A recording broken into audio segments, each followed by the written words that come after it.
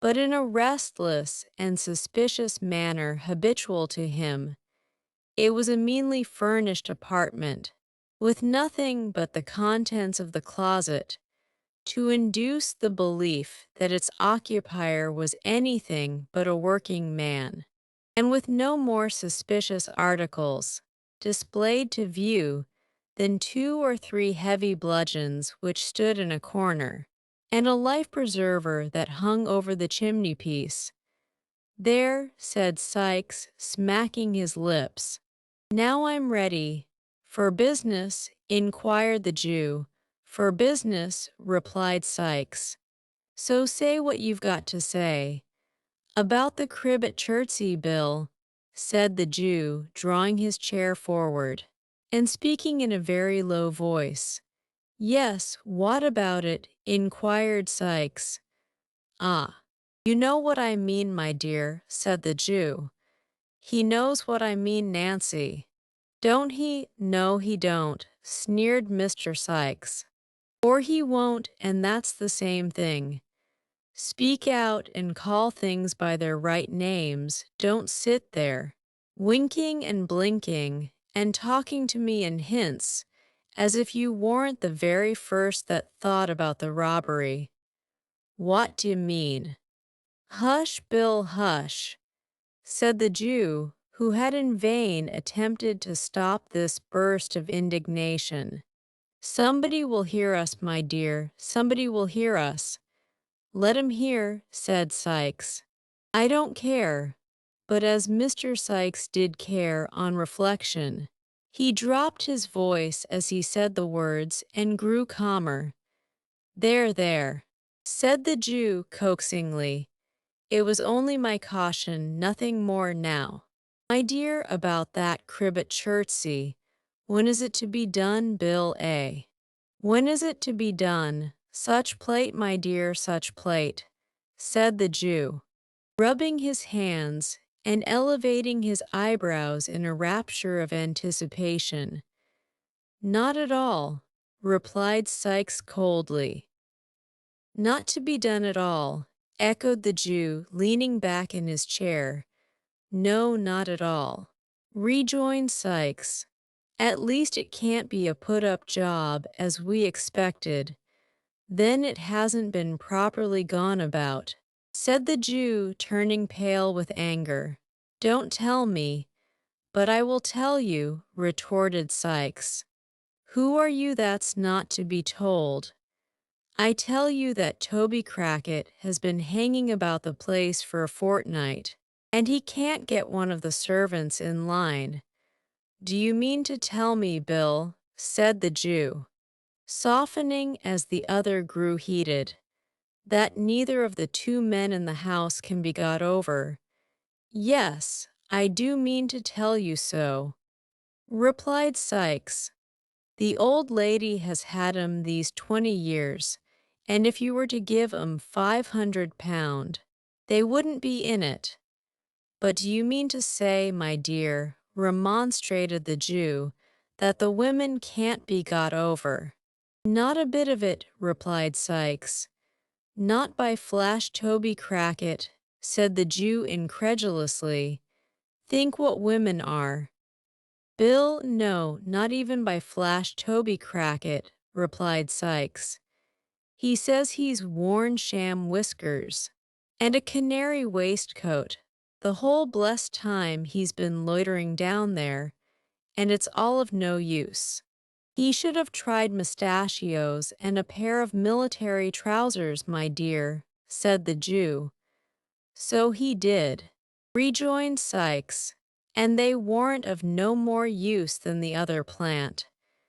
The Jew looked blank at this information. After ruminating for some minutes with his chin sunk on his breast, he raised his head and said, with a deep sigh, that if Flash Toby Crackit reported aright, he feared the game was up. "And yet," said the old man, dropping his hands on his knees, "it's a sad thing, my dear, to lose so much when we had set our hearts upon it." "So it is," said Mr. Sikes.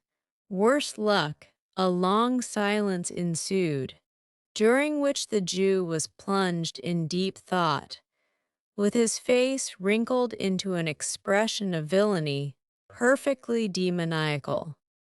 Sykes eyed him furtively from time to time. Nancy, apparently fearful of irritating the housebreaker, sat with her eyes fixed upon the fire as if she had been deaf to all that passed. "Fagin," said Sykes, abruptly breaking the stillness that prevailed, "is it worth 50 shiners extra if it's safely done from the outside?" "Yes," said the Jew as suddenly rousing himself. "Is it a bargain?" inquired Sykes. "Yes, my dear, yes," rejoined the Jew, his eyes glistening and every muscle in his face working with the excitement that the inquiry had awakened. "Then," said Sykes, thrusting aside the Jew's hand, with some disdain, "let it come off as soon as you like. Toby and me were over the garden wall the night afore last, sounding the panels of the door and shutters. The crib's barred up at night like a jail, but there's one part we can crack safe and softly." "Which is that, Bill?" asked the Jew eagerly. "Why," whispered Sykes, "as you cross the lawn, yes," said the Jew, bending his head forward with his eyes almost starting out of it. "Umph," cried Sykes, stopping short, as the girl, scarcely moving her head, looked suddenly round, and pointed for an instant to the Jew's face. "Never mind which part it is. You can't do it without me, I know. But it's best to be on the safe side when one deals with you." "As you like, my dear, as you like," replied the Jew. "Is there no help wanted but yours and Toby's?" "None," said Sykes, "'cept a centre-bit and a boy. The first we've both got, the second you must find us." "A boy!" exclaimed the Jew. "Oh, then it's a panel, eh? Never mind what it is," replied Sykes. "I want a boy. And he mustn't be a big un." "Lord," said Mr. Sykes reflectively, "if I'd only got that young boy of Ned, the chimbley sweeper's. He kept him small on purpose and let him out by the job. But the father gets lagged. And then the Juvenile Delinquent Society comes and takes the boy away from a trade where he was earning money, teaches him to read and write, and in time makes a prentice of him. And so they go on," said Mr. Sykes, his wrath rising with the recollection of his wrongs. "So they go on, and, if they'd got money enough, which it's a providence they haven't, we shouldn't have half a dozen boys left in the whole trade in a year or two." "No more we should," acquiesced the Jew, who had been considering during this speech, and had only caught the last sentence. "Bill, what now?" inquired Sykes. The Jew nodded his head towards Nancy, who was still gazing at the fire, and intimated by a sign that he would have her told to leave the room. Sykes shrugged his shoulders impatiently, as if he thought the precaution unnecessary, but complied, nevertheless, by requesting Miss Nancy to fetch him a jug of beer. "You don't want any beer," said Nancy, folding her arms and retaining her seat very composedly. "I tell you I do," replied Sykes. "Nonsense," rejoined the girl coolly. "Go on, Fagin. I know what he's going to say. Bill, he needn't mind me." The Jew still hesitated. Sykes looked from one to the other in some surprise. "Why, you don't mind the old girl, do you, Fagin?" he asked at length. "You've known her long enough to trust her, or the devil's in it. She ain't one to blab. Are you Nancy? I should think not, replied the young lady, drawing her chair up to the table and putting her elbows upon it. No, no, my dear, I know you're not, said the Jew. But and again the old man paused. But what? Inquired Sikes. I didn't know whether she mightn't perhaps be out of sorts, you know. My dear, as she was the other night, replied the Jew. At this confession, Miss Nancy burst into a loud laugh, and swallowing a glass of brandy, shook her head with an air of defiance, and burst into sundry exclamations of keep the game a-going, never say die, and the like. These seemed to have the effect of reassuring both gentlemen, for the Jew nodded his head with a satisfied air and resumed his seat, as did Mr. Sikes likewise. Now, Fagin, said Nancy with a laugh, tell Bill at once about Oliver. Ha, you're a clever one, my dear. The sharpest girl I ever saw, said the Jew, patting her on the neck. It was about Oliver I was going to speak. Sure enough, ha ha ha, what about him? Demanded Sikes.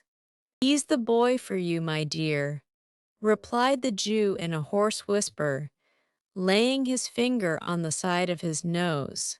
And grinning frightfully, he exclaimed, Sikes, have him, Bill. Said Nancy, I would if I was in your place. He mayn't be so much up as any of the others. But that's not what you want, if he's only to open a door for you. Depend upon it he's a safe one, Bill. I know he is, rejoined Fagin. He's been in good training these last few weeks, and it's time he began to work for his bread. Besides, the others are all too big. Well, he is just the size I want, said Mr. Sikes, ruminating, and will do everything you want, Bill, my dear. Interposed the Jew, he can't help himself.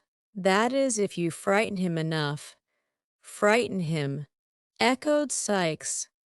It'll be no sham frightening, mind you, if there's anything queer about him when we once get into the work. In for a penny, in for a pound. You won't see him alive again, Fagin. Think of that. Before you send him, mark my words, said the robber, poising a crowbar, which he had drawn from under the bedstead. I've thought of it all, said the Jew with energy. I've had my eye upon him.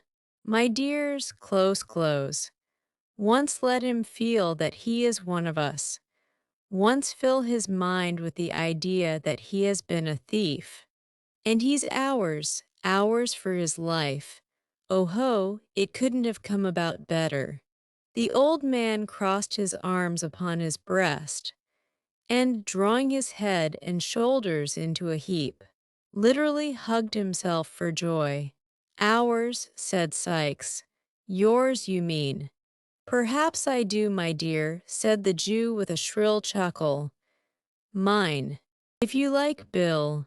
And what, said Sikes, scowling fiercely on his agreeable friend, what makes you take so much pains about one chalk-faced kid, when you know there are 50 boys snoozing about common garden every night, as you might pick and choose from?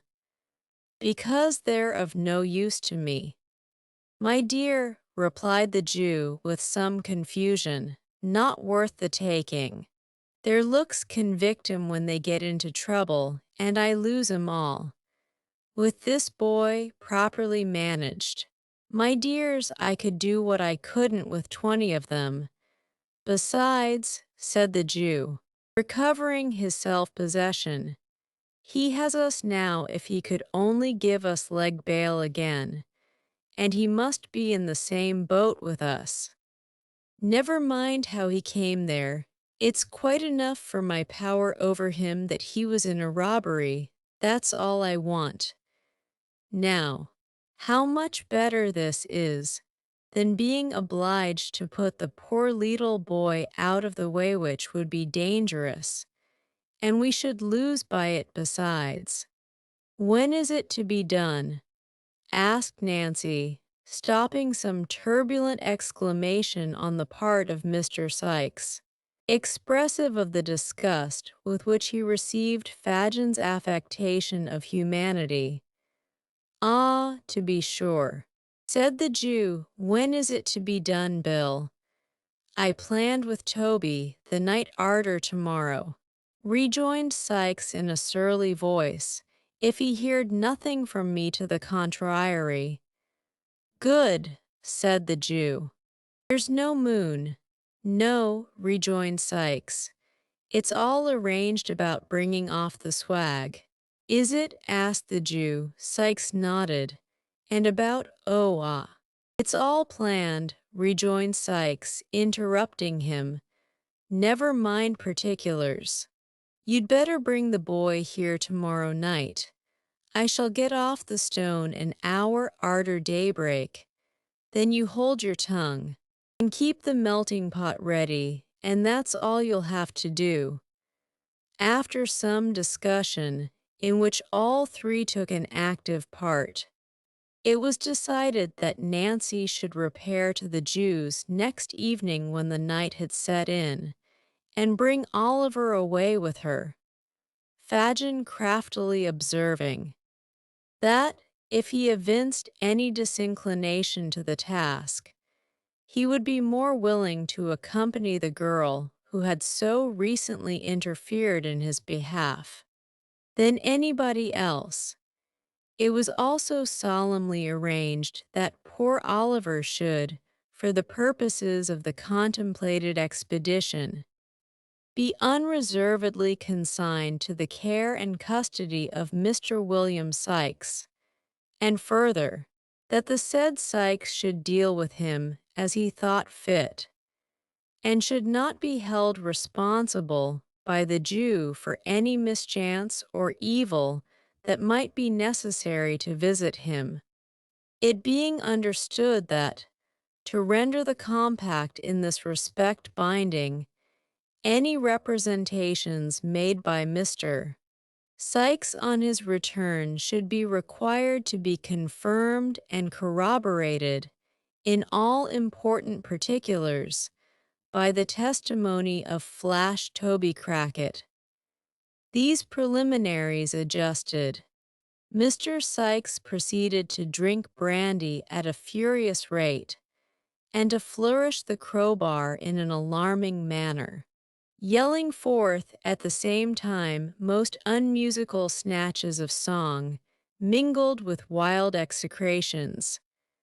At length, in a fit of professional enthusiasm, he insisted upon producing his box of housebreaking tools, which he had no sooner stumbled in with, and opened for the purpose of explaining the nature and properties of the various implements it contained, and the peculiar beauties of their construction.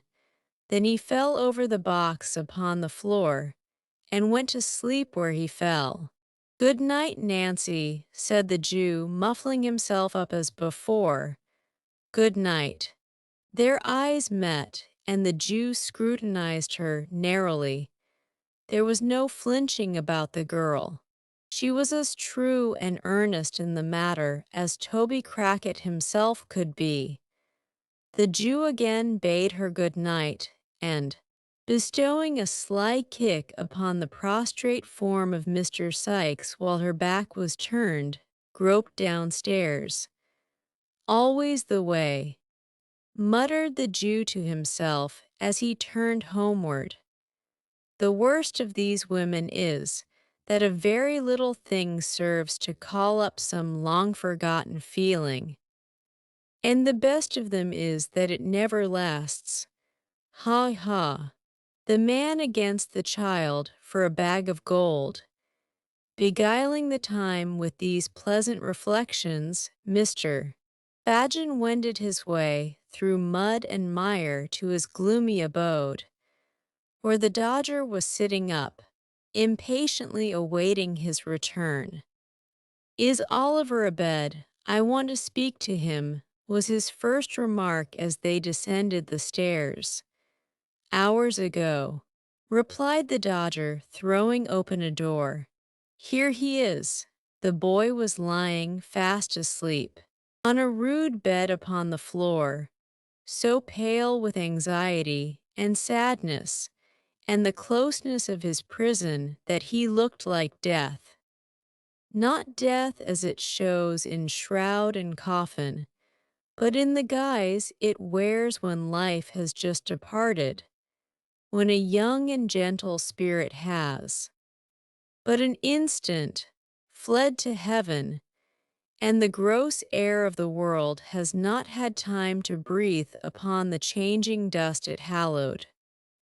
"Not now," said the Jew, turning softly away. "Tomorrow, tomorrow."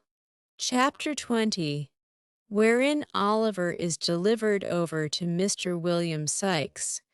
When Oliver awoke in the morning, he was a good deal surprised to find that a new pair of shoes, with strong thick soles, had been placed at his bedside, and that his old shoes had been removed.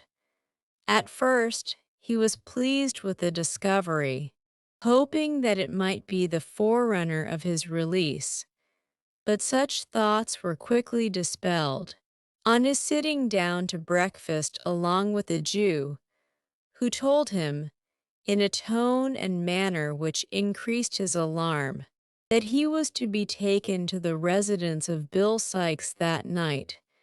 "To stop there, sir?" asked Oliver, anxiously. "No, no, my dear, not to stop there," replied the Jew.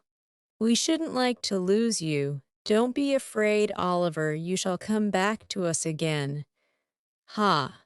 Ha ha! We won't be so cruel as to send you away, my dear." "Oh, no, no."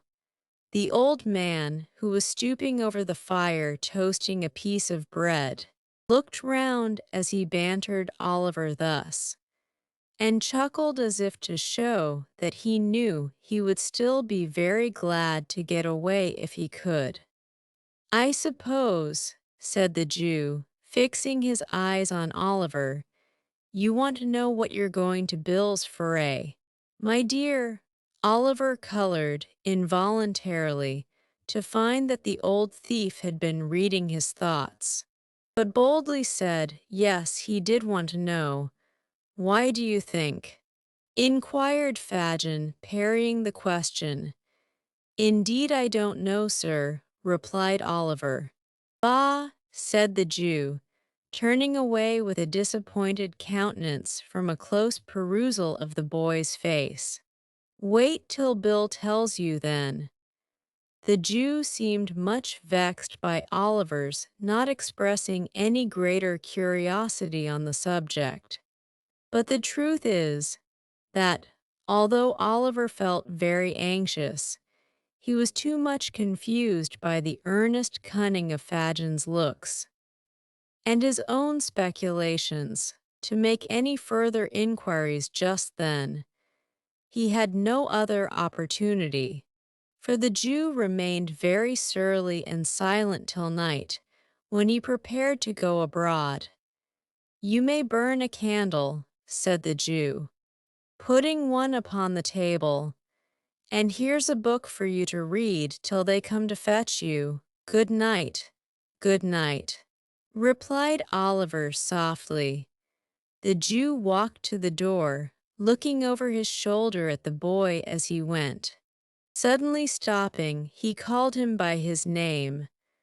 Oliver looked up. The Jew, pointing to the candle, motioned him to light it. He did so, and as he placed the candlestick upon the table, saw that the Jew was gazing fixedly at him with lowering and contracted brows from the dark end of the room. "Take heed, Oliver, take heed," said the old man, shaking his right hand before him in a warning manner. He's a rough man and thinks nothing of blood when his own is up. W. Hatever falls out, say nothing, and do what he bids you. Mind, placing a strong emphasis on the last word. He suffered his features gradually to resolve themselves into a ghastly grin, and nodding his head, left the room. Oliver leaned his head upon his hand when the old man disappeared, and pondered, with a trembling heart, on the words he had just heard. The more he thought of the Jew's admonition, the more he was at a loss to divine its real purpose and meaning. He could think of no bad object to be attained by sending him to Sykes, which would not be equally well answered by his remaining with Fagin, and after meditating for a long time, concluded that he had been selected to perform some ordinary menial offices for the housebreaker until another boy, better suited for his purpose, could be engaged.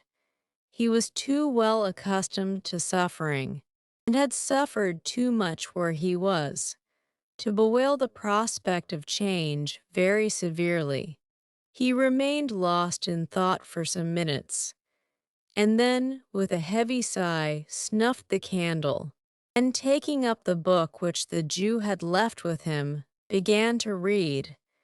He turned over the leaves, carelessly at first, but lighting on a passage which attracted his attention, he soon became intent upon the volume. It was a history of the lives and trials of great criminals, and the pages were soiled and thumbed with use. Here he read of dreadful crimes that made the blood run cold, of secret murders that had been committed by the lonely wayside, of bodies hidden from the eye of man in deep pits and wells, which would not keep them down, deep as they were, but had yielded them up at last, after many years, and so maddened the murderers with the sight, that in their horror they had confessed their guilt, and yelled for the gibbet to end their agony. Here, too, he read of men who, lying in their beds at dead of night, had been tempted, so they said and led on, by their own bad thoughts, to such dreadful bloodshed as it made the flesh creep, and the limbs quail to think of. The terrible descriptions were so real and vivid that the sallow pages seemed to turn red with gore, and the words upon them to be sounded in his ears, as if they were whispered in hollow murmurs by the spirits of the dead. In a paroxysm of fear, the boy closed the book and thrust it from him. Then, falling upon his knees, he prayed heaven to spare him from such deeds, and rather to will that he should die at once than be reserved for crimes so fearful and appalling. By degrees he grew more calm, and besought in a low and broken voice that he might be rescued from his present dangers, and that if any aid were to be raised up for a poor outcast boy who had never known the love of friends or kindred, it might come to him now, when, desolate and deserted, he stood alone in the midst of wickedness and guilt. He had concluded his prayer, but still remained with his head buried in his hands, when a rustling noise aroused him. "What's that?" he cried, starting up and catching sight of a figure standing by the door. "Who's there?" "Me, only me," replied a tremulous voice. Oliver raised the candle above his head and looked towards the door. It was Nancy.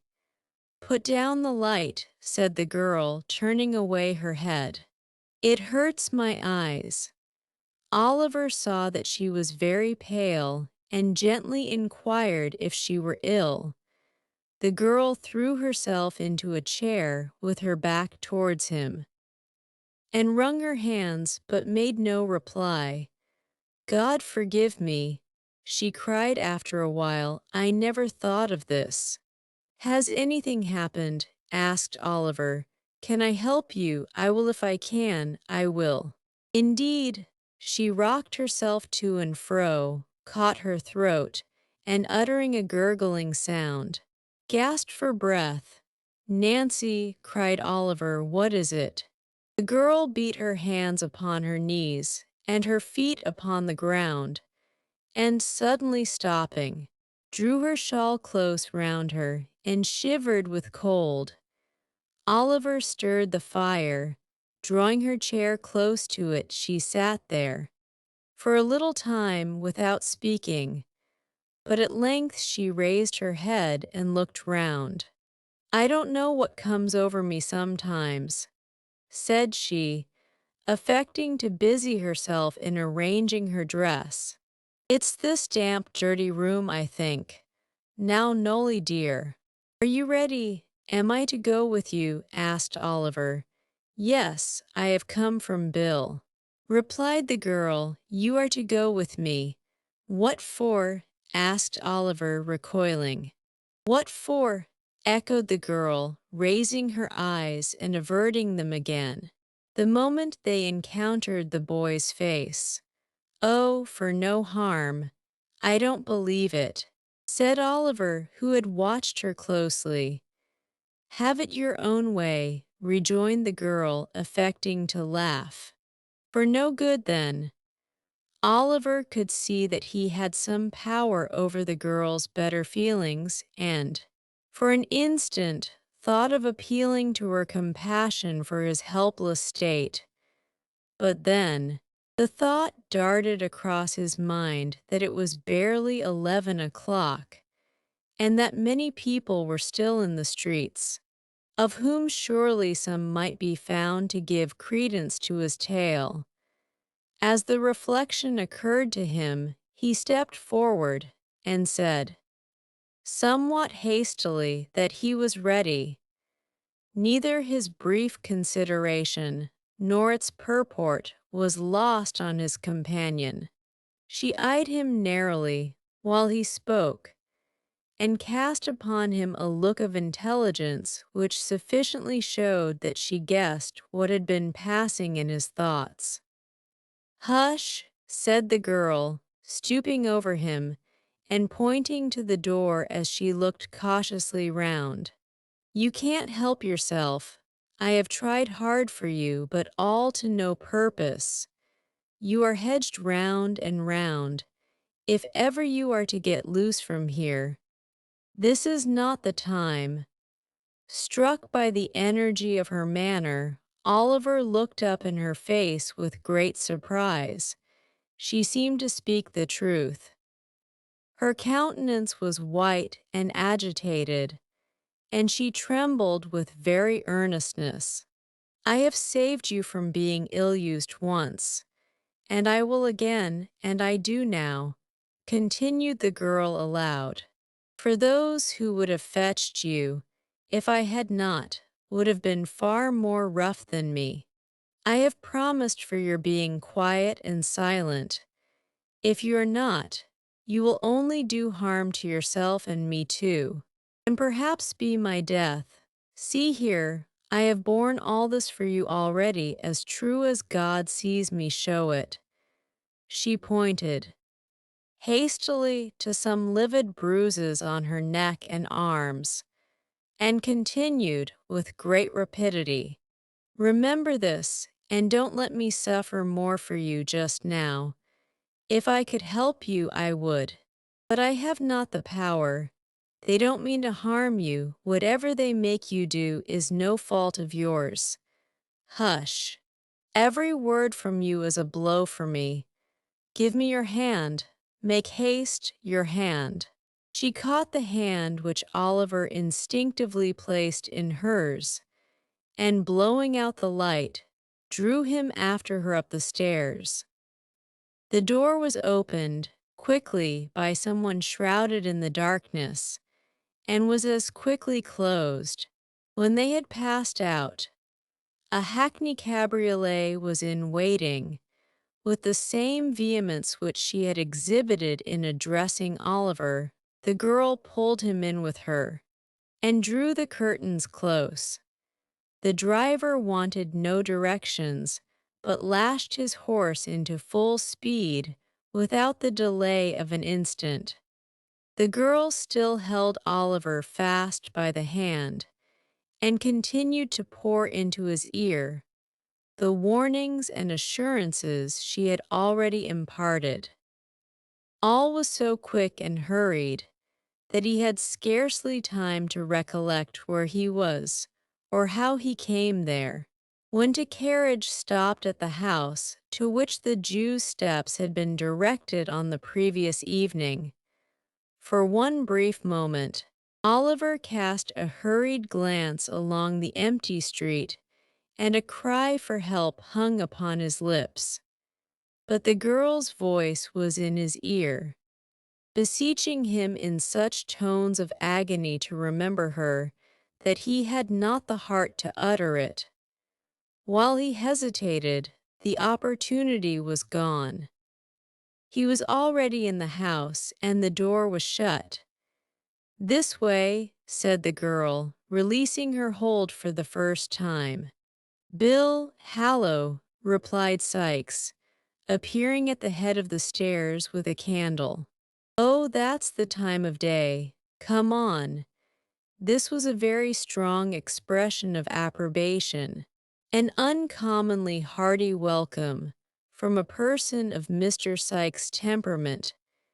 Nancy, appearing much gratified thereby, saluted him cordially. "Bullseye's gone home with Tom," observed Sikes as he lighted them up. "He'd have been in the way." "That's right," rejoined Nancy. "So you've got the kid," said Sikes when they had all reached the room, closing the door as he spoke. "Yes, here he is," replied Nancy. "Did he come quiet?" inquired Sikes. "Like a lamb," rejoined Nancy. "I'm glad to hear it," said Sikes, looking grimly at Oliver, for the sake of his young carcase, as would otherways have suffered for it. "Come here, young un, and let me read you a lecture, which is as well got over at once." Thus addressing his new pupil, Mr. Sikes pulled off Oliver's cap and threw it into a corner, and then, taking him by the shoulder, sat himself down by the table, and stood the boy in front of him. "Now first, do you know what this is?" inquired Sikes, taking up a pocket pistol which lay on the table. Oliver replied in the affirmative. "Well then, look here," continued Sikes. "This is powder that airs a bullet, and this is a little bit of a old hat for waddin'." Oliver murmured his comprehension of the different bodies referred to, and Mr. Sikes proceeded to load the pistol with great nicety and deliberation. "Now it's loaded," said Mr. Sikes, when he had finished. "Yes, I see it is, sir," replied Oliver. "Well," said the robber, grasping Oliver's wrist, and putting the barrel so close to his temple that they touched, at which moment the boy could not repress a start. "If you speak a word when you're out o' doors with me, except when I speak to you, that loading will be in your head without notice. So, if you do make up your mind to speak without leave, say your prayers first." Having bestowed a scowl upon the object of this warning to increase its effect, Mr. Sikes continued, "As near as I know, there isn't anybody as would be asking very particular arter you if you was disposed of." so I needn't take this devil-and-all of trouble to explain matters to you if it weren't for you own good. D'ye hear me? The short and the long of what you mean, said Nancy, speaking very emphatically, and slightly frowning at Oliver as if to bespeak his serious attention to her words, is that if you're crossed by him in this job you have on hand, you'll prevent his ever telling tales afterwards by shooting him through the head, and will take your chance of swinging for it, as you do for a great many other things in the way of business, every month of your life. That's it, observed Mr. Sykes approvingly. Women can always put things in fewest words, except when it's blowing up, and then they lengthens it out. And now that he's thoroughly up to it, let's have some supper and get a snooze before starting. In pursuance of this request, Nancy quickly laid the cloth. Disappearing for a few minutes, she presently returned with a pot of porter and a dish of sheep's heads, which gave occasion to several pleasant witticisms on the part of Mr. Sykes, founded upon the singular coincidence of Jimmy's being a name common to them, and also to an ingenious implement much used in his profession.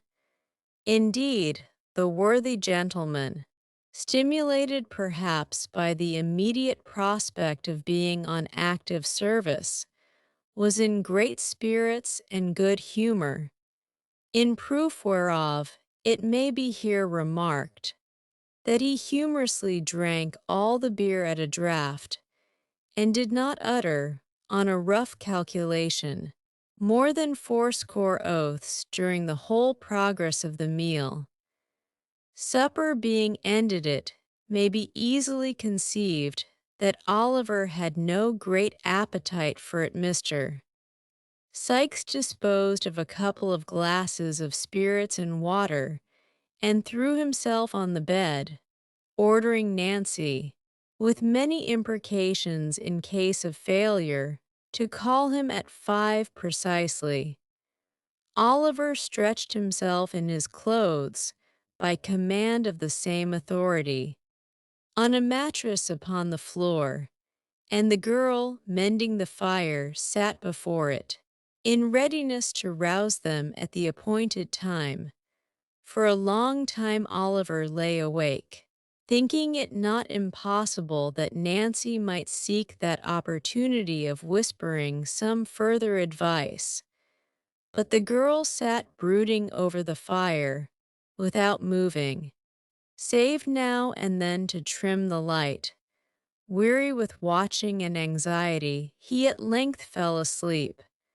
When he awoke, the table was covered with tea things, and Sykes was thrusting various articles into the pockets of his greatcoat, which hung over the back of a chair. Nancy was busily engaged in preparing breakfast. It was not yet daylight, for the candle was still burning, and it was quite dark outside. A sharp rain, too, was beating against the window panes, and the sky looked black and cloudy. "Now then," growled Sykes as Oliver started up, "5:30. Look sharp, or you'll get no breakfast, for it's late as it is." Oliver was not long in making his toilet.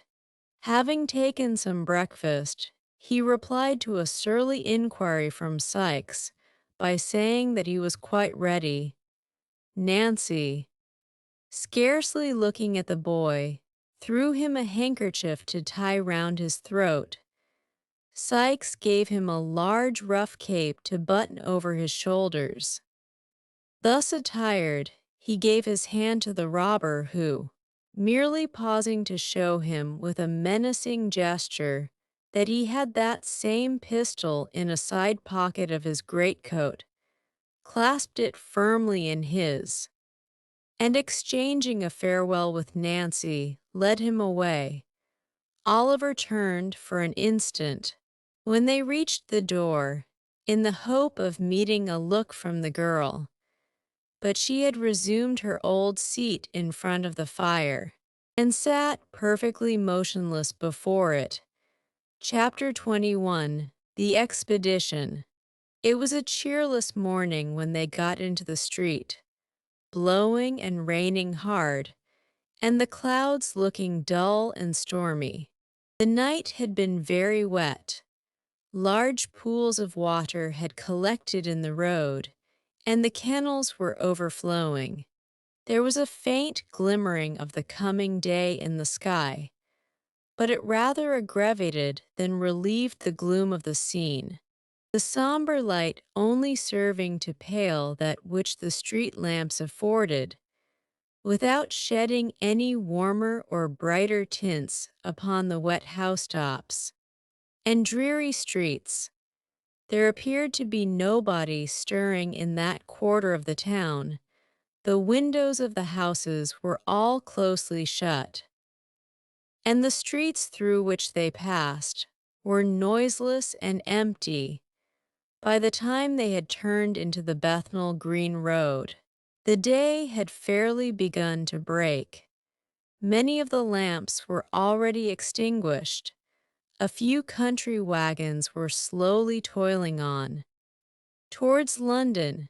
Now and then a stagecoach covered with mud rattled briskly by, the driver bestowing, as he passed, an admonitory lash upon the heavy wagoner who, by keeping on the wrong side of the road, had endangered his arriving at the office a quarter of a minute after his time.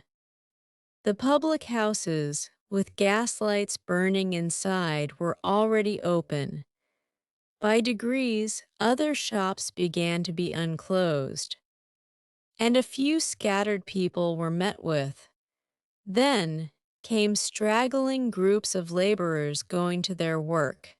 Then men and women with fish baskets on their heads, donkey carts laden with vegetables, chaise carts filled with livestock or whole carcasses of meat, milkwomen with pails, an unbroken concourse of people, trudging out with various supplies to the eastern suburbs of the town. As they approached the city, the noise and traffic gradually increased. When they threaded the streets between Shoreditch and Smithfield, it had swelled into a roar of sound and bustle. It was as light as it was likely to be, till night came on again, and the busy morning of half the London population had begun, turning down Sun Street and Crown Street, and crossing Finsbury Square. Mr. Sykes struck, by way of Kiswell Street, into Barbican, thence into Long Lane, and so into Smithfield, from which latter place arose a tumult of discordant sounds that filled Oliver Twist with amazement. It was market morning. The ground was covered, nearly ankle deep, with filth and mire, a thick steam, perpetually rising from the reeking bodies of the cattle, and mingling with the fog, which seemed to rest upon the chimney tops, hung heavily above. All the pens in the center of the large area, and as many temporary pens as could be crowded into the vacant space, were filled with sheep. Tied up to posts by the gutter side were long lines of beasts and oxen, 3 or 4 deep. Countrymen, butchers, drovers, hawkers, boys, thieves, idlers, and vagabonds of every low grade were mingled together in a mass. The whistling of drovers, the barking dogs, the bellowing and plunging of the oxen, the bleating of sheep, the grunting and squeaking of pigs, the cries of hawkers, the shouts, oaths, and quarreling on all sides, the ringing of bells and roar of voices that issued from every public house, the crowding, pushing, driving, beating, whooping, and yelling, the hideous and discordant din that resounded from every corner of the market, and the unwashed, unshaven, squalid, and dirty feegs constantly running to and fro, and bursting in and out of the throng, rendered it a stunning and bewildering scene which quite confounded the senses. Mr. Sikes, dragging Oliver after him, elbowed his way through the thickest of the crowd, and bestowed very little attention on the numerous sights and sounds which so astonished the boy. He nodded twice or thrice to a passing friend, and, resisting as many invitations to take a morning dram, pressed steadily onward, until they were clear of the turmoil, and had made their way through Hosier's Lane into Holborn. "Now, young Un," said Sikes, looking up at the clock of St. Andrew's Church, "hard upon 7, you must step out. Come, don't lag behind already, lazy legs." Mr. Sikes accompanied this speech with a jerk at his little companion's wrist. Oliver, quickening his pace into a kind of trot between a fast walk and a run, kept up with the rapid strides of the housebreaker as well as he could. They held their course at this rate until they had passed Hyde Park Corner and were on their way to Kensington, when Sikes relaxed his pace, until an empty cart which was at some little distance behind came up. Seeing Hounslow written on it, he asked the driver with as much civility as he could assume if he would give them a lift as far as Isleworth. "Jump up," said the man. "Is that your boy?" "Yes, he's my boy," replied Sikes, looking hard at Oliver, and putting his hand abstractedly into the pocket where the pistol was. "Your father walks rather too quick for you, don't he, my man?" inquired the driver, seeing that Oliver was out of breath. "Not a bit of it," replied Sikes, interposing. "He's used to it. Here, take hold of my hand. Ned, in with you." Thus addressing Oliver, he helped him into the cart, and the driver, pointing to a heap of sacks, told him to lie down there and rest himself. As they passed the different milestones, Oliver wondered more and more where his companion meant to take him. Kensington, Hammersmith, Chiswick, Kew Bridge, Brentford were all passed, and yet they went on as steadily as if they had only just begun their journey. At length they came to a public house called the Coach and Horses, a little way beyond which another road appeared to run off. And here the cart stopped. Sikes dismounted with great precipitation, holding Oliver by the hand all the while, and lifting him down directly, bestowed a furious look upon him, and rapped the side pocket with his fist in a significant manner. "Good-bye, boy," said the man. "He's sulky," replied Sikes, giving him a shake. "He's sulky. A young dog, don't mind him." "Not I," rejoined the other, getting into his cart. "It's a fine day, after all." And he drove away. Sikes waited until he had fairly gone, and then, telling Oliver he might look about him if he wanted, once again led him onward on his journey. They turned round to the left, a short way past the public house, and then, taking a right-hand road, walked on for a long time, passing many large gardens and gentlemen's houses on both sides of the way, and stopping for nothing but a little beer, until they reached a town. Here against the wall of a house, Oliver saw written up in pretty large letters, Hampton. They lingered about in the fields for some hours. At length they came back into the town, and turning into an old public house with a defaced signboard, ordered some dinner by the kitchen fire. The kitchen was an old, low-roofed room, with a great beam across the middle of the ceiling, and benches, with high backs to them by the fire, on which were seated several rough men in smock frocks, drinking and smoking. They took no notice of Oliver, and very little of Sikes, and as Sikes took very little notice of he and his young comrade sat in a corner by themselves, without being much troubled by their company. They had some cold meat for dinner, and sat so long after it, while Mr. Sikes indulged himself with 3 or 4 pipes, that Oliver began to feel quite certain they were not going any further. Being much tired with the walk, and getting up so early, he dozed a little at first. Then, quite overpowered by fatigue and the fumes of the tobacco, fell asleep. It was quite dark when he was awakened by a push from Sikes. Rousing himself sufficiently to sit up and look about him, he found that worthy in close fellowship and communication with a laboring man over a pint of ale. "So, you're going on to Lower Halliford, are you?" inquired Sikes. "Yes, I am," replied the man, who seemed a little the worse or better, as the case might be for drinking, and not slow about it neither.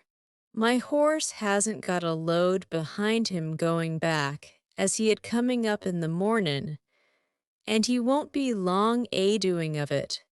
Here's luck to him. Ecode, he's a good un.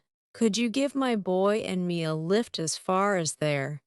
demanded Sikes, pushing the ale towards his new friend. "If you're going directly, I can," replied the man, looking out of the pot. "Are you going to Halliford?" "Going on to Shepperton," replied Sikes. "I'm your man." "As far as I go," replied the other. "Is all paid, Becky?" "Yes." "The other gentleman's paid," replied the girl. "I say," said the man with tipsy gravity, "that won't do, you know." "Why not?" rejoined Sikes.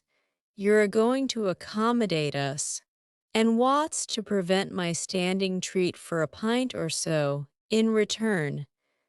The stranger reflected upon this argument with a very profound face. Having done so, he seized Sikes by the hand and declared he was a real good fellow, to which Mr. Sikes replied he was joking, as if he had been sober. There would have been strong reason to suppose he was. After the exchange of a few more compliments, they bade the company good night, and went out, the girl gathering up the pots and glasses as they did so, and lounging out to the door with her hands full, to see the party start.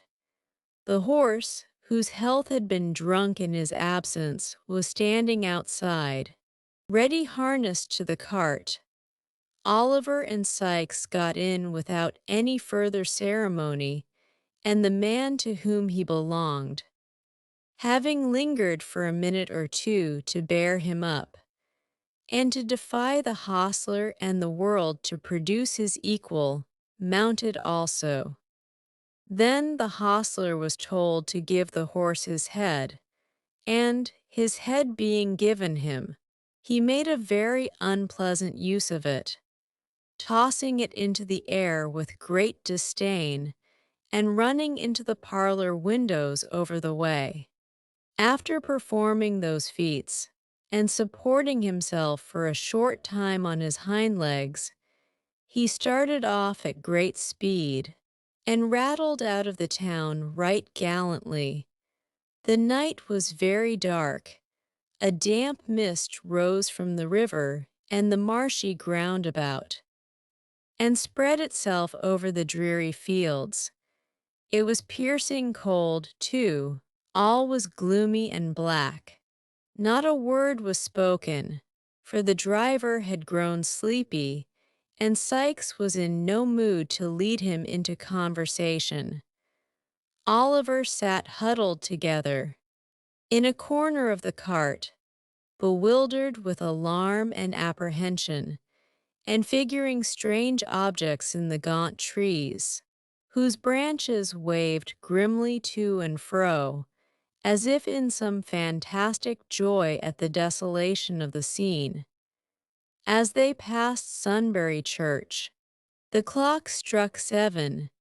There was a light in the ferry house window opposite, which streamed across the road, and threw into more somber shadow a dark yew tree with graves beneath it. There was a dull sound of falling water not far off, and the leaves of the old tree stirred gently in the night wind. It seemed like quiet music for the repose of the dead. Sunbury was passed through, and they came again into the lonely road. 2 or 3 miles more and the cart stopped. Sykes alighted, took Oliver by the hand, and they once again walked on. They turned into no house at Shepperton, as the weary boy had expected, but still kept walking on, in mud and darkness, through gloomy lanes and over cold open wastes, until they came within sight of the lights of a town at no great distance. On looking intently forward, Oliver saw that the water was just below them, and that they were coming to the foot of a bridge. Sykes kept straight on until they were close upon the bridge, then turned suddenly down a bank upon the left. The water, thought Oliver, turning sick with fear. He has brought me to this lonely place to murder me. He was about to throw himself on the ground and make one struggle for his young life, when he saw that they stood before a solitary house, all ruinous and decayed. There was a window on each side of the dilapidated entrance, and one story above, but no light was visible. The house was dark, dismantled, and the all appearance uninhabited. Sykes, with Oliver's hand still in his, softly approached the low porch and raised the latch. The door yielded to the pressure, and they passed in together. Chapter 22. The burglary. "Hallo!" cried a loud, hoarse voice as soon as they set foot in the passage. "Don't make such a row," said Sykes, bolting the door. "Show a glim, Toby." "Aha, my pal," cried the same voice. "A glim, Barney." "A glim, show the gentleman in, Barney. Wake up first, if convenient." The speaker appeared to throw a boot-jack, or some such article, at the person he addressed, to rouse him from his slumbers. For the noise of a wooden body falling violently was heard, and then an indistinct muttering, as of a man between sleep and awake. "Do you hear?" cried the same voice. "There's Bill Sykes in the passage with nobody to do the civil to him, and you sleeping there, as if you took laudanum with your meals, and nothing stronger. Are you any fresher now, or do you want the iron candlestick to wake you thoroughly?" A pair of slipshod feet shuffled hastily across the bare floor of the room as this interrogatory was put, and there issued from a door on the right hand, first a feeble candle, and next the form of the same individual who has been heretofore described as laboring under the infirmity of speaking through his nose, and officiating as waiter at the public house on Saffron Hill. "Mr. Sykes," exclaimed Barney, with real or counterfeit joy. "Cub id, sir, cub id, here you get on first," said Sykes, putting Oliver in front of him. "Quicker, or I shall tread upon your heels," muttering a curse upon his tardiness. Sykes pushed Oliver before him, and they entered a low dark room with a smoky fire, 2 or 3 broken chairs, a table, and a very old couch, on which, with his legs much higher than his head, a man was reposing at full length, smoking a long clay pipe. He was dressed in a smartly cut snuff-colored coat, with large brass buttons, an orange neckerchief, a coarse, staring, shawl-pattern waistcoat, and drab breeches.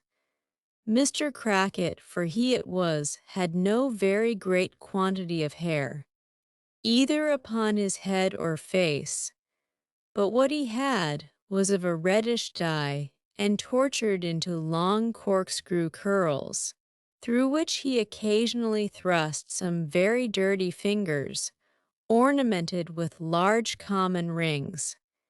He was a trifle above the middle size, and apparently rather weak in the legs, but this circumstance by no means detracted from his own admiration of his top boots, which he contemplated in their elevated situation with lively satisfaction. "Bill, my boy," said this figure, turning his head towards the door, "I'm glad to see you. I was almost afraid you'd given it up, in which case I should have made a personal wenter." Hallo, uttering this exclamation in a tone of great surprise, as his eyes rested on Oliver, Mr. Toby Crackit brought himself into a sitting posture and demanded who that was. "The boy, only the boy," replied Sykes, drawing a chair towards the fire. "What of Mr. Fadget's lads?" exclaimed Barney with a grin. "Fadgens, eh?" exclaimed Toby, looking at Oliver. "What an inwalable boy that'll make for the old lady's pockets in chapels. His mug is a fortin to him. There's enough of that," interposed Sykes, impatiently, and stooping over his recumbent friend, he whispered a few words in his ear, at which Mr. Crackit laughed immensely, and honored Oliver with a long stare of astonishment. "Now," said Sykes as he resumed his seat, "if you'll give us something to eat and drink while we're waiting, you'll put some heart in us, or in me at all events. Sit down by the fire, younker, and rest yourself, for you'll have to go out with us again tonight, though not very far off." Oliver looked at Sykes in mute and timid wonder, and drawing a stool to the fire, sat with his aching head upon his hands, scarcely knowing where he was or what was passing around him. "Here," said Toby, as the young Jew placed some fragments of food and a bottle upon the table. "Success to the crack." He rose to honor the toast, and carefully depositing his empty pipe in a corner, advanced to the table, filled a glass with spirits, and drank off its contents. Mr. Sykes did the same. "A drain for the boy," said Toby, half filling a wine-glass. "Down with it, innocence." "Indeed," said Oliver, looking piteously up into the man's face. "Indeed." "Aye, down with it," echoed Toby. "Do you think I don't know what's good for you? Tell him to drink it." "Bill, he had better," said Sykes, clapping his hand upon his pocket. "Burn my body. If he isn't more trouble than a whole family of dodgers, drink it, you perverse imp, drink it. Frightened by the menacing gestures of the two men, Oliver hastily swallowed the contents of the glass and immediately fell into a violent fit of coughing, which delighted Toby Crackit and Barney, and even drew a smile from the surly Mr. Sikes. This done, and Sikes having satisfied his appetite, Oliver could eat nothing but a small crust of bread, which they made him swallow. The two men laid themselves down on chairs for a short nap. Oliver retained his stool by the fire. Barney, wrapped in a blanket, stretched himself on the floor. Close outside the fender, they slept or appeared to sleep for some time, nobody stirring but Barney, who rose once or twice to throw coals on the fire. Oliver fell into a heavy doze, imagining himself straying along the gloomy lanes, or wandering about the dark churchyard, or retracing some one or other of the scenes of the past day, when he was roused by Toby Crackit jumping up and declaring it was 1:30. In an instant, the other two were on their legs, and all were actively engaged in busy preparation. Sikes and his companion enveloped their necks and chins in large dark shawls, and drew on their greatcoats. Barney, opening a cupboard, brought forth several articles, which he hastily crammed into the pockets. "Barkers for me, Barney," said Toby Crackit. "Here they are," replied Barney, producing a pair of pistols. "You loaded them yourself." "All right," replied Toby, stowing them away. "The persuaders." "I've got 'em," replied Sikes. "Crape keys, centerbits, darkies, nothing forgotten?" inquired Toby, fastening a small crowbar to a loop inside the skirt of his coat. "All right," rejoined his companion. "Bring them bits of timber, Barney. That's the time of day."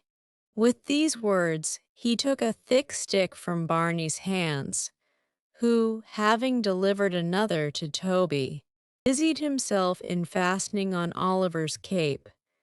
"Now then," said Sikes, holding out his hand.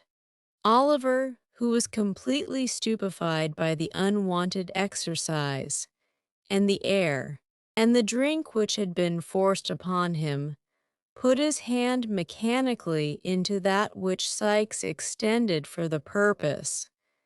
"Take his other hand." "Toby," said Sikes, "look out, Barney." The man went to the door, and returned to announce that all was quiet. The two robbers issued forth with Oliver between them. Barney, having made all fast, rolled himself up as before and was soon asleep again. It was now intensely dark. The fog was much heavier than it had been in the early part of the night, and the atmosphere was so damp that, although no rain fell, Oliver's hair and eyebrows, within a few minutes after leaving the house, had become stiff with the half-frozen moisture that was floating about. They crossed the bridge and kept on towards the lights which he had seen before. They were at no great distance off, and, as they walked pretty briskly, they soon arrived at Chertsey. "Slap through the town," whispered Sikes. "There'll be nobody in the way." "Tonight to see us," Toby acquiesced, and they hurried through the main street of the little town, which at that late hour was wholly deserted. A dim light shone at intervals from some bedroom window, and the hoarse barking of dogs occasionally broke the silence of the night. But there was nobody abroad. They had cleared the town. As the church bell struck 2, quickening their pace, they turned up a road upon the left hand. After walking about a quarter of a mile, they stopped before a detached house surrounded by a wall, to the top of which Toby Crackit, scarcely pausing to take breath, climbed in a twinkling. "The boy next," said Toby. "Hoist him up, I'll catch hold of him." Before Oliver had time to look round, Sikes had caught him under the arms, and in 3 or 4 seconds he and Toby were lying on the grass on the other side. Sikes followed directly, and they stole cautiously towards the house.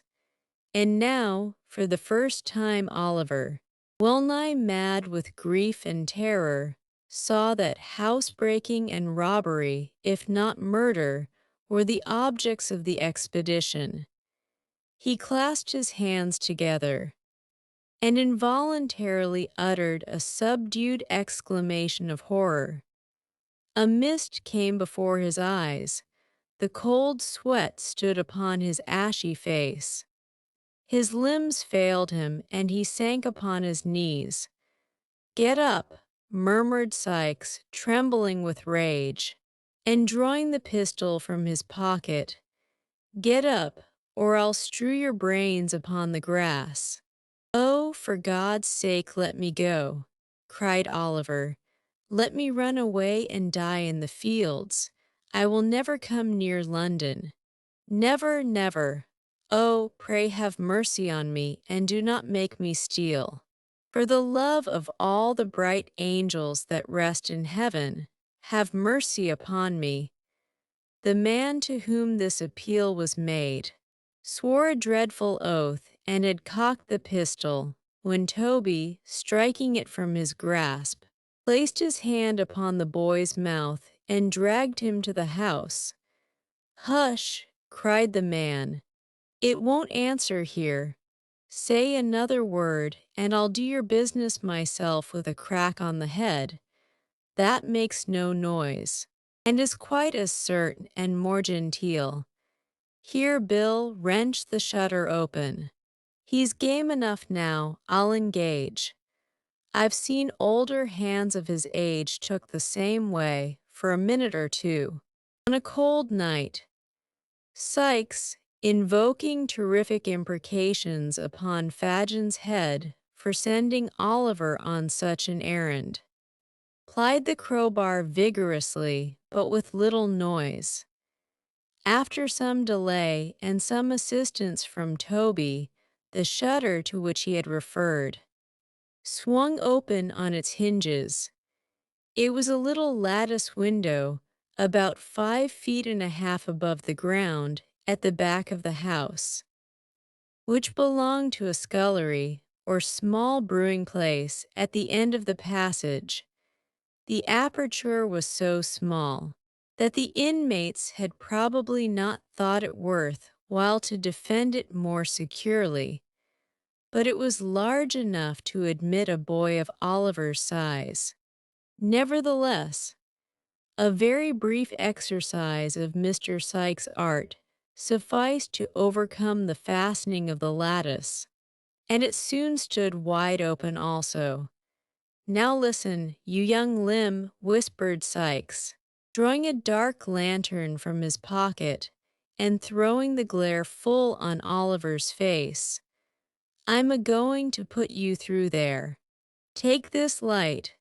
Go softly up the steps straight afore you, and along the little hall to the street door. Unfasten it and let us in.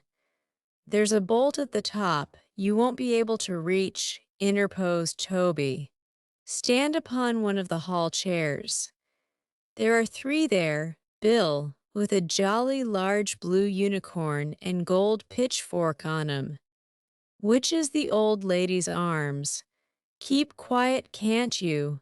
replied Sikes with a threatening look. "The room door is open, is it?" "Wide," replied Toby, after peeping in to satisfy himself. "The game of that is, that they always leave it open with a catch. so that the dog, who's got a bed in here, may walk up and down the passage when he feels wakeful. Ha, ha, Barney 'ticed him away tonight. So neat. Although Mr. Crackit spoke in a scarcely audible whisper and laughed without noise, Sikes imperiously commanded him to be silent and to get to work. Toby complied by first producing his lantern and placing it on the ground, then by planting himself firmly with his head against the wall beneath the window and his hands upon his knees, so as to make a step of his back. This was no sooner done than Sikes, mounting upon him, put over gently through the window with his feet first, and without leaving hold of his collar, planted him safely on the floor inside. "Take this lantern," said Sikes, looking into the room. "You see the stairs afore you." Oliver, more dead than alive, gasped out, "Yes." Sikes, pointing to the street door with a pistol barrel, briefly advised him to take notice that he was within shot all the way, and that if he faltered, he would fall dead that instant. "It's done in a minute," said Sikes in the same low whisper. "Directly I leave go of you, do your work. Hark!" "What's that?" whispered the other man. They listened intently. "Nothing," said Sikes, releasing his hold of Oliver. Now, in the short time he had had to collect his senses, the boy had firmly resolved that, whether he died in the attempt or not, he would make one effort to dart upstairs from the hall and alarm the family. Filled with this idea, he advanced at once, but stealthy. "Come back," suddenly cried Sikes aloud. "Back, back," scared by the sudden breaking of the dead stillness of the place, and by a loud cry which followed it. Oliver let his lantern fall, and knew not whether to advance or fly. The cry was repeated. A light appeared, a vision of two terrified half-dressed men. At the top of the stairs swam before his eyes a flash, a loud noise, a smoke, a crash somewhere, but where he knew not, and he staggered back. Sikes had disappeared for an instant, but he was up again, and had him by the collar before the smoke had cleared away. He fired his own pistol after the men, who were already retreating, and dragged the boy up. "Clasp your arm tighter," said Sikes as he drew him through the window. "Give me a shawl here, they've hit him. Quick, how the boy bleeds." Then came the loud ringing of a bell, mingled with the noise of firearms and the shouts of men, and the sensation of being carried over uneven ground at a rapid pace. And then the noises grew confused in the distance, and a cold, deadly feeling crept over the boy's heart, and he saw or heard no more. Chapter 23, which contains the substance of a pleasant conversation between Mr. Bumble and a lady, and shows that even a beetle may be susceptible on some points. The night was bitter cold. The snow lay on the ground, frozen into a hard, thick crust, so that only the heaps that had drifted into byways and corners were affected by the sharp wind that howled abroad, which, as if expending increased fury on such prey as it found, caught it savagely up in clouds, and, whirling it into 1,000 misty eddies, scattered it in air. Bleak, dark, and piercing cold, it was a night for the well-housed and fed to draw round the bright fire and thank God they were at home, and for the homeless, starving wretch to lay him down and die. Many hunger-worn outcasts close their eyes in our bare streets at such times, who, let their crimes have been what they may, can hardly open them in a more bitter world. Such was the aspect of out-of-doors affairs when Mr. Corney, the matron of the workhouse, to which our readers have been already introduced as the birthplace of Oliver Twist, sat herself down before a cheerful fire in her own little room, and glanced, with no small degree of complacency, at a small round table, on which stood a tray of corresponding size, furnished with all necessary materials for the most grateful meal that matrons enjoy.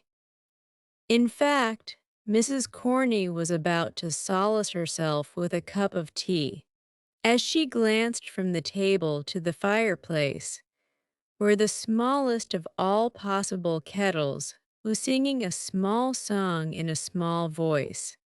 Her inward satisfaction evidently increased, so much so indeed that Mrs. Corney smiled.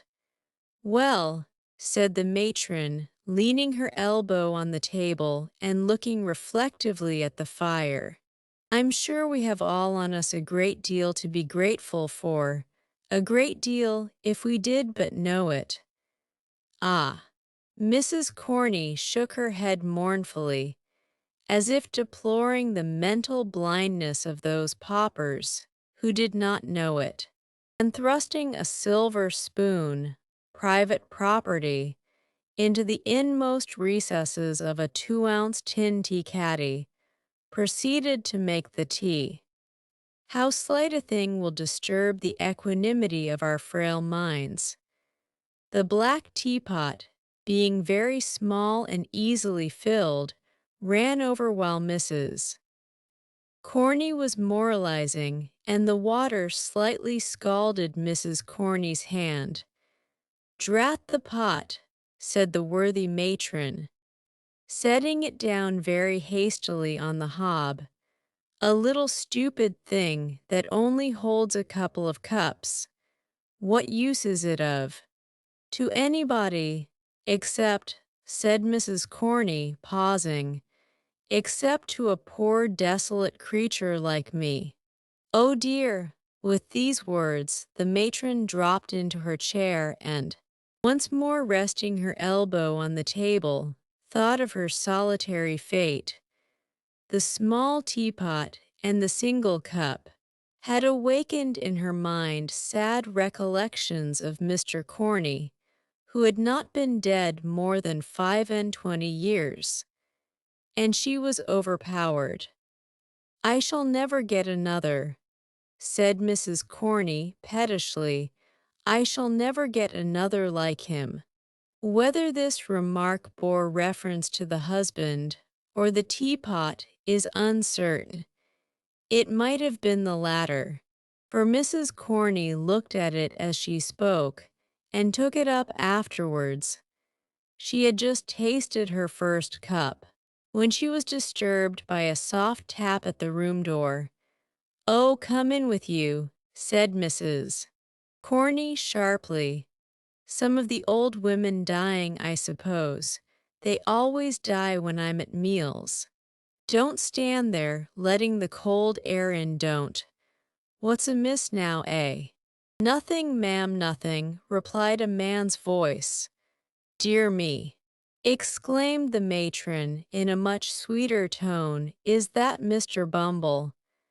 "At your service, ma'am," said Mr. Bumble, who had been stopping outside to rub his shoes clean and to shake the snow off his coat, and who now made his appearance, bearing the cocked hat in one hand and a bundle in the other.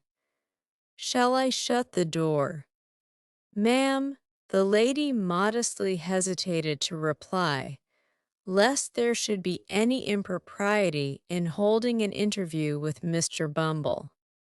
With closed doors, Mr. Bumble, taking advantage of the hesitation, and being very cold himself, Shut it without permission. Hard weather, Mr. Bumble, said the matron.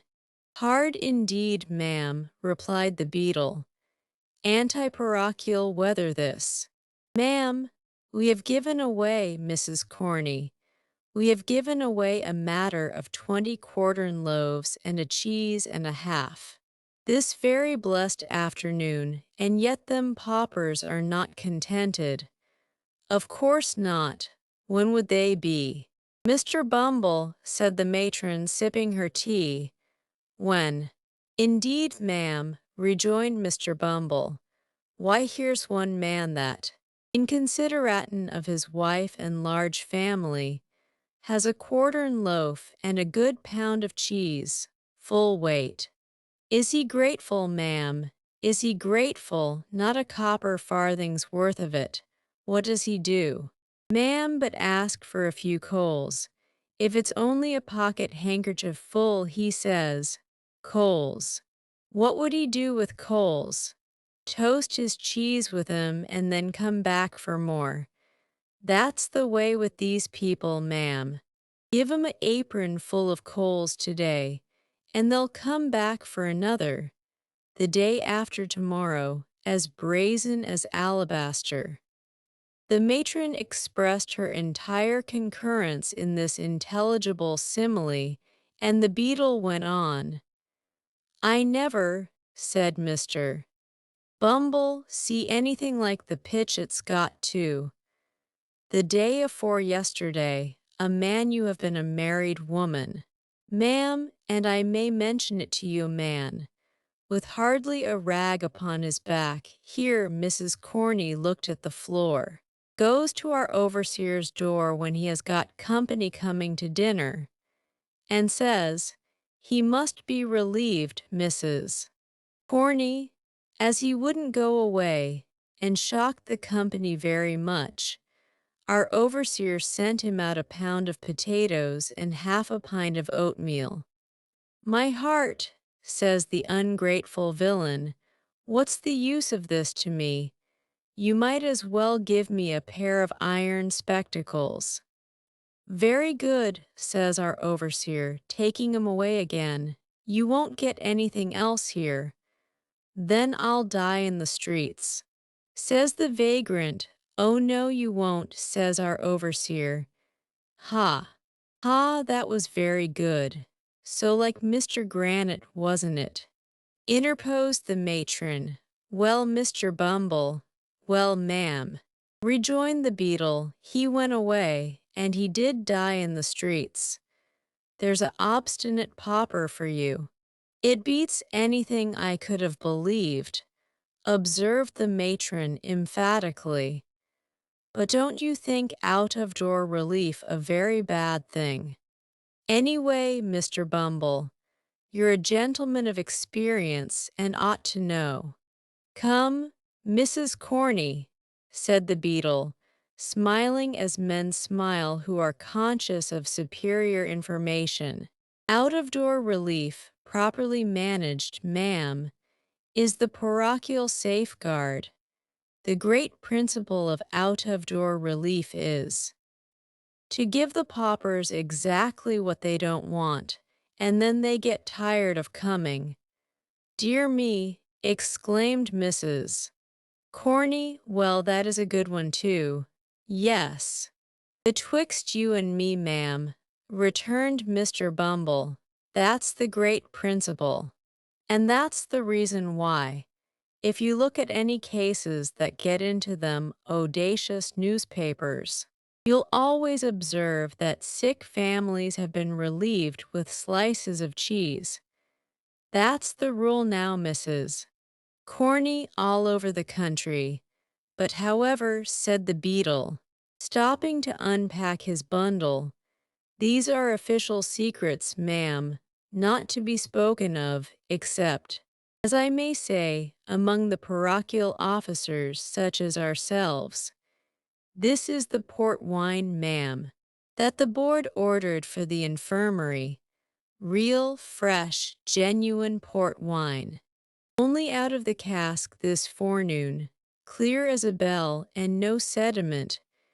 Having held the first bottle up to the light and shaken it well to test its excellence, Mr. Bumble placed them both on top of a chest of drawers, folded the handkerchief in which they had been wrapped, put it carefully in his pocket, and took up his hat as if to go.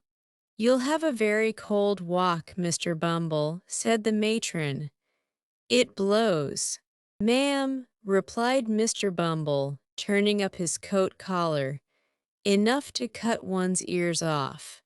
The matron looked from the little kettle to the beetle, who was moving towards the door, and as the beetle coughed, preparatory to bidding her good night, bashfully inquired whether he wouldn't take a cup of tea. Mr.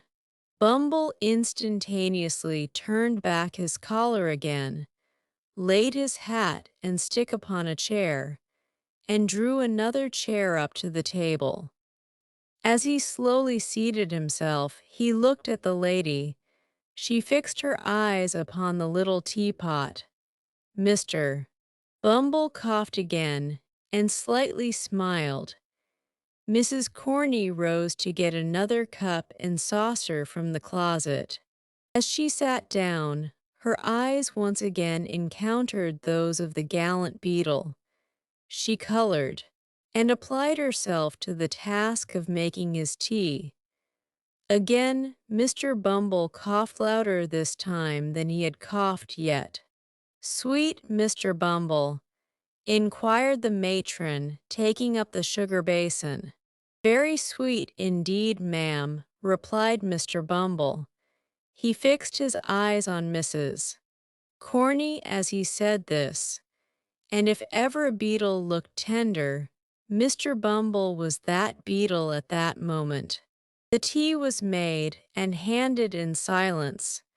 Mr. Bumble, having spread a handkerchief over his knees to prevent the crumbs from sullying the splendor of his shorts, began to eat and drink, varying these amusements occasionally by fetching a deep sigh, which, however, had no injurious effect upon his appetite, but on the contrary, rather seemed to facilitate his operations in the tea and toast department.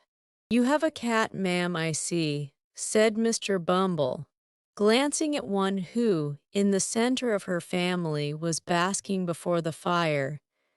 "And kittens, too, I declare." "I am so fond of them, Mr. Bumble, you can't think," replied the matron. "They're so happy, so frolicsome, and so cheerful, that they are quite companions for me." "Very nice animals, ma'am," replied Mr. Bumble approvingly. "So very domestic." "Oh, yes," rejoined the matron with enthusiasm. "So fond of their home, too, that it's quite a pleasure, I'm sure." "Mrs. Corney." "Ma'am," said Mr. Bumble, slowly, and marking the time with his teaspoon, "I mean to say this, ma'am, that any cat or kitten that could live with you, ma'am, and not be fond of its home must be a ass, ma'am." "Oh, Mr. Bumble," remonstrated Mrs. Corney, "it's of no use disguising facts." "Ma'am," said Mr. Bumble, slowly flourishing the teaspoon with a kind of amorous dignity which made him doubly impressive, "I would drown it myself with pleasure." "Then you're a cruel man," said the matron vivaciously, as she held out her hand for the beetle's cup, "and a very hard-hearted man besides." "Hard-hearted, ma'am," said Mr. Bumble. "Hard." Mr. Bumble resigned his cup without another word, squeezed Mrs. Corney's little finger as she took it, and inflicting two open-handed slaps upon his laced waistcoat, gave a mighty sigh, and hitched his chair a very little morsel farther from the fire. It was a round table, and as Mrs. Corney and Mr. Bumble had been sitting opposite each other, with no great space between them, and fronting the fire. It will be seen that Mr. Bumble, in receding from the fire, and still keeping at the table, increased the distance between himself and Mrs.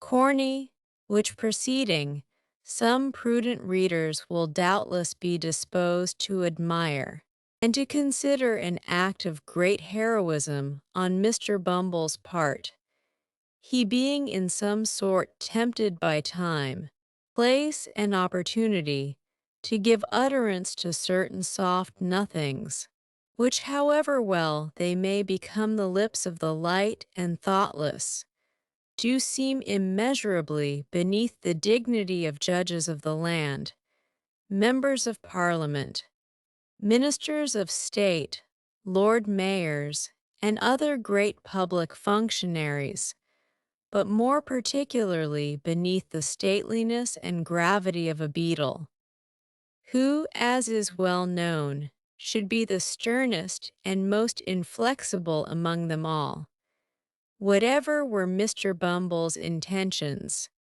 However, and no doubt they were of the best, it unfortunately happened, as has been twice before remarked, that the table was a round one. Consequently, Mr. Bumble, moving his chair by little and little, soon began to diminish the distance between himself and the matron, and continuing to travel round the outer edge of the circle, brought his chair, in time, close to that in which the matron was seated. Indeed, the two chairs touched, and when they did so, Mr. Bumble stopped. Now, if the matron had moved her chair to the right, she would have been scorched by the fire, and if to the left, she must have fallen into Mr. Bumble's arms. So, being a discreet matron, and no doubt foreseeing these consequences at a glance, she remained where she was, and handed Mr. Bumble another cup of tea. Hard-hearted Mrs. Corney, said Mr. Bumble, stirring his tea and looking up into the matron's face. Are you hard-hearted, Mrs. Corney, dear me? Exclaimed the matron. What a very curious question from a single man. What can you want to know for, Mr. Bumble? The beadle drank his tea to the last drop, finished a piece of toast, whisked the crumbs off his knees, wiped his lips, and deliberately kissed the matron. Mr. Bumble, cried that discreet lady in a whisper, for the fright was so great that she had quite lost her voice. Mr. Bumble, I shall scream.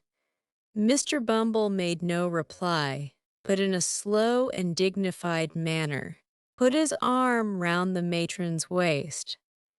As the lady had stated her intention of screaming, of course she would have screamed at this additional boldness, but that the exertion was rendered unnecessary by a hasty knocking at the door, which was no sooner heard than Mr. Bumble darted with much agility to the wine bottles, and began dusting them with great violence, while the matron sharply demanded who was there. It is worthy of remark, as a curious physical instance of the efficacy of a sudden surprise in counteracting the effects of extreme fear, that her voice had quite recovered all its official asperity.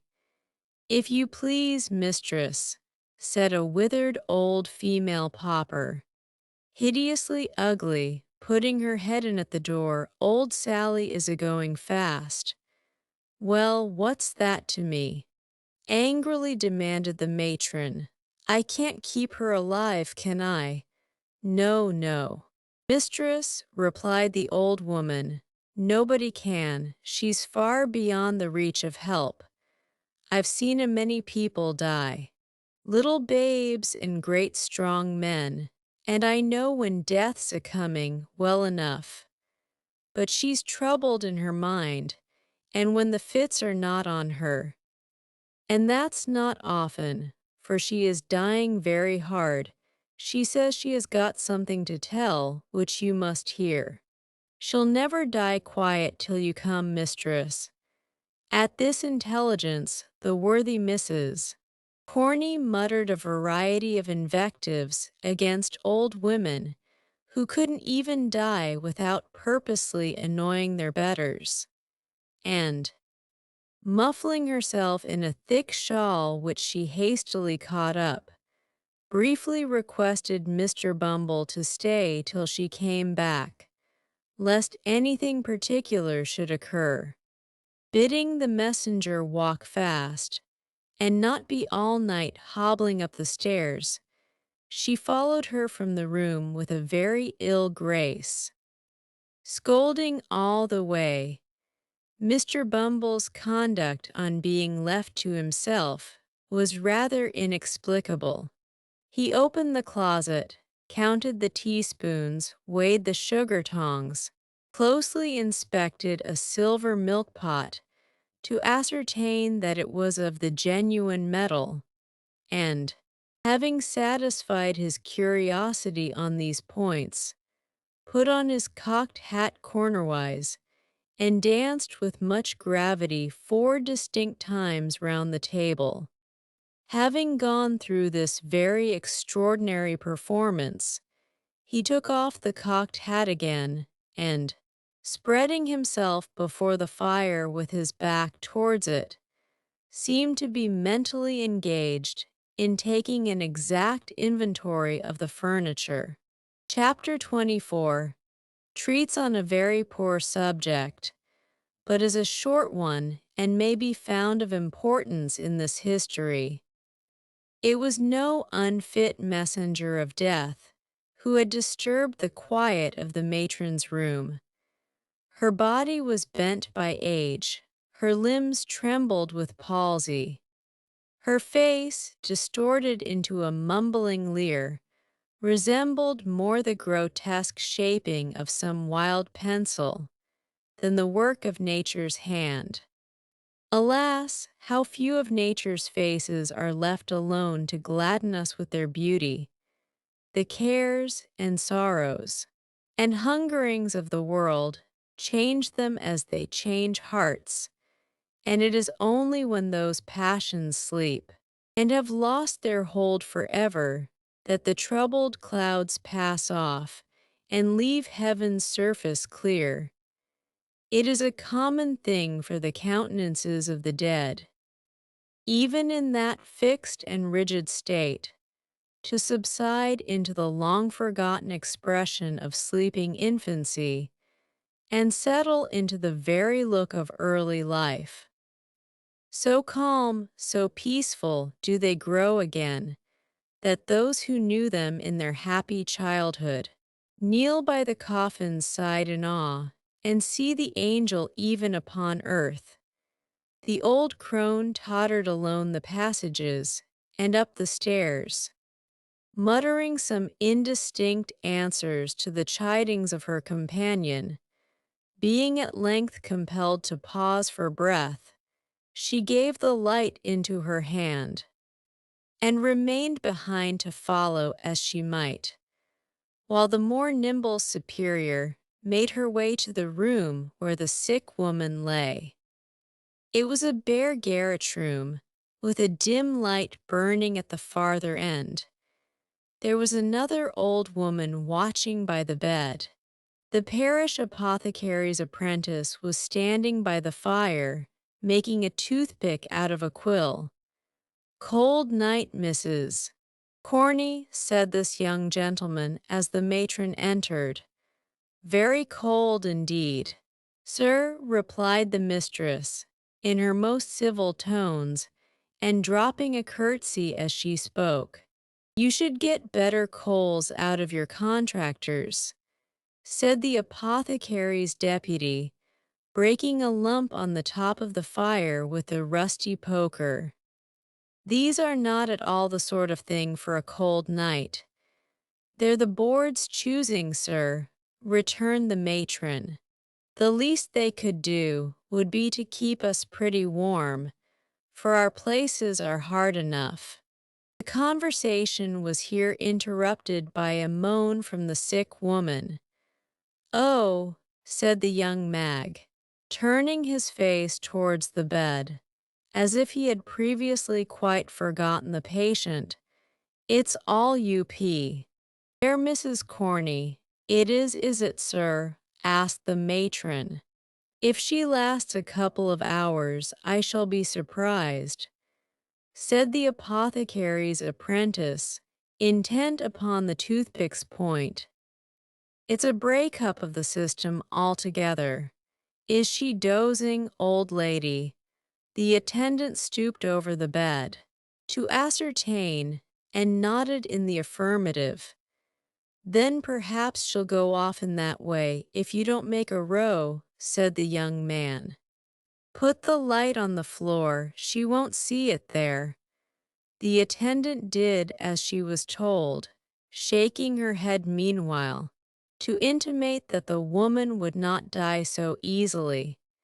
Having done so, she resumed her seat by the side of the other nurse, who had by this time returned. The mistress, with an expression of impatience, wrapped herself in her shawl and sat at the foot of the bed. The apothecary's apprentice, having completed the manufacture of the toothpick, planted himself in front of the fire and made good use of it for 10 minutes or so, when apparently growing rather dull, he wished Mrs. Corney joy of her job, and took himself off on tiptoe. When they had sat in silence for some time, the two old women rose from the bed, and crouching over the fire, held out their withered hands to catch the heat.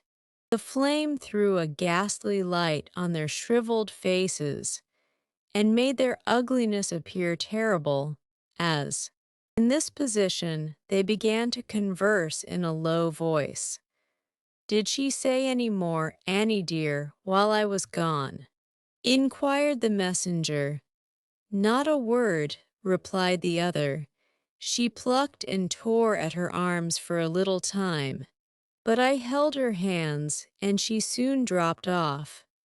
She hasn't much strength in her, so I easily kept her quiet. I ain't so weak for an old woman, although I am on parish allowance. No, no. Did she drink the hot wine the doctor said she was to have?" demanded the first. "I tried to get it down," rejoined the other, "but her teeth were tight set, and she clenched the mug so hard that it was as much as I could do to get it back again. So I drank it, and it did me good." Looking cautiously round, to ascertain that they were not overheard, the two hags cowered nearer to the fire, and chuckled heartily. "I mind the time," said the first speaker, "when she would have done the same, and made rare fun of it afterwards." "Ay, that she would," rejoined the other. "She had a merry heart, a many, many beautiful corpses she laid out, as nice and neat as waxwork. My old eyes have seen them, and those old hands touched them too, for I have helped her scores of times." Stretching forth her trembling fingers as she spoke, the old creature shook them exultingly before her face, and fumbling in her pocket, brought out an old, time-discolored tin snuff-box, from which she shook a few grains into the outstretched palm of her companion, and a few more into her own. While they were thus employed, the matron, who had been impatiently watching until the dying woman should awaken from her stupor, joined them by the fire, and sharply asked how long she was to wait. "Not long, mistress," replied the second woman. looking up into her face. We have none of us long to wait for death. Patience, patience. He'll be here soon enough for us all. Hold your tongue, you doting idiot, said the matron sternly. You. Martha, tell me, has she been in this way before? Often, answered the first woman. But will never be again, added the second one. That is, she'll never wake again but once and mind. Mistress, that won't be for long. Long or short, said the matron snappishly. She won't find me here when she does wake. Take care, both of you, how you worry me again for nothing. It's no part of my duty to see all the old women in the house die, and I won't that's more. Mind that, you impudent old harridans. If you make a fool of me again, I'll soon cure you, I warrant you. She was bouncing away when a cry from the two women, who had turned towards the bed, caused her to look round. The patient had raised herself upright and was stretching her arms towards them. Who's that? She cried in a hollow voice. Hush, hush, said one of the women, stooping over her. Lie down, lie down. I'll never lie down again alive, said the woman, struggling. I will tell her, come here nearer. Let me whisper in your ear. She clutched the matron by the arm and, forcing her into a chair by the bedside, was about to speak. When looking round, she caught sight of the two old women bending forward in the attitude of eager listeners. Turn them away, said the woman drowsily. Make haste, make haste. The two old crones, chiming in together, began pouring out many piteous lamentations that the poor dear was too far gone to know her best friends, and were uttering sundry protestations that they would never leave her, when the superior pushed them from the room, closed the door, and returned to the bedside.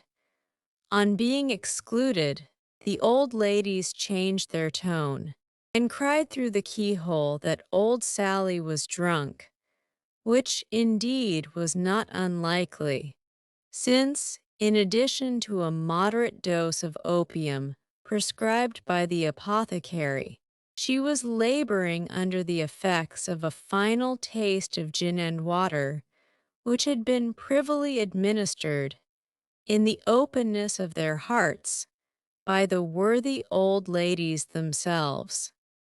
Now listen to me, said the dying woman aloud, as if making a great effort to revive one latent spark of energy. In this very room, in this very bed, I once nursed a pretty young creetur that was brought into the house with her feet cut and bruised with walking, and all soiled with dust and blood. She gave birth to a boy and died. Let me think what was the year again. Never mind the year, said the impatient auditor. What about her? I, murmured the sick woman, relapsing into her former drowsy state. What about her? What about I know? She cried, jumping fiercely up, her face flushed and her eyes starting from her head. I robbed her, so I did. She wasn't cold, I tell you, she wasn't cold when I stole it. Stole what, for God's sake? Cried the matron with a gesture as if she would call for help. It, replied the woman, laying her hand over the other's mouth. The only thing she had. She wanted clothes to keep her warm and food to eat, but she had kept it safe and had it in her bosom. It was gold, I tell you, rich gold. That might have saved her life. Gold, echoed the matron, bending eagerly over the woman as she fell back. Go on, yes, what of it? Who was the mother? When was it? She charged me to keep it safe. replied the woman with a groan, and trusted me as the only woman about her. I stole it in my heart when she first showed it me hanging round her neck. And the child's death, perhaps, is on me besides. They would have treated him better if they had known it all. Known what? Asked the other. Speak. The boy grew so like his mother, said the woman, rambling on and not heeding the question, that I could never forget it when I saw his face. Poor girl. Poor girl, she was so young too. Such a gentle lamb. Wait. There's more to tell. I have not told you all, have I? No, no, replied the matron, inclining her head to catch the words, as they came more faintly from the dying woman. Be quick, or it may be too late. The mother, said the woman, making a more violent effort than before. The mother, when the pains of death first came upon her, whispered in my ear that if her baby was born alive and thrived, the day might come when it would not feel so much disgrace to hear its poor young mother named.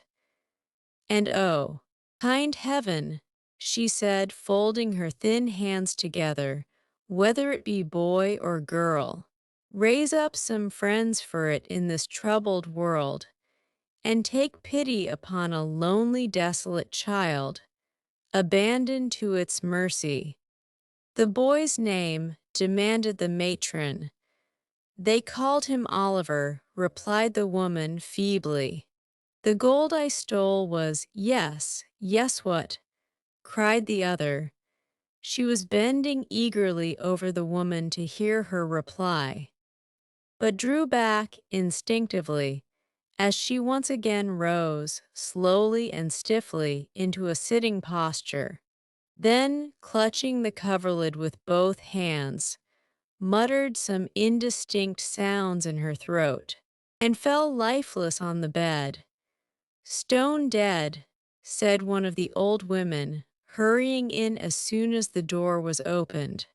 And nothing to tell, after all, rejoined the matron, walking carelessly away. The two crones, to all appearance, too busily occupied in the preparations for their dreadful duties to make any reply, were left alone, hovering about the body. Chapter 25, wherein this history reverts to Mr. Fagin and Company. While these things were passing in the country workhouse, Mr. Fagin sat in the old den the same from which Oliver had been removed by the girl brooding over a dull, smoky fire. He held a pair of bellows upon his knee, with which he had apparently been endeavoring to rouse it into more cheerful action. But he had fallen into deep thought, and with his arms folded on them, and his chin resting on his thumbs, fixed his eyes abstractedly on the rusty bars. At a table behind him sat the artful Dodger, Master Charles Bates, and Mr. Chitterling, all intent upon a game of whist, the artful taking dummy against Master Bates and Mr. Chitterling. The countenance of the first-named gentleman, peculiarly intelligent at all times, acquired great additional interest from his close observance of the game and his attentive perusal of Mr. Chitterling's hand, upon which from time to time, as occasion served, he bestowed a variety of earnest glances, wisely regulating his own play by the result of his observations upon his neighbor's cards. It being a cold night, the Dodger wore his hat, as indeed was often his custom within doors. He also sustained a clay pipe between his teeth, which he only removed for a brief space when he deemed it necessary to apply for refreshment to a quart pot upon the table. which stood ready filled with gin and water for the accommodation of the company. Master Bates was also attentive to the play, but being of a more excitable nature than his accomplished friend, it was observable that he more frequently applied himself to the gin and water, and moreover indulged in many jests and irrelevant remarks, all highly unbecoming a scientific rubber. Indeed, the artful, presuming upon their close attachment, more than once took occasion to reason gravely with his companion upon these improprieties, all of which remonstrances Master Bates received in extremely good part, merely requesting his friend to be blowed, or to insert his head in a sack, or replying with some other neatly turned witticism of a similar kind, the happy application of which excited considerable admiration in the mind of Mr. Chitterling. It was remarkable that the latter gentleman and his partner invariably lost, and that the circumstance, so far from angering Master Bates, appeared to afford him the highest amusement, inasmuch as he laughed most uproariously at the end of every deal, and protested that he had never seen such a jolly game in all his born days. "That's two doubles and the rub," said Mr. Chitterling, with a very long face, as he drew half a crown from his waistcoat pocket. "I never see such a feller as you, Jack. You win everything, even when we've good cards. Charlie and I can't make nothing of 'em." Either the master or the manner of this remark, which was made very ruefully, delighted Charlie Bates so much that his consequent shout of laughter roused the Jew from his reverie and induced him to inquire what was the matter. "Matter, Fagin," cried Charlie. "I wish you had watched the play. Tommy Chitterling hasn't won a point, and I went partners with him against the Artful and Dumb." "Aye, aye," said the Jew, with a grin which sufficiently demonstrated that he was at no loss to understand the reason. "Try him again, Tom, try him again. No more of it for me, thank 'ee, Fagin," replied Mr. Chitterling. "I've had enough. That 'ere dodger has such a run of luck that there's no standing again him." "Ha, ha, my dear," replied the Jew, "you must get up very early in the morning to win against the dodger."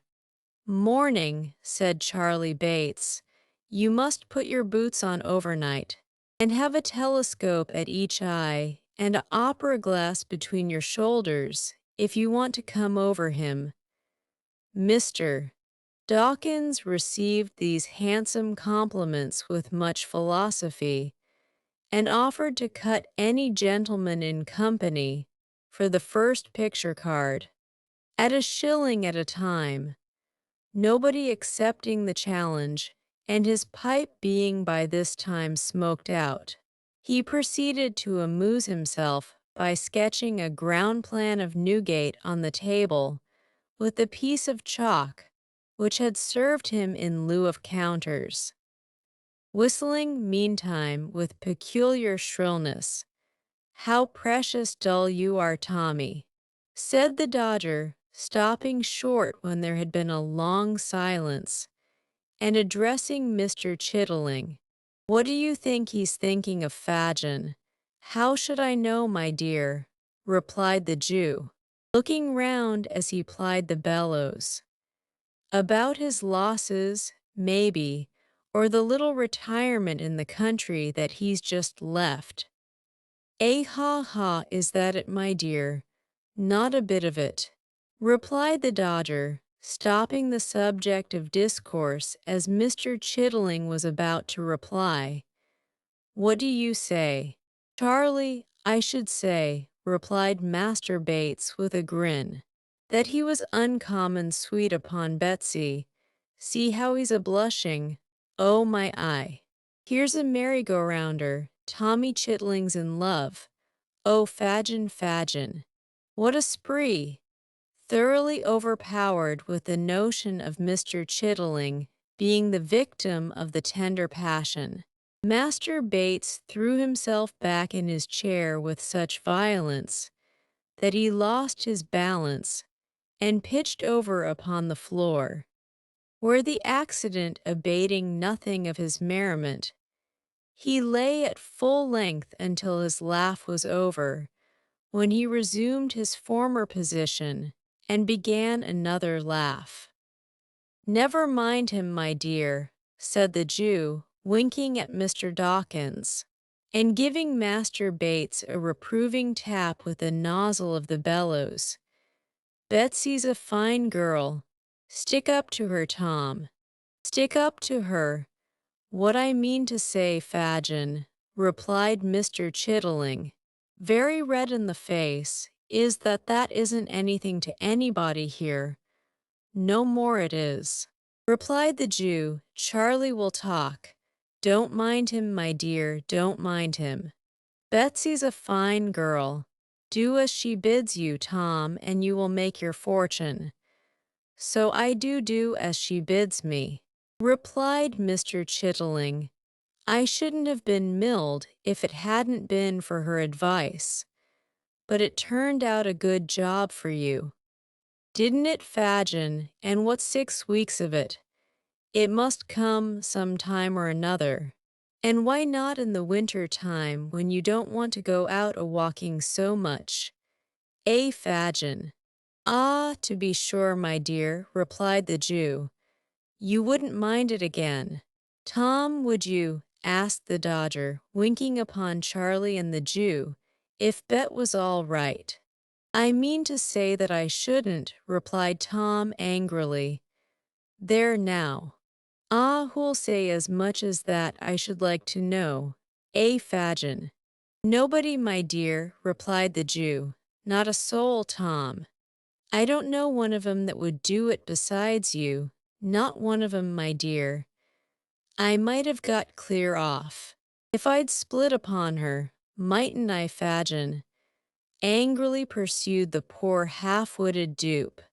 "A word from me would have done it, wouldn't it, Fagin?" "To be sure it would, my dear," replied the Jew. "But I didn't blab it, did I, Fagin?" demanded Tom, pouring question upon question with great volubility. "No, no, to be sure," replied the Jew. "You were too stout-hearted for that, a deal too stout, my dear." "Perhaps I was," rejoined Tom, looking round. "And if I was, what's to laugh at in that? Eh, Fagin?" The Jew, perceiving that Mr. Chittling was considerably roused, hastened to assure him that nobody was laughing, and to prove the gravity of the company, appealed to Master Bates, the principal offender.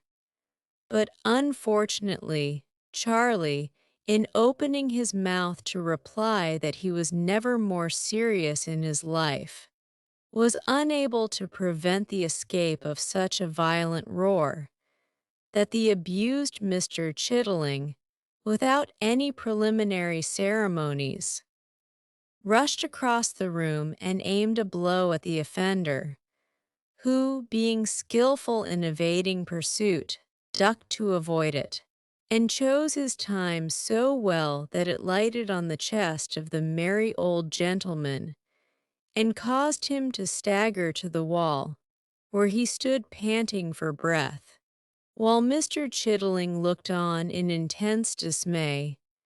"Hark!" cried the Dodger at this moment. "I heard the tinkler." Catching up the light, he crept softly upstairs. The bell was rung again with some impatience while the party were in darkness. After a short pause, the Dodger reappeared and whispered Fagin mysteriously. "What?" cried the Jew. Alone, the Dodger nodded in the affirmative and, shading the flame of the candle with his hand, gave Charlie Bates a private intimation, in dumb show, that he had better not be funny just then.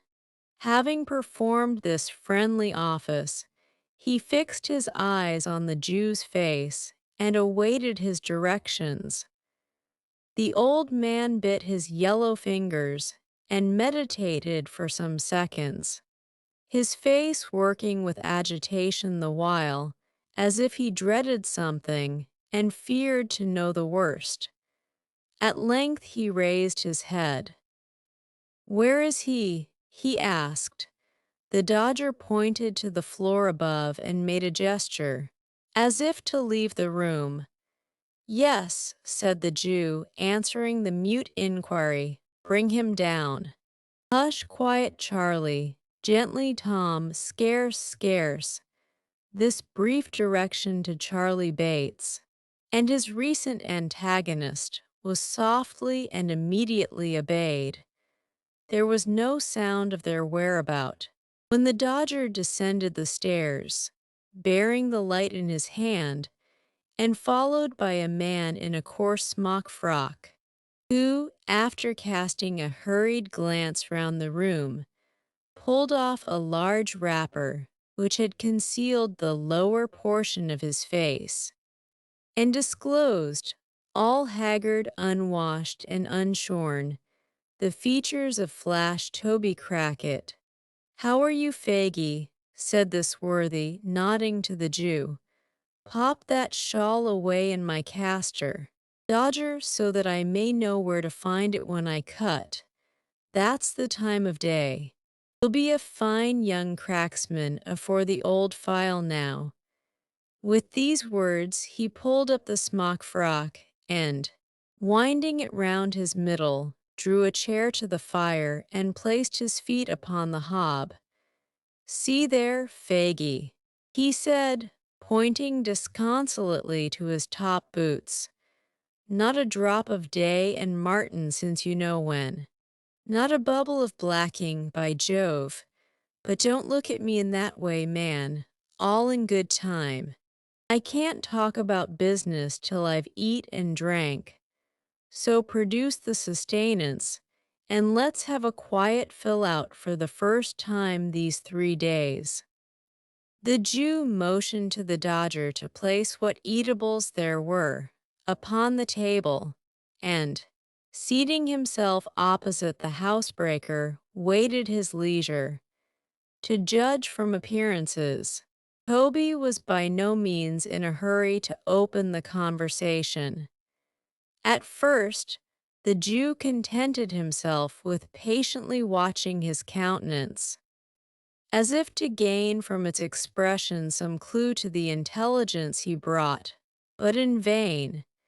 He looked tired and worn, but there was the same complacent repose upon his features that they always wore, and through dirt and beard and whisker there still shone, unimpaired, the self-satisfied smirk of Flash Toby Crackit. Then the Jew, in an agony of impatience, watched every morsel he put into his mouth, pacing up and down the room. Meanwhile, in irrepressible excitement, it was all of no use. Toby continued to eat with the utmost outward indifference, until he could eat no more. Then, ordering the Dodger out, he closed the door, mixed a glass of spirits and water, and composed himself for talking. "First and foremost, Faggy," said Toby. "Yes, yes," interposed the Jew, drawing up his chair. "Mr. Crackit stopped to take a draught of spirits and water, and to declare that the gin was excellent. Then, placing his feet against the low mantelpiece, so as to bring his boots to about the level of his eye, he quietly resumed. "First and foremost, Faggy," said the housebreaker, "how's Bill?" "What?" screamed the Jew, starting from his seat. "Why, you don't mean to say," began Toby, turning pale. "Mean," cried the Jew, stamping furiously on the ground. "Where are they, Sykes and the boy? Where are they? Where have they been? Where are they hiding? Why have they not been here?" The crack failed.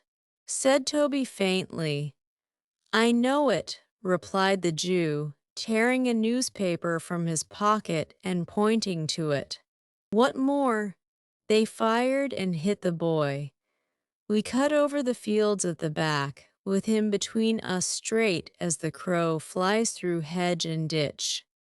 They gave chase. Damn, the whole country was awake and the dogs upon us.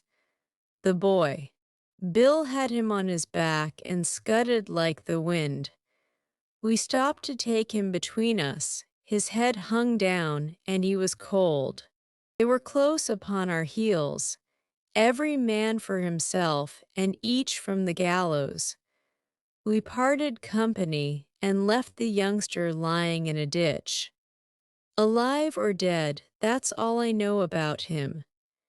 The Jew stopped to hear no more, but uttering a loud yell and twining his hands in his hair, rushed from the room and from the house.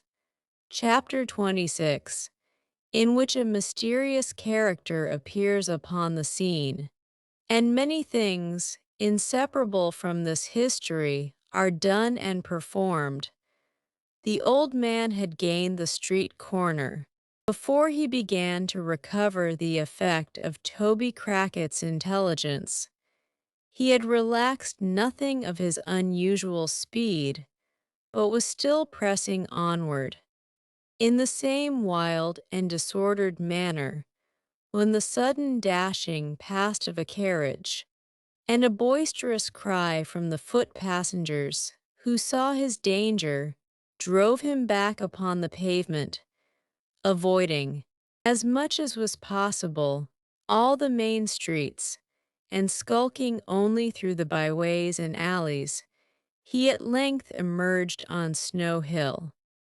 Here he walked even faster than before, nor did he linger until he had again turned into a court, when, as if conscious that he was now in his proper element, he fell into his usual shuffling pace, and seemed to breathe more freely.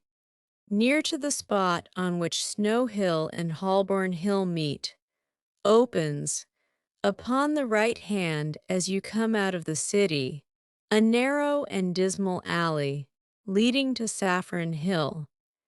In its filthy shops are exposed for sale huge bunches of second-hand silk handkerchiefs, of all sizes and patterns, for here reside the traders who purchase them from pickpockets. Hundreds of these handkerchiefs hang dangling from pegs outside the windows or flaunting from the doorposts, and the shelves within are piled with them. Confined as the limits of Field Lane are, it has its barber, its coffee shop, its beer shop, and its fried fish warehouse. It is a commercial colony of itself, the emporium of petty larceny. Visited at early morning and setting in of dusk by silent merchants who traffic in dark back parlors and who go as strangely as they come. Here the clothesman, the shoe vamper, and the rag merchant display their goods as signboards to the petty thief. Here, stores of old iron and bones, and heaps of mildewy fragments of woolen stuff and linen, rust and rot in the grimy cellars. It was into this place that the Jew turned. He was well known to the sallow denizens of the lane, for such of them as were on the lookout to buy or sell, nodded familiarly as he passed along. He replied to their salutations in the same way, but bestowed no closer recognition until he reached the further end of the alley, when he stopped, to address a salesman of small stature, who had squeezed as much of his person into a child's chair as the chair would hold, and was smoking a pipe at his warehouse door. "Why, the sight of you, Mr. Fagin, would cure the hoptalimy," said this respectable trader, in acknowledgment of the Jew's inquiry after his health. The neighborhood was a little too hot. "Lively," said Fagin, elevating his eyebrows and crossing his hands upon his shoulders. "Well, I've heard that complained of it once or twice before," replied the trader, "but it soon cools down again. Don't you find it so?" Fagin nodded in the affirmative, pointing in the direction of Saffron Hill. He inquired whether anyone was up yonder tonight. "At the Cripples?" inquired the man. The Jew nodded. "Let me see," pursued the merchant, reflecting. "Yes, there's some half-dozen of 'em gone in. That I knows. I don't think your friend's there. Sykes is not, I suppose?" inquired the Jew, with a disappointed countenance. "Non estuentus, as the lawyers say," replied the little man, shaking his head, and looking amazingly sly. "Have you got anything in my line tonight?" "Nothing tonight," said the Jew, turning away. "Are you going up to the Cripples, Fagin?" cried the little man, calling after him. "Stop, I don't mind if I have a drop there with you." But as the Jew, looking back, waved his hand to intimate that he preferred being alone, and moreover, as the little man could not very easily disengage himself from the chair, the sign of the Cripples was, for a time, bereft of the advantage of Mr. Lively's presence. By the time he had got upon his legs, the Jew had disappeared, so Mr. Lively, after ineffectually standing on tiptoe, in the hope of catching sight of him, again forced himself into the little chair and, exchanging a shake of the head with a lady in the opposite shop, in which doubt and mistrust were plainly mingled, resumed his pipe with a grave demeanor. The Three Cripples, or rather the Cripples, which was the sign by which the establishment was familiarly known to its patrons, was the public house in which Mr. Sykes and his dog have already figured. Merely making a sign to a man at the bar, Fagin walked straight upstairs, and opening the door of a room, and softly insinuating himself into the chamber, looked anxiously about, shading his eyes with his hand, as if in search of some particular person. The room was illuminated by two gaslights, the glare of which was prevented by the barred shutters and closely drawn curtains of faded red from being visible outside. The ceiling was blackened to prevent its color from being injured by the flaring of the lamps, and the place was so full of dense tobacco smoke that at first it was scarcely possible to discern anything more. By degrees, however, as some of it cleared away through the open door, an assemblage of heads, as confused as the noises that greeted the ear, might be made out, and as the eye grew more accustomed to the scene, the spectator gradually became aware of the presence of a numerous company, male and female, crowded round a long table, at the upper end of which sat a chairman with a hammer of office in his hand, while a professional gentleman with a bluish nose, and his face tied up for the benefit of a toothache, presided at a jingling piano in a remote corner. As Fagin stepped softly in, the professional gentleman, running over the keys by way of prelude, occasioned a general cry of order for a song, which having subsided, a young lady proceeded to entertain the company with a ballad in 4 verses, between each of which the accompanist played the melody all through, as loud as he could. When this was over, the chairman gave a sentiment, after which the professional gentleman on the chairman's right and left volunteered a duet, and sang it with great applause. It was curious to observe some faces which stood out prominently from among the group. There was the chairman himself, the landlord of the house, a coarse, rough, heavy-built fellow, who, while the songs were proceeding, rolled his eyes hither and thither, and seeming to give himself up to joviality, had an eye for everything that was done, and an ear for everything that was said, and sharp ones, too. Near him were the singers, receiving, with professional indifference, the compliments of the company and applying themselves, in turn, to a dozen proffered glasses of spirits and water, tendered by their more boisterous admirers, whose countenances, expressive of almost every vice in almost every grade, irresistibly attracted the attention by their very repulsiveness.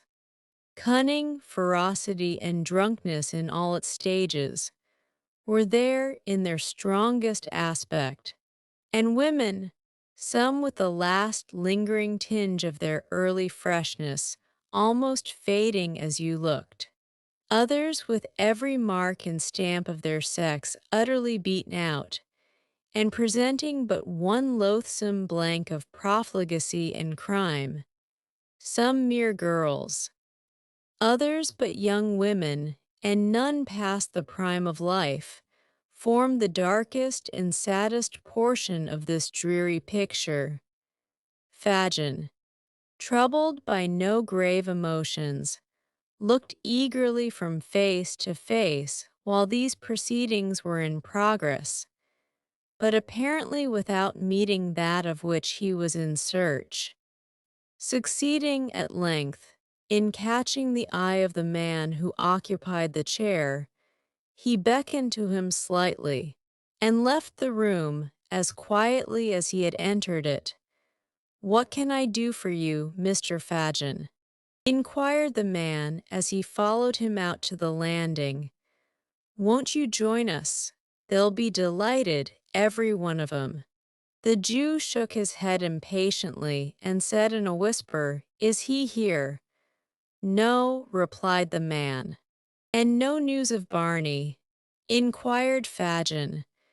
"None," replied the landlord of the Cripples, for it was he. "He won't stir till it's all safe. Depend on it, they're on the scent down there, and that if he moved, he'd blow upon the thing at once. He's all right enough, Barney is, else I should have heard of him. I'll pound it, that Barney's managing properly. Let him alone for that." "Will he be here tonight?" asked the Jew, laying the same emphasis on the pronoun as before. "Monks, do you mean?" inquired the landlord, hesitating. "Hush," said the Jew. "Yes." "Certain," replied the man, drawing a gold watch from his fob. "I expected him here before now. If you'll wait 10 minutes, he'll be—" "No, no," said the Jew, hastily, as though, however desirous he might be to see the person in question, he was nevertheless relieved by his absence. "Tell him I came here to see him, and that he must come to me tonight. No, say tomorrow. As he is not here, tomorrow will be time enough." "Good," said the man, "nothing more." "Not a word now," said the Jew, descending the stairs. "I say," said the other, looking over the rails and speaking in a hoarse whisper, What a time this would be for a cell. I've got Phil Barker here, so drunk that a boy might take him. Ah, but it's not Phil Barker's time, said the Jew, looking up. Phil has something more to do before we can afford to part with him, so go back to the company, my dear, and tell them to lead merry lives while they last. Ha, ha. Ha, the landlord reciprocated the old man's laugh and returned to his guests. The Jew was no sooner alone than his countenance resumed its former expression of anxiety and thought. After a brief reflection, he called a hack cabriolet and bade the man drive towards Bethnal Green. He dismissed him within some quarter of a mile of Mr. Sykes's residence, and performed the short remainder of the distance on foot. Now, muttered the Jew, as he knocked at the door, if there is any deep play here, I shall have it out of you, my girl, cunning as you are. She was in her room, the woman said. Fagin crept softly upstairs and entered it without any previous ceremony. The girl was alone, lying with her head upon the table and her hair straggling over it. She has been drinking, thought the Jew. Coolly, or perhaps she is only miserable. The old man turned to close the door as he made this reflection. The noise thus occasioned roused the girl. She eyed his crafty face narrowly as she inquired to his recital of Toby Crackett's story. When it was concluded, she sank into her former attitude, but spoke not a word. She pushed the candle impatiently away, and once or twice, as she feverishly changed her position, shuffled her feet upon the ground, but this was all. During the silence, the Jew looked restlessly about the room, as if to assure himself that there were no appearances of Sykes having covertly returned. Apparently satisfied with his inspection, he coughed twice or thrice and made as many efforts to open a conversation. But the girl heeded him no more than if he had been made of stone. At length he made another attempt, and rubbing his hands together, said, in his most conciliatory tone, "And where should you think Bill was now, my dear?" The girl moaned out some half-intelligible reply that she could not tell, and seemed, from the smothered noise that escaped her, to be crying. "And the boy, too," said the Jew, straining his eyes to catch a glimpse of her face. "Poor leetle child, left in a ditch. Nance, only think." "The child," said the girl, suddenly looking up, "is better where he is than among us. And if no harm comes to Bill from it, I hope he lies dead in the ditch, and that his young bones may rot there." "What?" cried the Jew in amazement. I do," returned the girl, meeting his gaze. "I shall be glad to have him away from my eyes, and to know that the worst is over. I can't bear to have him about me. The sight of him turns me against myself and all of you."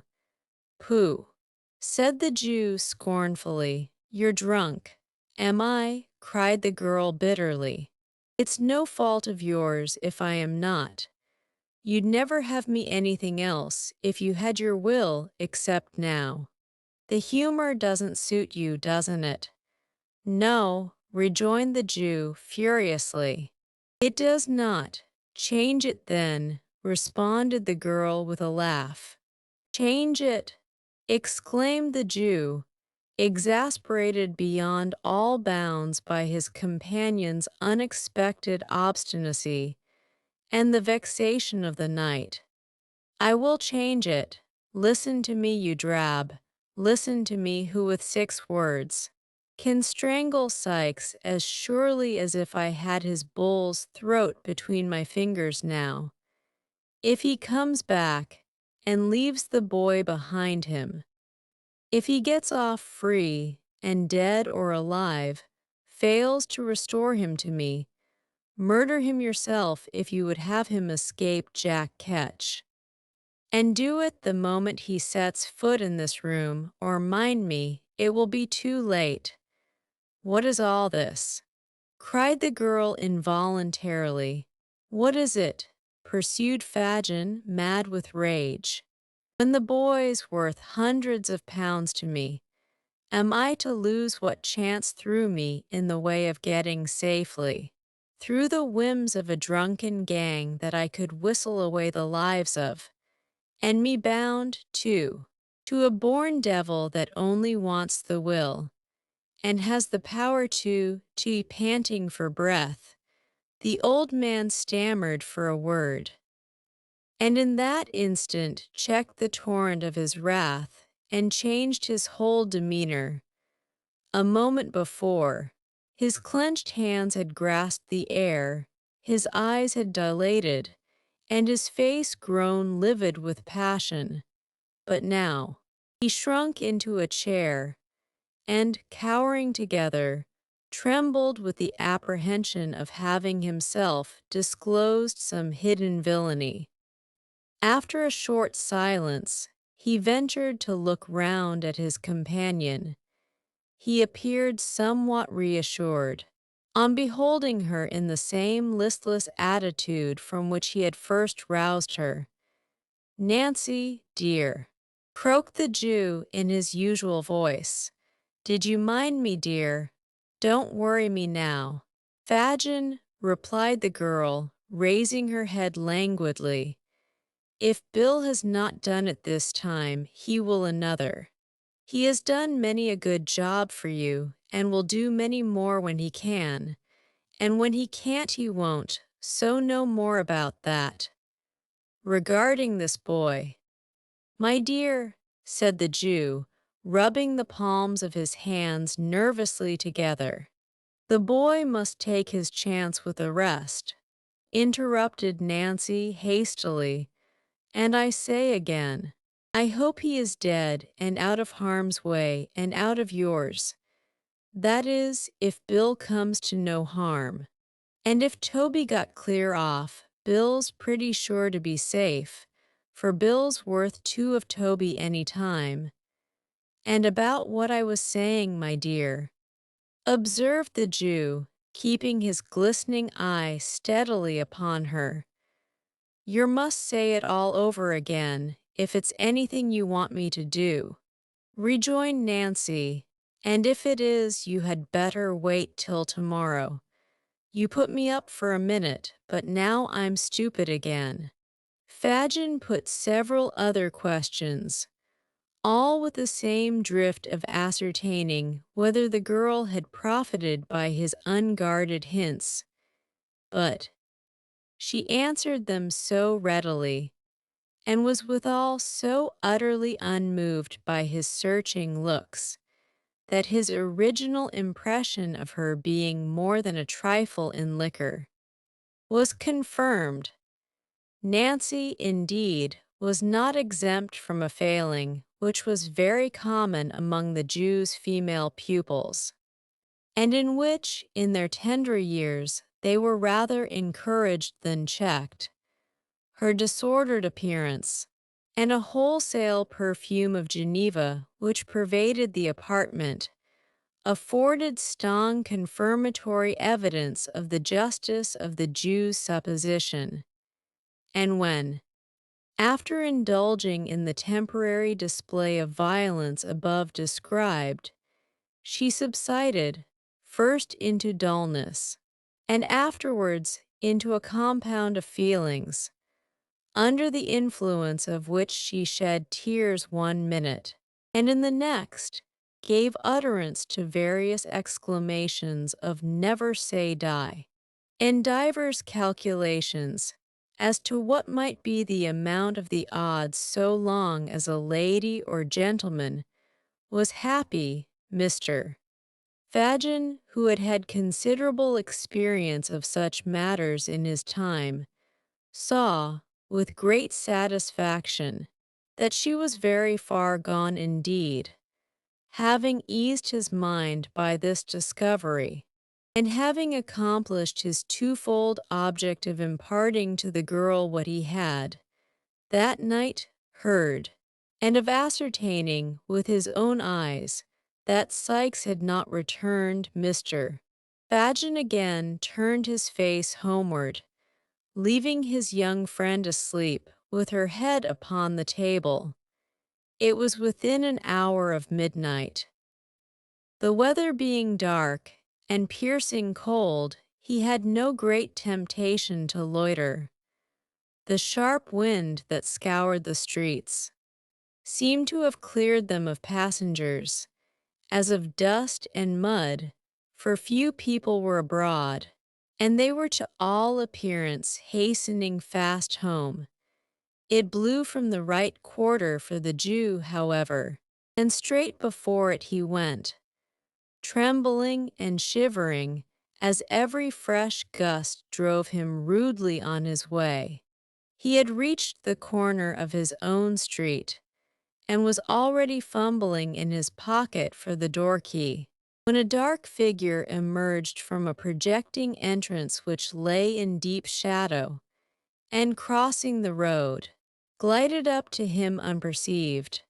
Fagin whispered a voice close to his ear. "Ah," said the Jew, turning quickly round, "is that—" "Yes," interrupted the stranger. "I have been lingering here these 2 hours. Where the devil have you been?" "On your business, my dear," replied the Jew, glancing uneasily at his companion, and slackening his pace as he spoke. "On your business all night." "Oh, of course," said the stranger, with a sneer. "Well, and what's come of it?" "Nothing good," said the Jew. "Nothing bad, I hope," said the stranger, stopping short, and turning a startled look on his companion. The Jew shook his head, and was about to reply, when the stranger, interrupting him, motioned to the house before which they had by this time arrived, remarking that he had better say what he had got to say under cover, for his blood was chilled with standing about so long, and the wind blew through him. Fagin looked as if he could have willingly excused himself from taking home a visitor at that unseasonable hour, and indeed muttered something about having no fire, but his companion repeating his request in a peremptory manner, he unlocked the door and requested him to close it softly while he got a light. "It's as dark as the grave," said the man, groping forward a few steps. "Make haste." "Shut the door," whispered Fagin from the end of the passage. As he spoke, it closed with a loud noise. "That wasn't my doing," said the other man, feeling his way. "The wind blew it to, or it shut of its own accord, one or the other. Look sharp with the light, or I shall knock my brains out against something in this confounded hole." Fagin stealthily descended the kitchen stairs. After a short absence, he returned with a lighted candle, and the intelligence that Toby Crackit was asleep in the back room below, and that the boys were in the front one. Beckoning the man to follow him, he led the way upstairs.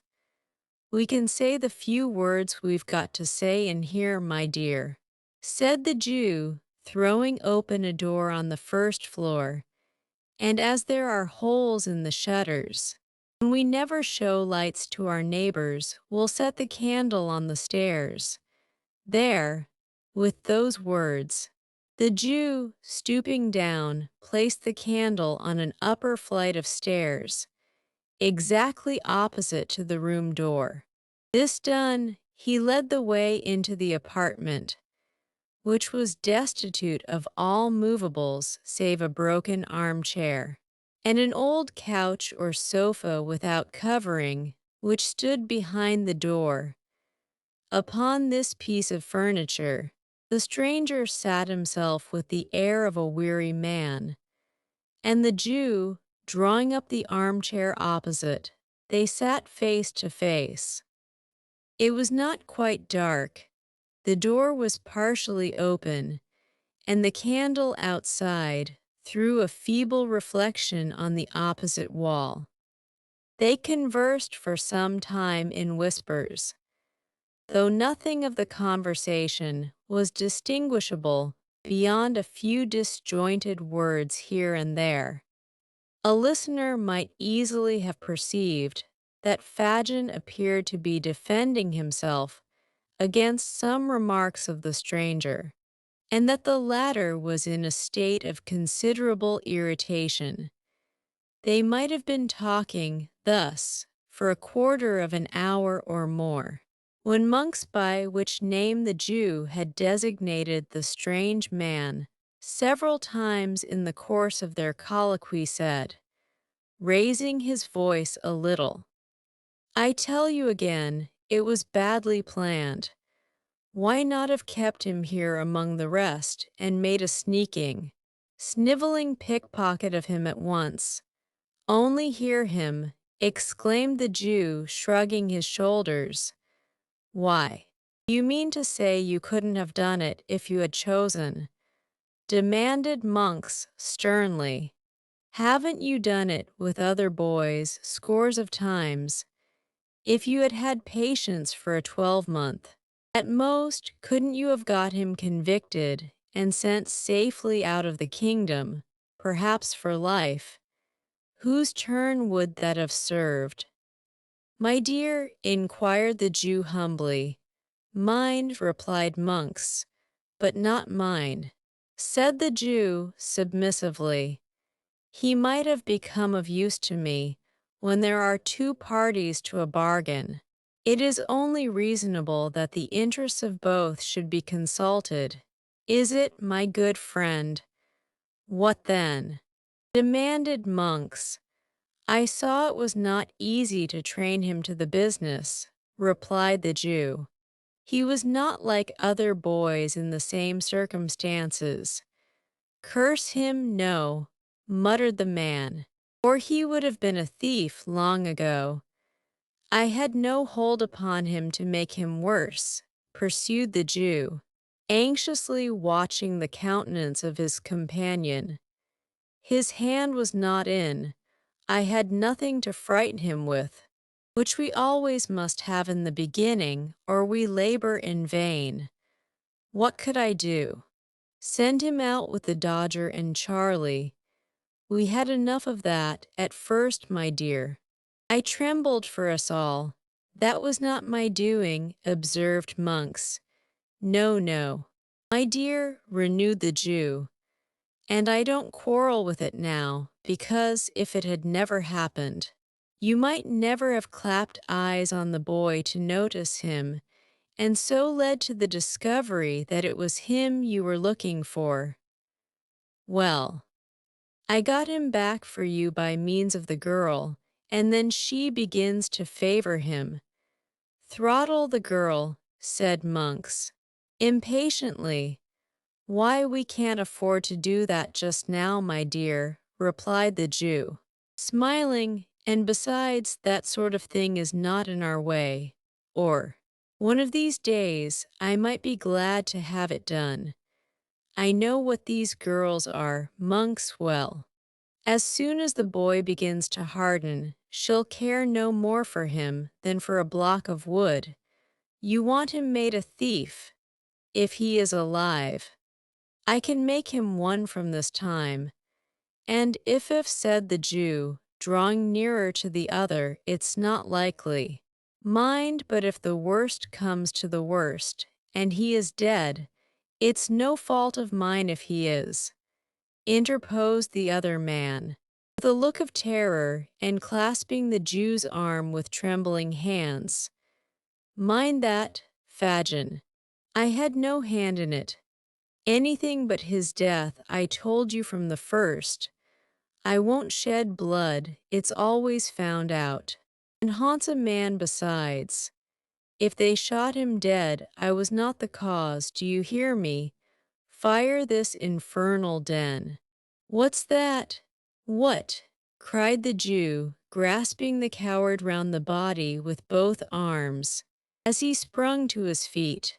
Where? Yonder, replied the man, glaring at the opposite wall. The shadow, I saw the shadow of a woman in a cloak and bonnet pass along the wainscot like a breath. The Jew released his hold, and they rushed tumultuously from the room. The candle, wasted by the draught, was standing where it had been placed. It showed them only the empty staircase and their own white faces.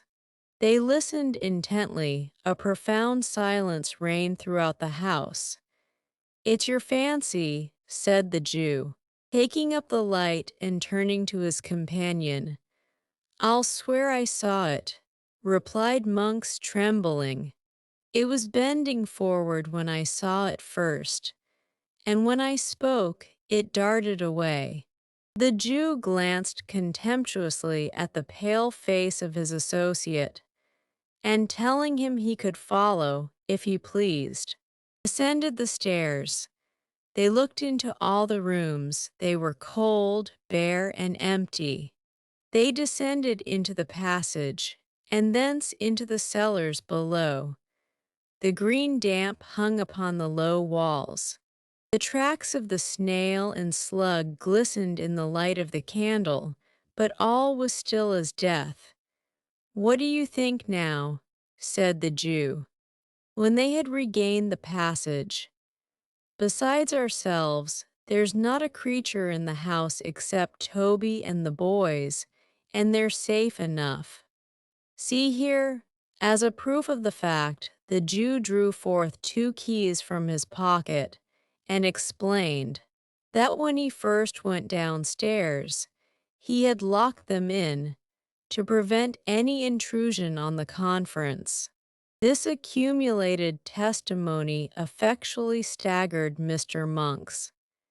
His protestations had gradually become less and less vehement as they proceeded in their search without making any discovery. And now he gave vent to several very grim laughs, and confessed it could only have been his excited imagination. He declined any renewal of the conversation, however, for that night, suddenly remembering that it was past 1 o'clock, and so the amiable couple parted.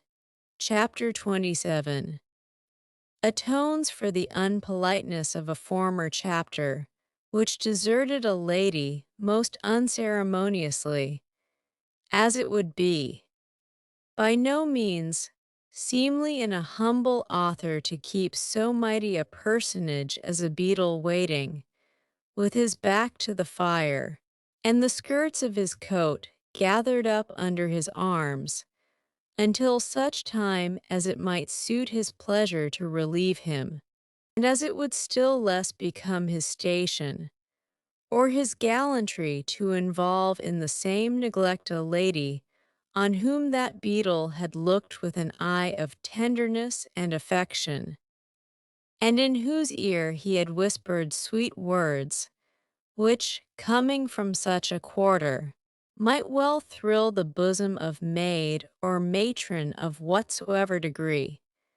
The historian whose pen traces these words trusting that he knows his place, and that he entertains a becoming reverence for those upon earth to whom high and important authority is delegated, hastens to pay them that respect which their position demands, and to treat them with all that duteous ceremony which their exalted rank, and by consequence great virtues, imperatively claim at his hands. Towards this end, indeed, he had purposed to introduce in this place. A dissertation touching the divine right of beetles, and elucidative of the position that a beetle can do no wrong, which could not fail to have been both pleasurable and profitable to the right-minded reader, but which he is unfortunately compelled, by want of time and space, to postpone to some more convenient and fitting opportunity, on the arrival of which he will be prepared to show that a beetle properly constituted, that is to say, a parochial beetle attached to a parochial workhouse, and attending in his official capacity the parochial church, is, in right and virtue of his office, possessed of all the excellences and best qualities of humanity, and that to none of those excellences can mere company's beetles, or court of law beetles, or even chapel of ease beetles, save the last, and they in a very lowly and inferior degree, lay the remotest sustainable claim. Mr. Bumble had recounted the teaspoons, reweighed the sugar tongs, made a closer inspection of the milk pot, and ascertained to a nicety the exact condition of the furniture, down to the very horsehair seats of the chairs, and had repeated each process full half a dozen times, before he began to think that it was time for Mrs. Corney to return. Thinking begets thinking. As there were no sounds of Mrs. Corney's approach, it occurred to Mr.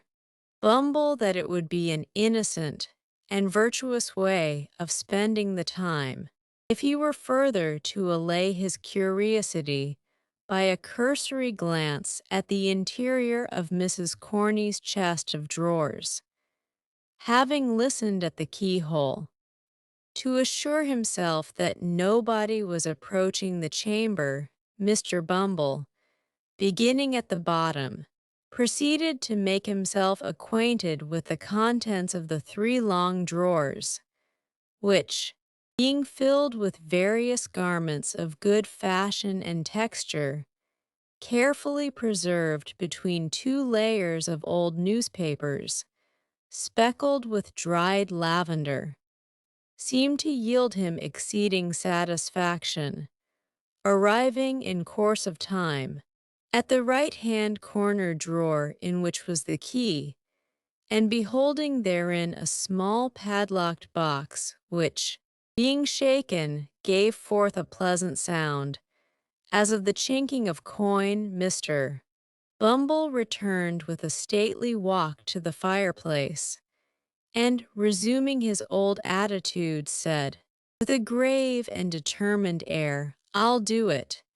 He followed up this remarkable declaration by shaking his head in a waggish manner for 10 minutes, as though he were remonstrating with himself for being such a pleasant dog, and then he took a view of his legs in profile with much seeming pleasure and interest. He was still placidly engaged in this latter survey, when Mrs. Corney, hurrying into the room, threw herself in a breathless state on a chair by the fireside, and covering her eyes with one hand, placed the other over her heart and gasped for breath. "Mrs.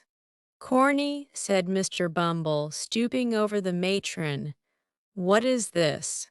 "Ma'am, has anything happened, ma'am? Pray answer me. I'm on Mr. Bumble, in his alarm, could not immediately think of the word tenterhooks, so he said broken bottles. "Oh, Mr. Bumble," cried the lady, "I have been so dreadfully put out." "Put out, ma'am," exclaimed Mr. Bumble, "who has dared to—" "I know," said Mr. Bumble, checking himself with native majesty. "This is them wicious paupers. It's dreadful to think of," said the lady, shuddering, then don't think of it. Ma'ams, rejoined Mr. Bumble. I can't help it, whimpered the lady. Then take something, ma'am, said Mr. Bumble soothingly. A little of the wine. Not for the world, replied Mrs. Corney. I couldn't the top shelf in the right-hand corner. Uttering these words, the good lady pointed distractedly to the cupboard and underwent a convulsion from internal spasms. Mr. Bumble rushed to the closet, and snatching a pint green-glass bottle from the shelf thus incoherently indicated, filled a teacup with its contents, and held it to the lady's lips. I'm better now, said Mrs. Corney, falling back. After drinking half of it, Mr. Bumble raised his eyes piously to the ceiling in thankfulness, and, bringing them down again to the brim of the cup, lifted it to his nose. Peppermint, exclaimed Mrs. Corney in a faint voice, smiling gently on the beetle as she spoke. Try it. There's a little something else in it. Mr. Bumble tasted the medicine with a doubtful look, smacked his lips, took another taste, and put the cup down empty. It's very comforting, said Mrs. Corney. Very much so indeed, ma'am, said the beetle. As he spoke, he drew a chair beside the matron and tenderly inquired what had happened to distress her. Nothing, replied Mrs. Corney. I am a foolish, excitable, weak creature. Not weak, ma'am, retorted Mr. Bumble, drawing his chair a little closer. Are you a weak creature? Mrs. Corney. We are all weak creatures, said Mrs. Corney, laying down a general principle. So we are, said the beetle. Nothing was said on either side for a minute or two afterwards. By the expiration of that time, Mr. Bumble had illustrated the position by removing his left arm from the back of Mrs.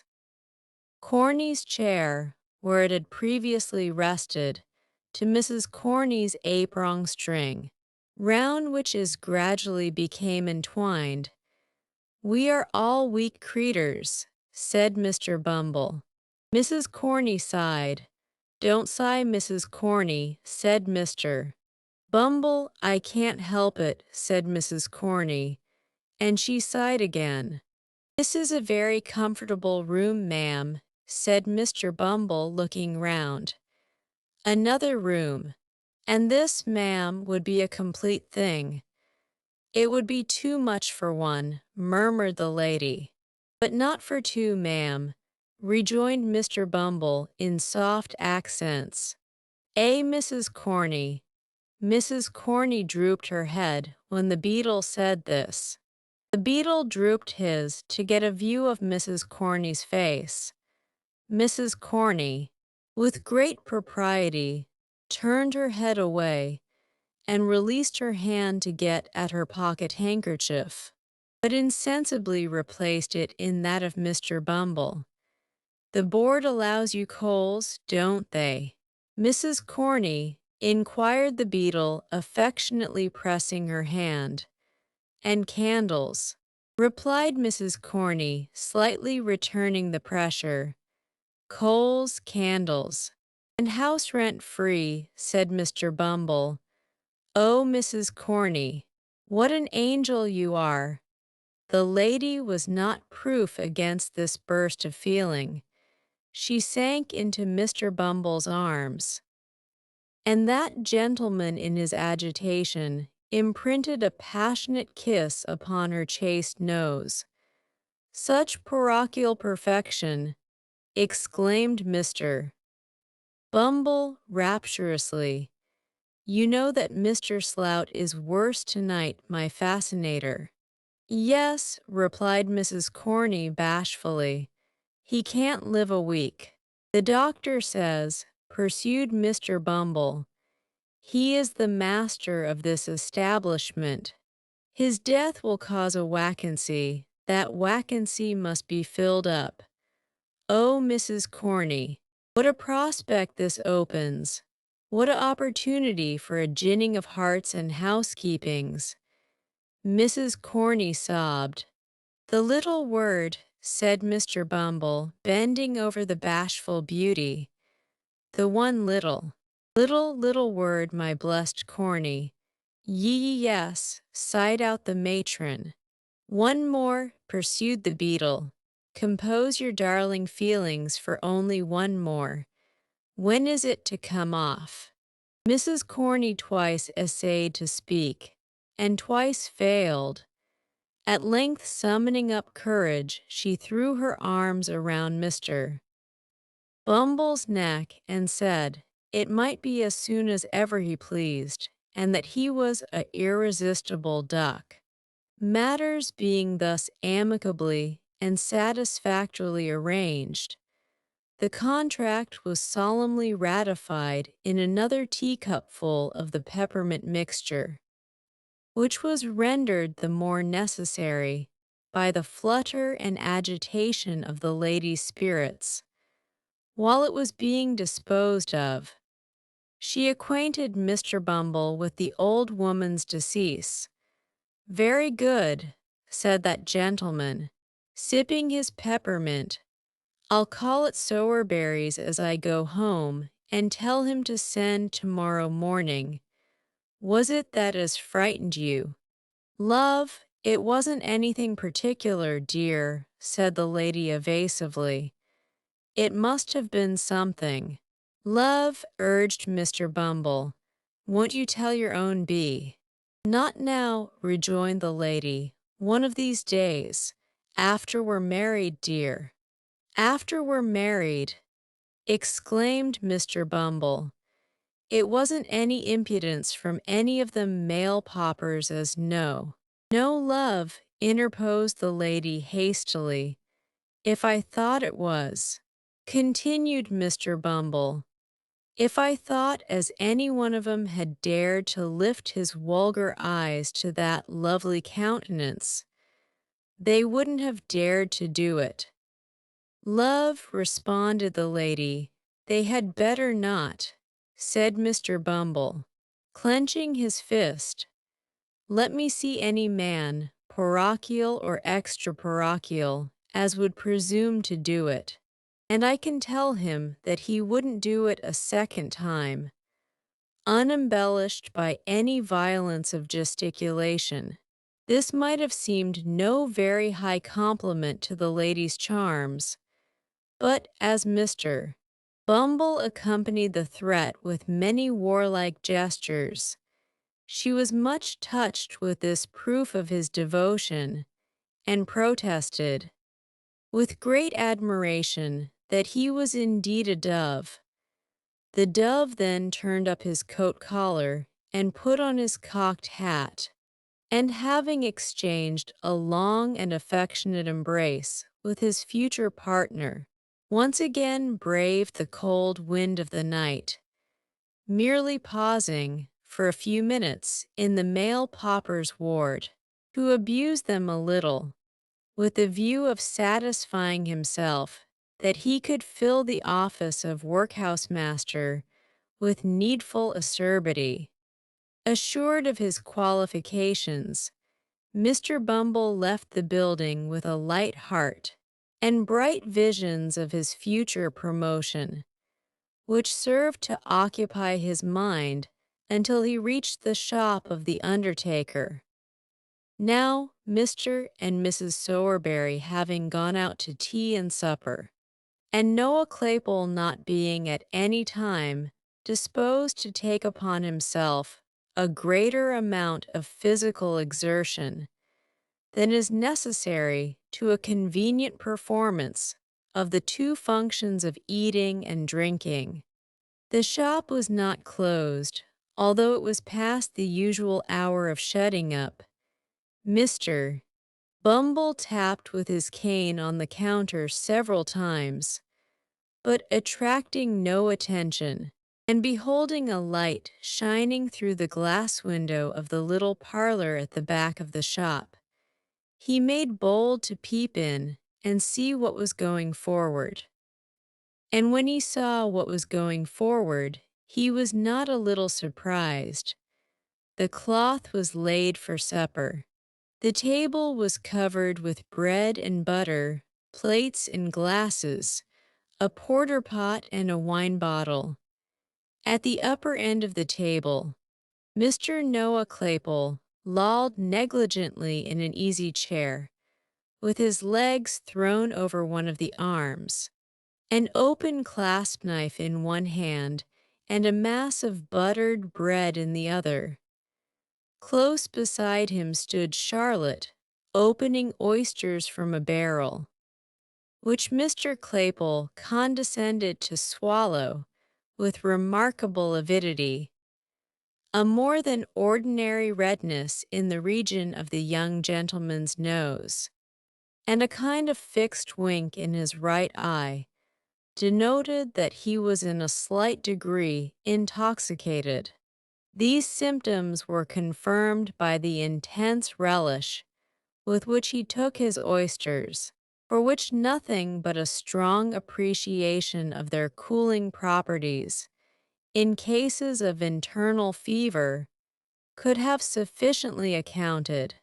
"Here's a delicious fat one, Noah dear," said Charlotte. "Try him. Do only this one. What a delicious thing is a oyster," remarked Mr. Claypole, after he had swallowed it. "What a pity it is a number of 'em should ever make you feel uncomfortable, isn't it?" "Charlotte, it's quite a cruelty," said Charlotte. "So it is," acquiesced Mr. Claypole. "Aunt, you're fond of oysters." "Not overmuch," replied Charlotte. "I like to see you eat 'em. Noah dear, better than eating 'em myself." "Lor," said Noah reflectively. "How queer. Have another," said Charlotte. "Here's one with such a beautiful, delicate beard." "I can't manage any more," said Noah. "I'm very sorry. Come here, Charlotte, and I'll kiss yer." "What?" said Mr. Bumble, bursting into the room. "Say that again, sir." Charlotte uttered a scream and hid her face in her apron. Mr. Claypole, without making any further change in his position than suffering his legs to reach the ground, gazed at the beetle in drunken terror. "Say it again, you wild, audacious fellow," said Mr. Bumble. "How dare you mention such a thing, sir? And how dare you encourage him, you insolent minx?" "Kiss her," exclaimed Mr. Bumble in strong indignation. "Faugh! I didn't mean to do it," said Noah, blubbering. "She's always a kissing of me, whether I like it or not." "Oh, Noah," cried Charlotte reproachfully. "You know you are," retorted Noah. "She's always a doin' of it, Mr. Bumble, sir. She chucks me under the chin, please, sir, and makes all manner of love." "Silence!" cried Mr. Bumble sternly. "Take yourself downstairs, ma'am. Noah, you shut up the shop. Say another word till your master comes home at your peril, and, when he does come home, tell him that Mr. Bumble said he was to send old woman's shell after breakfast tomorrow morning. Do you hear, sir? Kissing," cried Mr. Bumble, holding up his hands. "The sin and wickedness of the lower orders in this parochial district is frightful. If Parliament don't take their abominable courses under consideration, this country's ruined, and the character of the peasantry gone forever." With these words, the beadle strode, with a lofty and gloomy air, from the undertaker's premises. And now that we have accompanied him so far on his road home, and have made all necessary preparations for the old woman's funeral. Let us set on foot a few inquires after young Oliver Twist, and ascertain whether he be still lying in the ditch where Toby Crackit left him. Chapter 28 looks after Oliver, and proceeds with his adventures. Wolves tear your throats, muttered Sikes, grinding his teeth. I wish I was among some of you. You'd howl the hoarser for it. As Sikes growled forth this imprecation, with the most desperate ferocity that his desperate nature was capable of, he rested the body of the wounded boy across his bended knee, and turned his head, for an instant, to look back at his pursuers. There was little to be made out, in the mist and darkness, but the loud shouting of men vibrated through the air, and the barking of the neighboring dogs, roused by the sound of the alarm bell, resounded in every direction. Stop, you white-livered hound, cried the robber, shouting after Toby Crackit, who, making the best use of his long legs, was already ahead. Stop! The repetition of the word brought Toby to a dead standstill, for he was not quite satisfied that he was beyond the range of pistol shot, and Sikes was in no mood to be played with. Bear a hand with the boy, cried Sikes, beckoning furiously to his confederate. Come back. Toby made a show of returning, but ventured, in a low voice, broken for want of breath, to intimate considerable reluctance as he came slowly along. Quicker, cried Sikes, laying the boy in a dry ditch at his feet, and drawing a pistol from his pocket. Don't play booty with me. At this moment the noise grew louder. Sikes, again looking round, could discern that the men who had given chase were already climbing the gate of the field in which he stood, and that a couple of dogs were some paces in advance of them. It's all up, Bill, cried Toby. Drop the kid and show him your heels. With this parting advice, Mr. Crackit, preferring the chance of being shot by his friend to the certainty of being taken by his enemies, fairly turned tail and darted off at full speed. Sikes clenched his teeth, took one look around, threw over the prostrate form of Oliver the cape in which he had been hurriedly muffled, ran along the front of the hedge, as if to distract the attention of those behind from the spot where the boy lay, paused for a second before another hedge which met it at right angles, and whirling his pistol high into the air, cleared it at a bound and was gone. Ho, ho there, cried a tremulous voice in the rear. Pincher, Neptune, come here, come here. The dogs, who, in common with their masters, seemed to have no particular relish for the sport in which they were engaged, readily answered to the command. 3 men, who had by this time advanced some distance into the field, stopped to take counsel together. My advice, or leastways I should say my orders is, said the fattest man of the party, that we immediately go home again.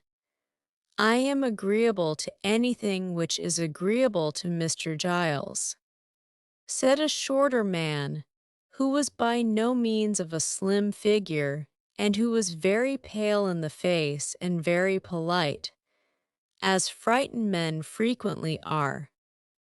I shouldn't wish to appear ill-mannered, gentlemen, said the third, who had called the dogs back.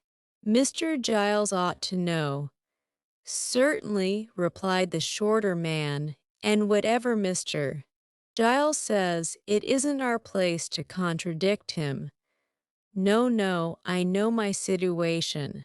Thank my stars, I know my situation. To tell the truth, the little man did seem to know his situation, and to know perfectly well that it was by no means a desirable one, for his teeth chattered in his head as he spoke. You are afraid. Brittles, said Mr. Giles. I ain't, said Brittles. You are, said Giles. You're a falsehood, Mr. Giles. Said Brittles. You're a lie, Brittles, said Mr. Giles.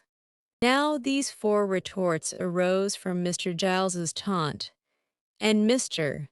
Giles's taunt had arisen from his indignation at having the responsibility of going home again imposed upon himself under cover of a compliment. The third man brought the dispute to a close, most philosophically.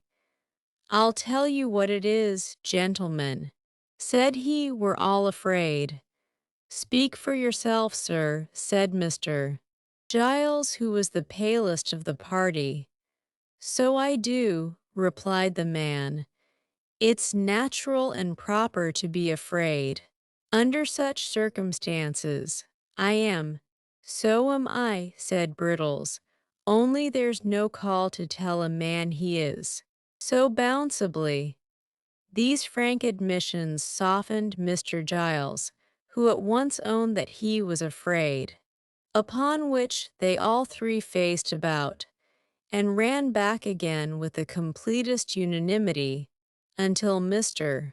Giles, who had the shortest wind of the party, as was encumbered with a pitchfork, most handsomely insisted on stopping, to make an apology for his hastiness of speech. But it's wonderful, said Mr. Giles, when he had explained what a man will do when his blood is up. I should have committed murder, I know.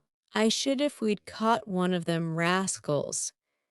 As the other two were impressed with a similar presentiment, and as their blood, like his, had all gone down again, some speculation ensued upon the cause of this sudden change in their temperament. I know what it was, said Mr. Giles, it was the gate. I shouldn't wonder if it was, exclaimed Brittles, catching at the idea. You may depend upon it, said Giles, that that gate stopped the flow of the excitement. I felt all mine suddenly going away, as I was climbing over it. By a remarkable coincidence, the other two had been visited with the same unpleasant sensation at that precise moment. It was quite obvious, therefore, that it was the gate, especially as there was no doubt regarding the time at which the change had taken place, because all three remembered that they had come in sight of the robbers at the instant of its occurrence. This dialogue was held between the two men who had surprised the burglars and a traveling tinker who had been sleeping in an outhouse, and who had been roused, together with his two mongrel curs, to join in the pursuit. Mr. Giles acted in the double capacity of butler and steward to the old lady of the mansion.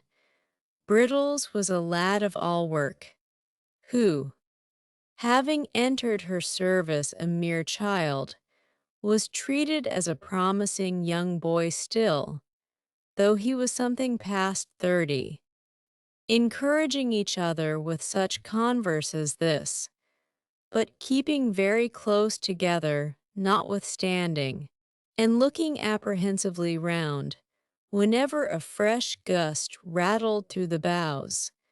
The three men hurried back to a tree, behind which they had left their lantern, lest its light should inform the thieves in what direction to fire.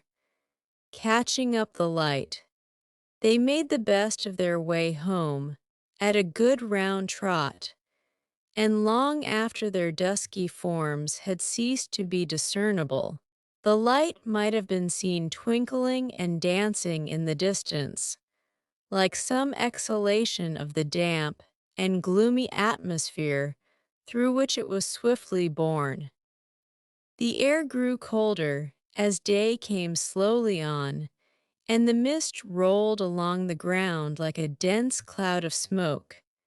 The grass was wet. The pathways and low places were all mire and water. The damp breath of an unwholesome wind went languidly by, with a hollow moaning. Still, Oliver lay motionless and insensible on the spot where Sikes had left him. Morning drew on apace. The air became more sharp and piercing, as its first dull hue the death of night, rather than the birth of day glimmered faintly in the sky. The objects which had looked dim and terrible in the darkness grew more and more defined and gradually resolved into their familiar shapes. The rain came down, thick and fast, and pattered noisily among the leafless bushes. But Oliver felt it not as it beat against him, for he still lay stretched, helpless and unconscious on his bed of clay. At length a low cry of pain broke the stillness that prevailed, and uttering it the boy awoke. His left arm, rudely bandaged in a shawl, hung heavy and useless at his side. The bandage was saturated with blood. He was so weak that he could scarcely raise himself into a sitting posture. When he had done so, he looked feebly round for help, and groaned with pain. Trembling in every joint from cold and exhaustion, he made an effort to stand upright, but, shuddering from head to foot, fell prostrate on the ground.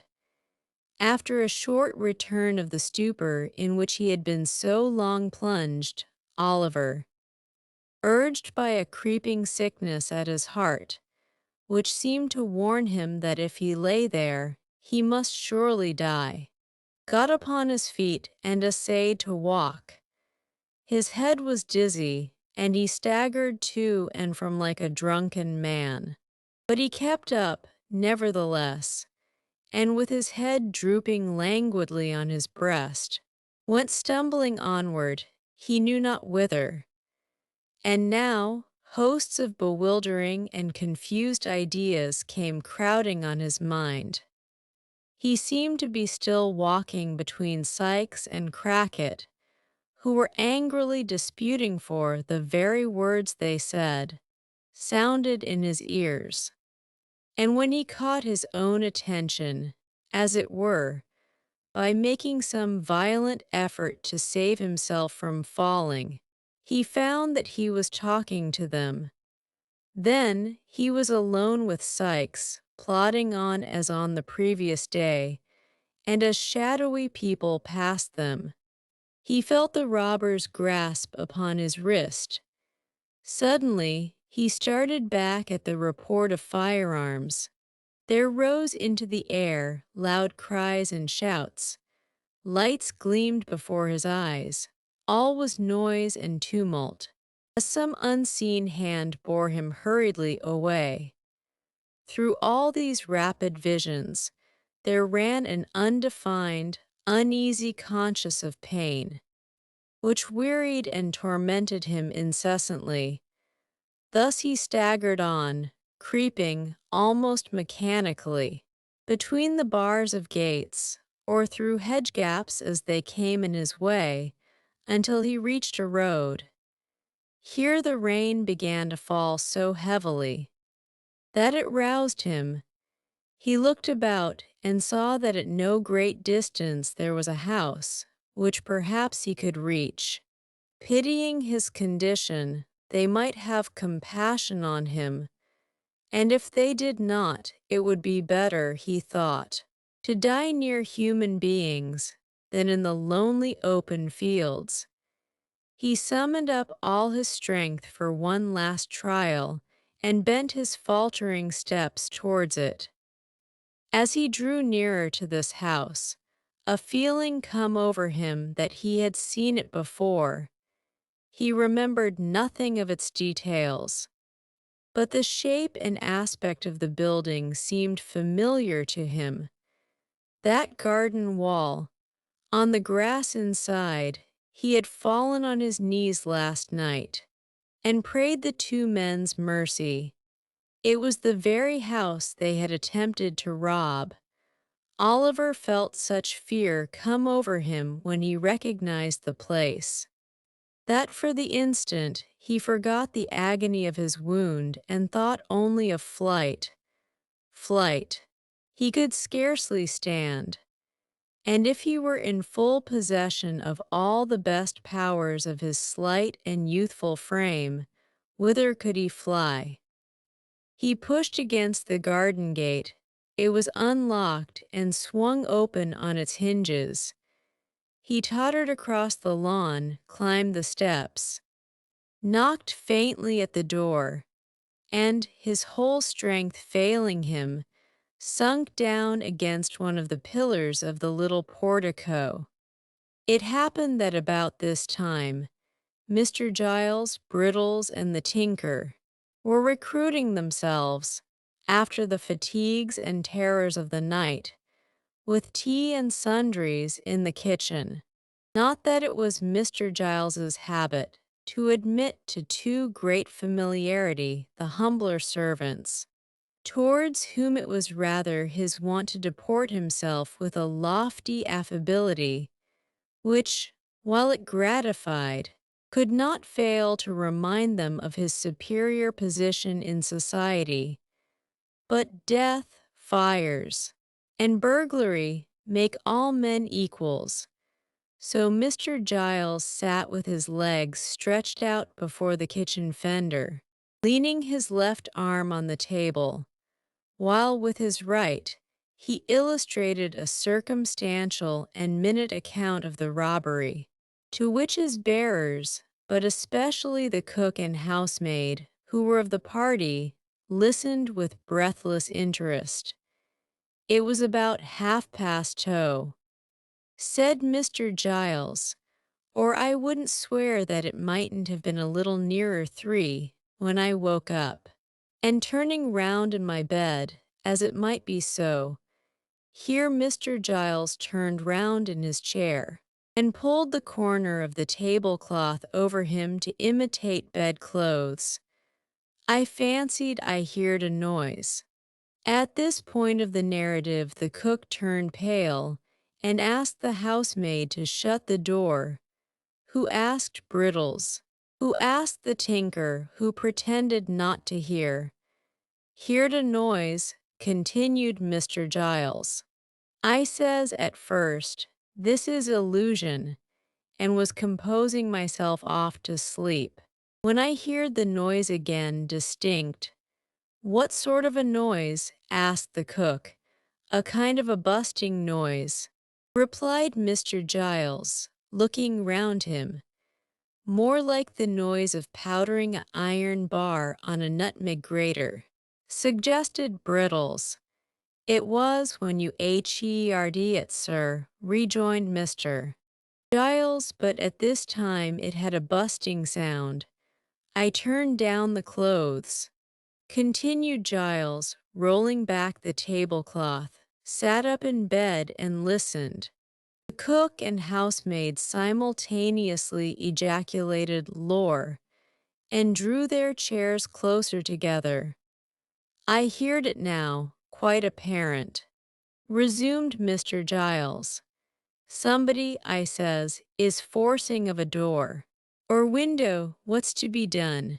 I'll call up that poor lad, Brittles, and save him from being murdered in his bed, or his throat, I says, may be cut from his right ear to his left without his ever knowing it.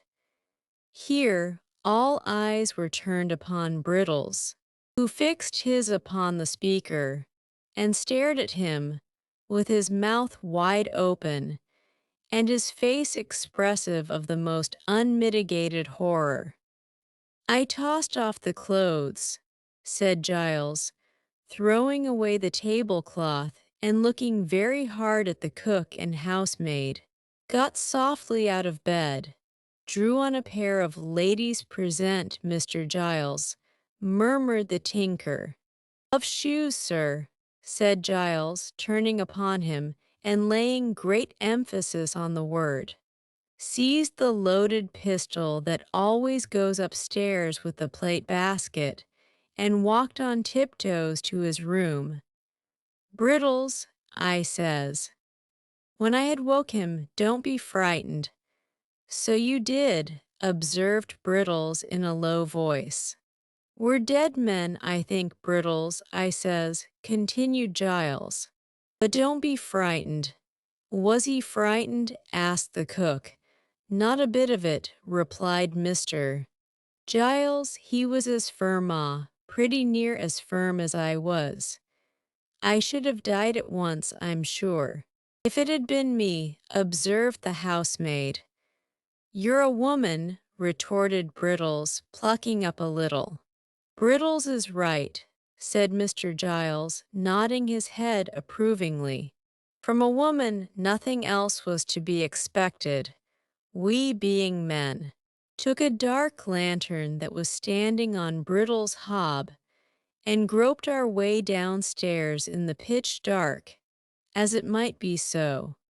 Mr. Giles had risen from his seat and taken 2 steps with his eyes shut, to accompany his description with appropriate action, when he started violently, in common with the rest of the company, and hurried back to his chair. The cook and housemaid screamed. "It was a knock," said Mr. Giles, assuming perfect serenity. "Open the door, somebody." Nobody moved. "It seems a strange sort of a thing.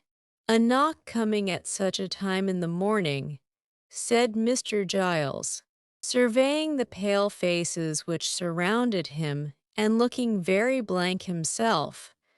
"But the door must be opened. Do you hear? Somebody—" Mr. Giles, as he spoke, looked at Brittles. But that young man, being naturally modest, probably considered himself nobody, and so held that the inquiry could not have any application to him. At all events, he tendered no reply. Mr. Giles directed an appealing glance at the tinker, but he had suddenly fallen asleep. The women were out of the question. If Brittles would rather open the door in the presence of witnesses, said Mr. Giles after a short silence, "I am ready to make one." "So am I," said the tinker, waking up as suddenly as he had fallen asleep.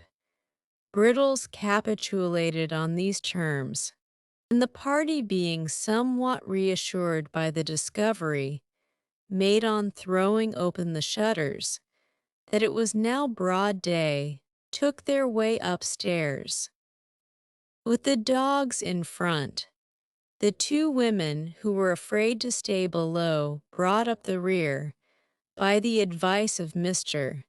Giles, they all talked very loud, to warn any evil-disposed person outside that they were strong in numbers, and by a masterstroke of policy, originating in the brain of the same ingenious gentleman, the dogs' tails were well pinched, in the hall, to make them bark savagely. These precautions having been taken, Mr. Giles held on fast by the tinker's arm to prevent his running away. As he pleasantly said, and gave the word of command to open the door, Brittles obeyed the group, peeping timorously over each other's shoulders, beheld no more formidable object than poor little Oliver Twist, speechless and exhausted, who raised his heavy eyes and mutely solicited their compassion. "A boy!" exclaimed Mr. Giles valiantly, pushing the tinker into the background. "What's the matter with thee, eh? Why, Brittles, look here, don't you know?" Brittles, who had got behind the door to open it, no sooner saw Oliver than he uttered a loud cry. Mr. Giles, seizing the boy by one leg and one arm, fortunately not the broken limb, lugged him straight into the hall, and deposited him at full length on the floor thereof. "Here he is," bawled Giles, calling in a state of great excitement up the staircase. "Here's one of the thieves. Ma'am, here's a thief, miss. Wounded, miss, I shot him." Miss and Brittles held the light. "In a lantern, miss," cried Brittles, applying one hand to the side of his mouth, so that his voice might travel the better. The two women servants ran upstairs to carry the intelligence that Mr. Giles had captured a robber, and the tinker busied himself in endeavoring to restore Oliver, lest he should die before he could be hanged. In the midst of all this noise and commotion, there was heard a sweet female voice, which quelled it in an instant. "Giles," whispered the voice from the stairhead, "I'm here." "Miss," replied Mr. Giles, "don't be frightened, miss. I ain't much injured. He didn't make a very desperate resistance, miss. I was soon too many for him." "Hush," replied the young lady. "You frighten my aunt as much as the thieves did. Is the poor creature much hurt?" "Wounded desperate." "Miss," replied Giles with indescribable complacency, "he looks as if he was a-going, miss." Bawled Brittles in the same manner as before. "Wouldn't you like to come and look at him, miss, in case he should?" "Hush, pray, there's a good man," rejoined the lady. "Wait quietly only one instant while I speak to aunt." With a footstep as soft and gentle as the voice, the speaker tripped away. She soon returned, with the direction that the wounded person was to be carried carefully upstairs to Mr. Giles's room, and that Brittles was to saddle the pony and betake himself instantly to Chertsey, from which place he was to dispatch with all speed a constable and doctor. "But won't you take one look at him first, miss?" asked Mr. Giles, with as much pride as if Oliver were some bird of rare plumage that he had skilfully brought down. "Not one little peep, miss. Not now for the world," replied the young lady. "Poor fellow, oh, treat him kindly, Giles, for my sake." The old servant looked up at the speaker, as she turned away, with a glance as proud and admiring as if she had been his own child. Then, bending over Oliver, he helped to carry him upstairs, with the care and solicitude of a woman. Chapter 29 has an introductory account of the inmates of the house to which Oliver resorted, in a handsome room, though its furniture had rather the air of old-fashioned comfort than of modern elegance. There sat two ladies at a well-spread breakfast table. Mr. Giles, dressed with scrupulous care in a full suit of black, was in attendance upon them. He had taken his station some halfway between the sideboard and the breakfast table, and, with his body drawn up to its full height, his head thrown back, and inclined the merest trifle on one side, his left leg advanced, and his right hand thrust into his waistcoat, while his left hung down by his side, grasping a waiter, looked like one who labored under a very agreeable sense of his own merits and importance. Of the two ladies, one was well advanced in years, but the high-backed oaken chair in which she sat was not more upright than she, dressed with the utmost nicety and precision, in a quaint mixture of bygone costume, with some slight concessions to the prevailing taste, which rather served to point the old style pleasantly than to impair its effect. She sat, in a stately manner, with her hands folded on the table before her. Her eyes, and age had dimmed but little of their brightness, were attentively upon her young companion. The younger lady was in the lovely bloom and springtime of womanhood, at that age when, if ever angels be for God's good purposes enthroned in mortal forms, they may be, without impiety, supposed to abide in such as hers. She was not past 17, cast in so slight and exquisite a mold, so mild and gentle, so pure and beautiful, that earth seemed not her element, nor its rough creatures her fit companions. The very intelligence that shone in her deep blue eye, and was stamped upon her noble head, seemed scarcely of her age or of the world, and yet the changing expression of sweetness and good humor, the thousand lights that played about the face, and left no shadow there, above all, the smile, the cheerful, happy smile, were made for home, and fireside peace and happiness. She was busily engaged in the little offices of the table, chancing to raise her eyes as the elder lady was regarding her. She playfully put back her hair, which was simply braided on her forehead, and threw into her beaming look such an expression of affection and artless loveliness that blessed spirits might have smiled to look upon her. "And Brittles has been gone upwards of an hour, has he?" asked the old lady after a pause. "An hour and 12 minutes, ma'am," replied Mr. Giles, referring to a silver watch, which he drew forth by a black ribbon. "He is always slow," remarked the old lady. "Brittles always was a slow boy, ma'am," replied the attendant. And seeing, by the by, that Brittles had been a slow boy for upwards of 30 years, there appeared no great probability of his ever being a fast one.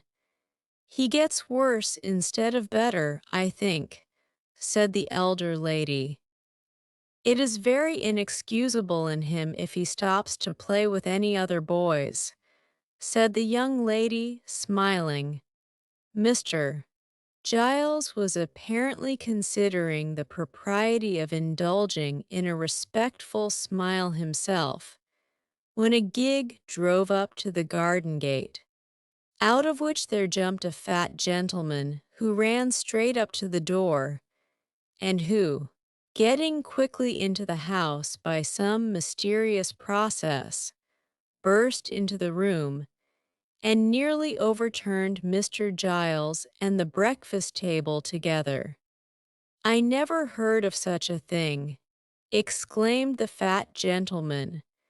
"My dear Mrs. Maylie, bless my soul in the silence of the night, too, I never heard of such a thing." With these expressions of condolence, the fat gentleman shook hands with both ladies, and drawing up a chair, inquired how they found themselves. "You ought to be dead, positively dead with the fright," said the fat gentleman. "Why didn't you send?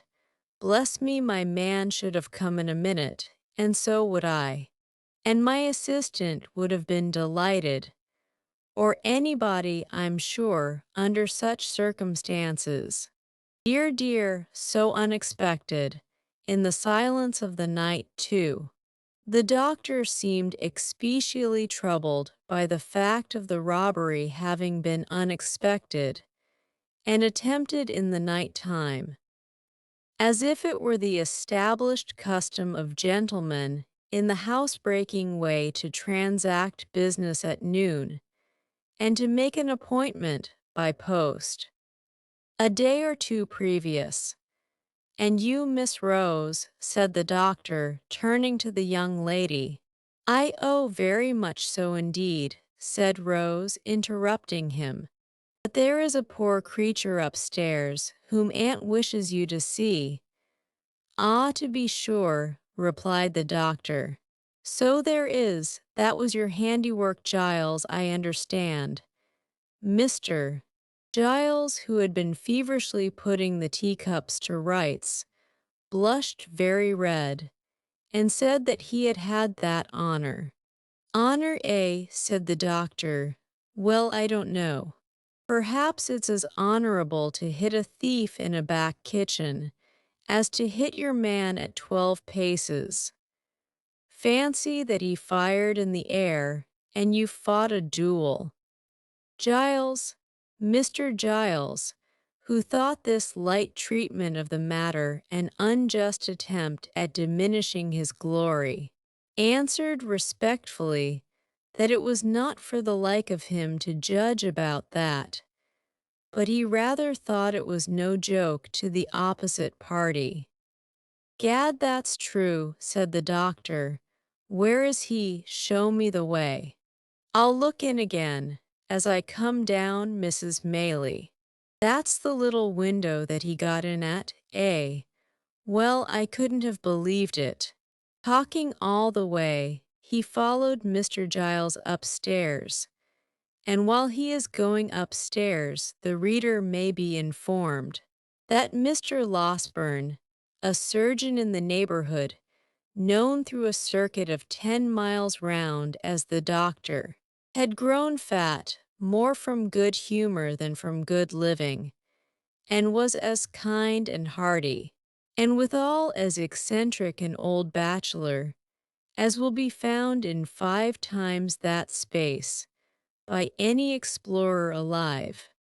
The doctor was absent much longer than either he or the ladies had anticipated.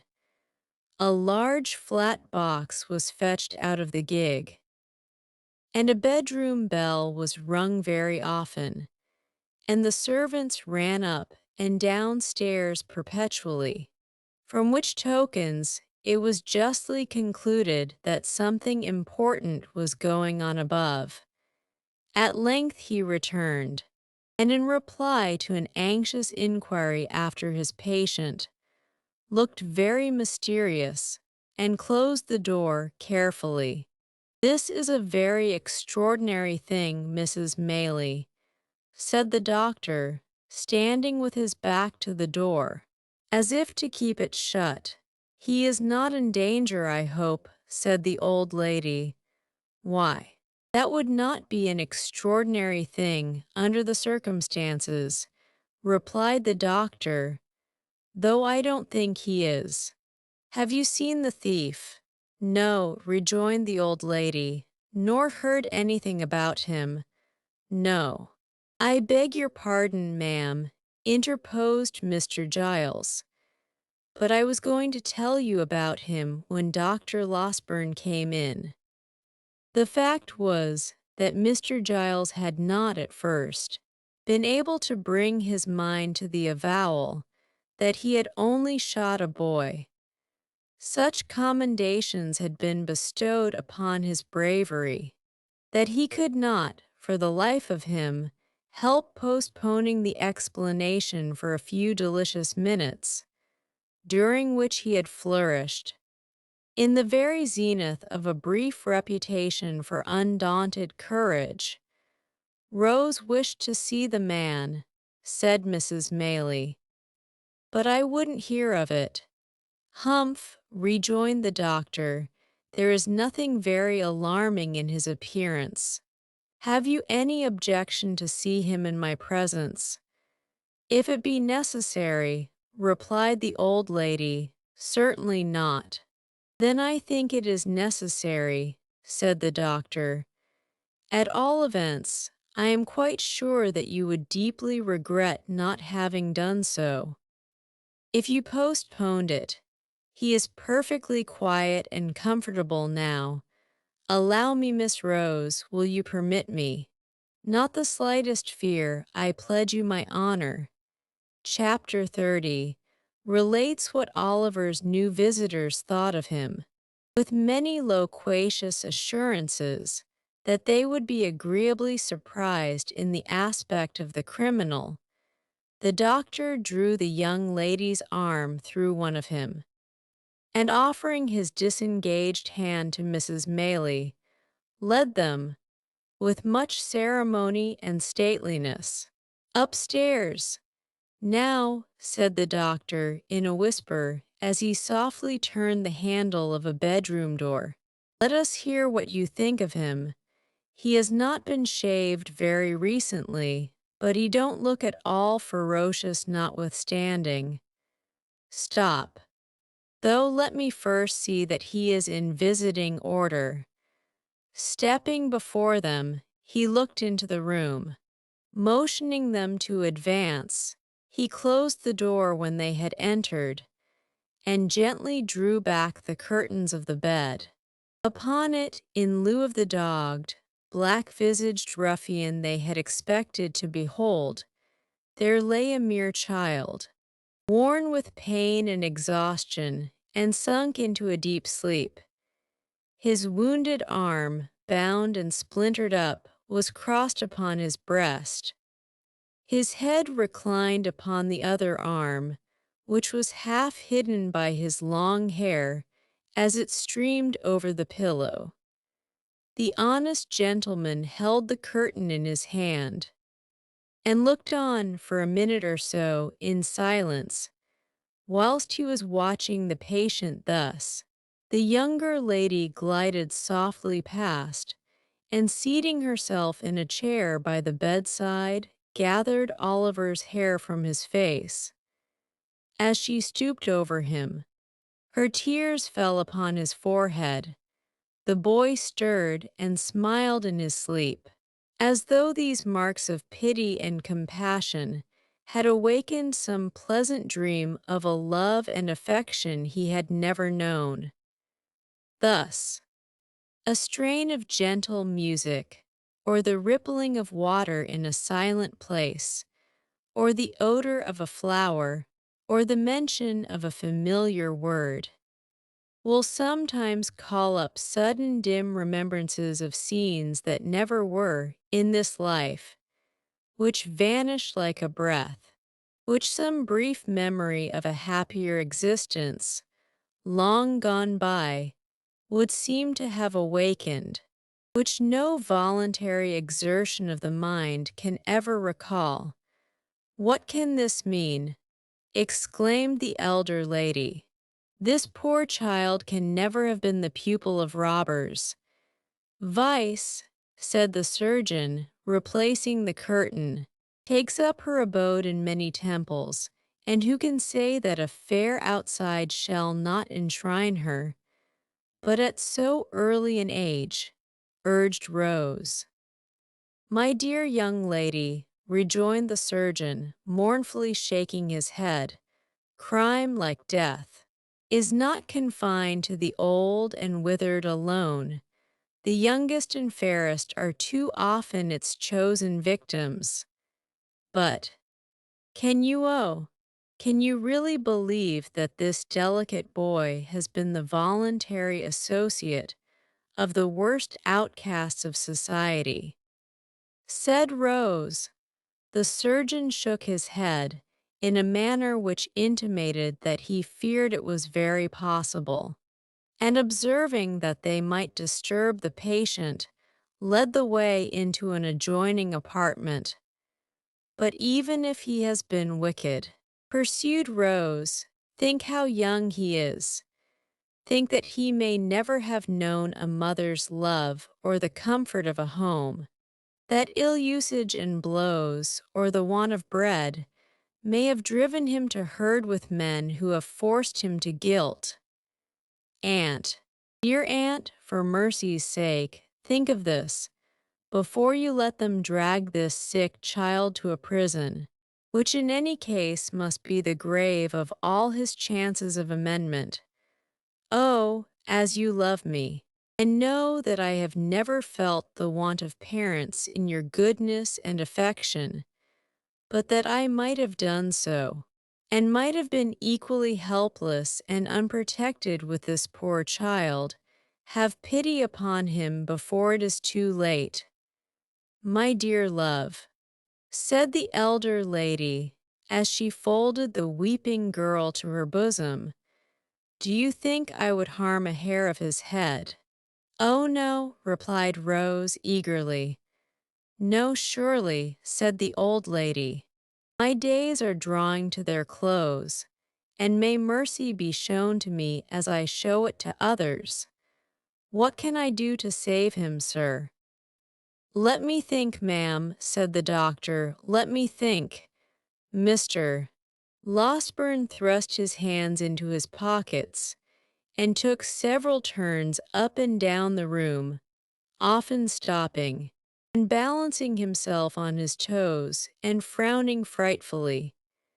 After various exclamations of I've got it now, and no, I haven't, and as many renewals of the walking and frowning, he at length made a dead halt and spoke as follows. I think if you give me a full and unlimited commission to bully Giles, and that little boy, Brittles, I can manage it.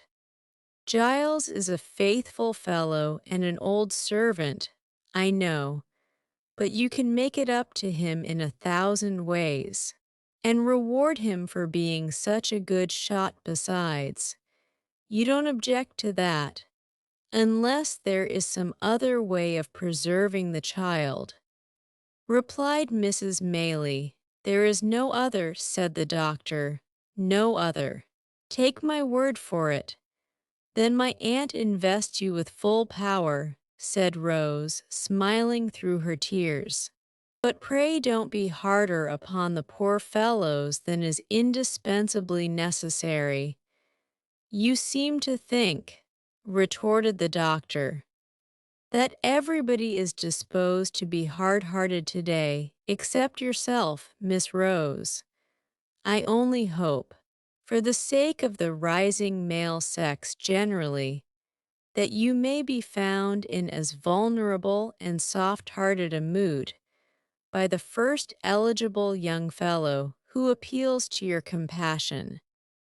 And I wish I were a young fellow, that I might avail myself, on the spot, of such a favorable opportunity for doing so. As the present, you are as great a boy as poor Brittles himself, returned Rose, blushing. Well, said the doctor, laughing heartily, that is no very difficult matter. But to return to this boy, the great point of our agreement is yet to come. He will wake in an hour or so, I dare say. And although I have told that thick-headed constable fellow downstairs that he mustn't be moved or spoken to, on peril of his life, I think we may converse with him without danger. Now I make this stipulation that I shall examine him in your presence, and that, if from what he says, we judge, and I can show to the satisfaction of your cool reason that he is a real and thorough bad one, which is more than possible, he shall be left to his fate, without any farther interference on my part. At all events, oh no, aunt, entreated Rose. Oh yes. Aunt, said the doctor, is a bargain. He cannot be hardened in vice. Said Rose, it is impossible. Very good, retorted the doctor. then so much the more reason for acceding to my proposition. Finally, the treaty was entered into, and the parties thereunto sat down to wait, with some impatience, until Oliver should awake. The patience of the two ladies was destined to undergo a longer trial than Mr. Losberne had led them to expect, for hour after hour passed on, and still Oliver slumbered heavily. It was evening indeed, before the kind-hearted doctor brought them the intelligence that he was at length sufficiently restored to be spoken to. The boy was very ill, he said, and weak from the loss of blood, but his mind was so troubled with anxiety to disclose something that he deemed it better to give him the opportunity than to insist upon his remaining quiet until next morning, which he should otherwise have done. The conference was a long one. Oliver told them all his simple history and was often compelled to stop by pain and want of strength. It was a solemn thing to hear in the darkened room the feeble voice of the sick child recounting a weary catalogue of evils and calamities which hard men had brought upon him.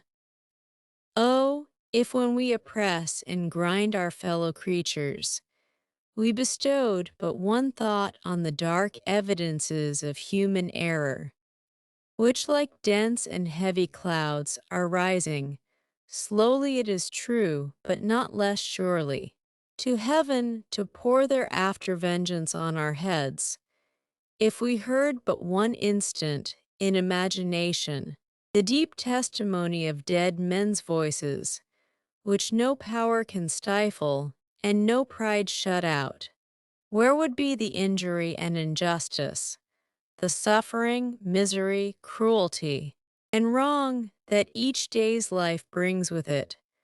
Oliver's pillow was smoothed by gentle hands that night, and loveliness and virtue watched him as he slept. He felt calm and happy, and could have died without a murmur. The momentous interview was no sooner concluded, and Oliver composed to rest again, than the doctor, after wiping his eyes, and condemning them for being weak all at once, betook himself downstairs to open upon Mr. Giles, and finding nobody about the parlors, it occurred to him that he could perhaps originate the proceedings with better effect in the kitchen, so into the kitchen he went. There were assembled, in that lower house of the domestic parliament, the women servants, Mr. Brittles, Mr. Giles, the tinker, who had received a special invitation to regale himself for the remainder of the day, in consideration of his services, and the constable. The latter gentleman had a large staff, a large head, large features, and large half-boots, and he looked as if he had been taking a proportionate allowance of Ayla's. Indeed he had.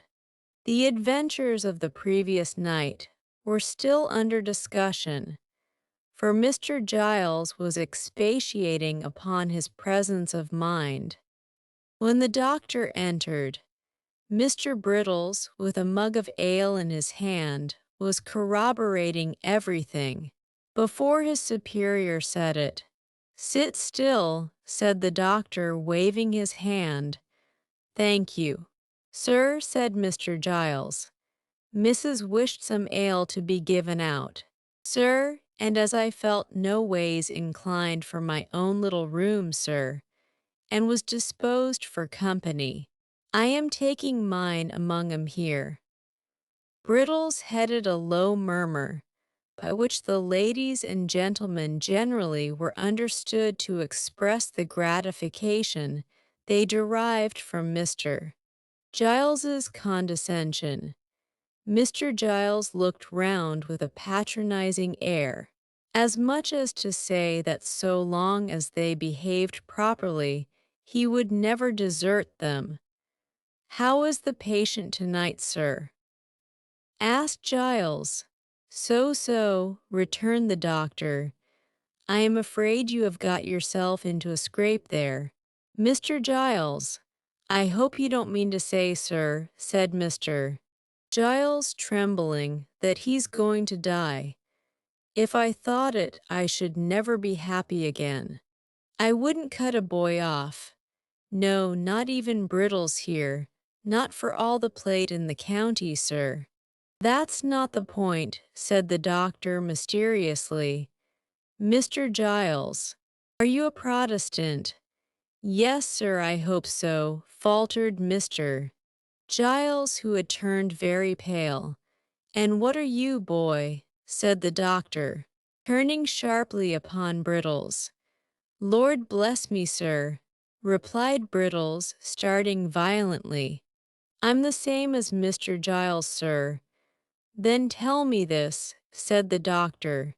Both of you, are you going to take upon yourselves to swear that that boy upstairs is the boy that was put through the little window last night? Out with it, come. We are prepared for you."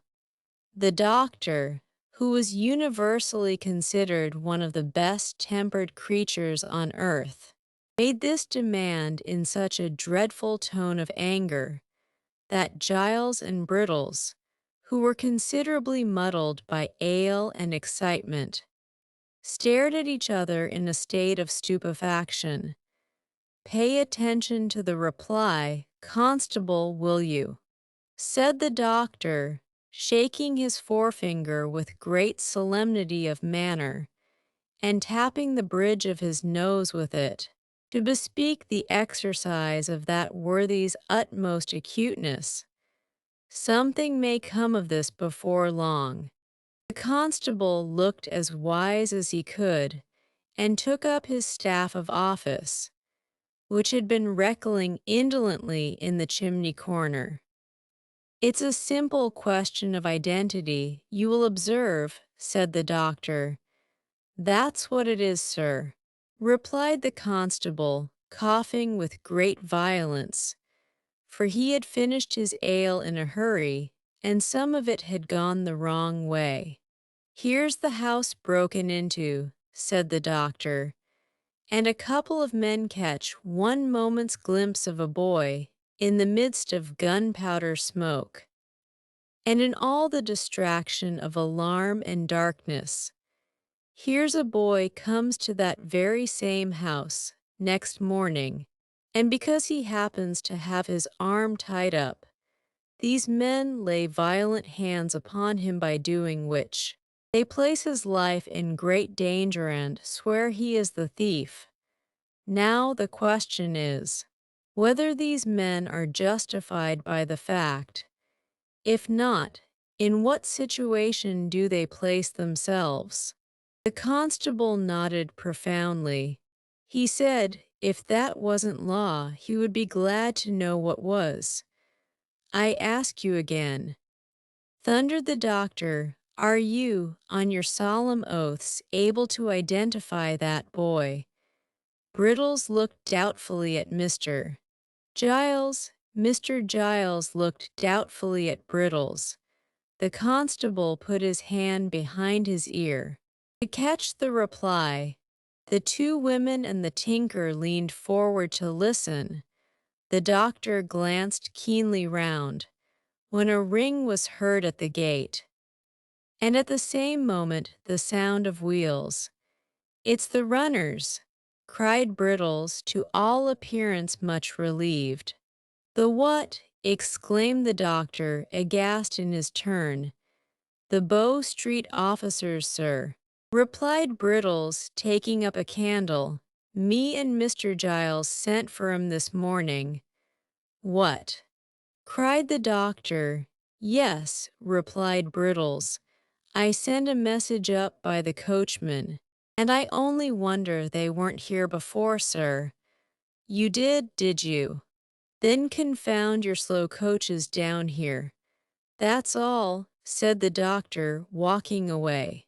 Chapter 31 involves a critical position. Who's that? Inquired Brittles, opening the door a little way. With the chain up and peeping out, shading the candle with his hand. Open the door, replied a man outside. It's the officers from Bow Street, as was sent to today. Much comforted by this assurance, Brittles opened the door to its full width and confronted a portly man in a greatcoat, who walked in without saying anything more and wiped his shoes on the mat, as coolly as if he lived there. Just send somebody out to relieve my mate, will you, young man? Said the officer. He's in the gig a-minding the prad. Have you got a coach us here that you could put it up in? For 5 or 10 minutes. Brittles replying in the affirmative and pointing out the building, the portly man stepped back to the garden gate and helped his companion to put up the gig, while Brittles lighted them in a state of great admiration.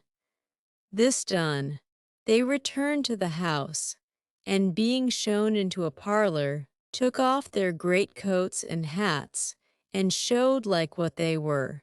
The man who had knocked at the door was a stout personage of middle height, aged about 50, with shiny black hair cropped pretty close, half-whiskers, a round face, and sharp eyes. The other was a red-headed, bony man in top boots, with a rather ill-favored countenance and a turned-up, sinister-looking nose. "Tell your governor that Blathers and Duff is here, will you?"